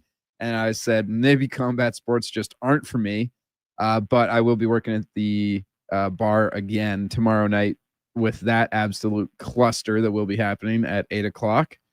So I'll keep some more tabs on NBA games then. Sunday, all day football. Me, a couple old Milwaukee's, the couch, which I've been Friday told hockey, is old Milwaukee. Yeah, well, as Kevin would say. Yes, he would. Shout out to Kevin Karius. Couldn't be with us here today. He's fine. He's just taking the day off. enjoying a little Jet 2 holiday this weekend. Karius will be back Monday morning to recap the weekend. Donovan, what is going on with your Dolphins? They play the Jets, two teams that were dead and still are dead, don't get me wrong, but are actually playing a decent brand of football here in their last couple outings. Well, I mean, it's what happens when you have a pretty easy schedule, to be blatantly honest. Like their schedule has been largely kind of a bit of a cakewalk lately, and it's going to continue to be for the next week against the Jets here. They're a team that their draft class was quite simply the worst in football to start the year, and their draft class has decided that it's going to start to slowly but surely kind of start to develop here. Savanaia, who is their second round guard, he was literally and still is the worst graded PFF guard in football. However, the last couple of weeks, he's started to get it together a little bit and show some signs of life. The offensive line's improved a little bit. Some guys have gotten a little healthier. Their defense, the big thing is their defense is just started to play substantially better. They've started to play a little bit more to what you'd expect them to play to. Found some pieces in the secondary that are playing a lot better. Like the big stories early in the season was they couldn't find a corner to save their damn lives. And their secondary was just getting eaten alive. Their defensive line was playing substantially below what was expected. They've all started to regress a little bit back to the mean, I would say, would be what's happened in Miami. And I mean, Tua's been a problem, don't get me wrong, but just give the ball to Devon Achane and you'll find some form of success. I hope so. I'm riding hopefully the combo of Achane and if Jonathan Taylor can get things back on track here, hoping to ride them into the playoffs come fantasy football and maybe en route to semifinal, finals appearance, maybe even a championship. I wouldn't hate it. Josh, are you out of the survivor pool? I am out of the survivor pool. I was the last standing member of 1440. A valiant effort. I got out on my Dolphins. I got out like in week 2 when the Browns beat the Packers. That is a tough beat. It was bad. I think I had the toughest beat of all, though. I had the Rams last week. And I was like, come on, baby. I don't care if you win by 1. Because I also had money on them, just money line. I didn't bet them to cover. So I was like, I just need you to put anything on the board here. And of course, it was Matthew Stafford's worst game of the season. So it was a tough watch. It was a tough watch right down to the bitter end. The text line, 1-833-401-1440. Montana to Rice saying Marab versus Yan and Pointoya versus Van, 2 title fights. Does that ring any bells? Yeah, sure. Yeah. I think we have some posters up around the bar. Bad captain. We're talking about this World Cup coverage. Not like Canada televising 12 hours of free agency or draft lottery or NHL preseason preview shows. Yeah, bad captain. We kind of mentioned that. We were talking about it with Spec earlier. Like we find this crazy, just like as I'm sure the English and the French and the Uruguayans and the Brazilians, they find our Canada's coverage of NHL trade deadline equally ludicrous. If they are aware of it, which I doubt they are. Do they even know that the NHL exists? Number one. Probably some French and English. Tony Hand, the British Gretzky. Didn't you know that? I did not know that. He lit up the it's like the English International League or English Elite League or something like that. Unprecedented numbers. Check out his stats. Let's bring these up here. He was the British Gretzky. Who did you just say this was? Tony Hand. The Hand Man. Oh, that's a terrible nickname. Like Brad Hand, Blue Jays legend. Brad Hand. There we go. Career numbers. Oh, it doesn't have his total career numbers here. On Hockey DB. He was drafted by the Oilers. Really? Edinburgh, Scotland. I'm seeing 12. 111 points in back-to-back years in 35 and 36 games. Followed that up with 126, 91, 96, 119, 150, 136. This guy was an absolute beast. Would I be right in assuming that Murrayfield is in the United Kingdom? Good assumption. Because if so, he had back-to-back seasons where he had 222 points and then he had 207 points. What'd I say? And then he sort of fell off a cliff playing for the Sheffield Steelers. British Gretzky. I'm sure that name will ring true for many out there. Many longtime Oilers faithful. He's an Oilers draft pick. Tony Hand. If you missed any portion of the show today, don't sweat it. You can go find it or you can watch back on YouTube if you're so inclined. Like, subscribe, Follow us, all that stuff. If you're curious about when we post new stuff, you can check the notification box as well. And it's all in audio format as well. Podcast on Apple, Spotify, Google, Amazon, wherever you get them. We're almost certainly there. You can also subscribe as well. Auto download feature. They will automatically, as the name implies, show up in your library, your episodes folder in your preferred application. Thank you all very much for tuning in. Appreciate you guys bearing with me as I fought it a little bit today on the health front. Karius will be back Monday morning, as will I, as will Eddie Steele. We'll recap the weekend. Really exciting NFL slate on Sunday. I am absolutely jacked up for it. Oilers at it tomorrow night, taking on the Winnipeg Jets. 8 o'clock puck drop from Rogers Place. Pre-game starting at 7 with Donovan Paulson and Andrew Walker. Post-game immediately to follow. Have a safe weekend, everybody. Take care out there. Give yourself lots of extra time on the roads. The weather deteriorating a little bit here, so don't rush yourself. Especially if you don't have to. To wrap it up, let's get to a Sports 1440 update brought to you by First Round. Sundays got even better at First Round. You can win an NFL helmet or jersey and enjoy their Pro Bowl brunch only at Edmonton's NFL headquarters, First Round, downtown or on Bourbon Street. Have a great remainder of your weekend, everybody. Take care. Stay safe. Here is Donovan Paulson. This is a Sports 1440 update. 5 games on the ice tonight. The Jets, they host the Sabres. The Golden Knights are on the road in New Jersey. Stars clashing with the Sharks. Mammoth take on the Canucks, and the Caps battle the Ducks.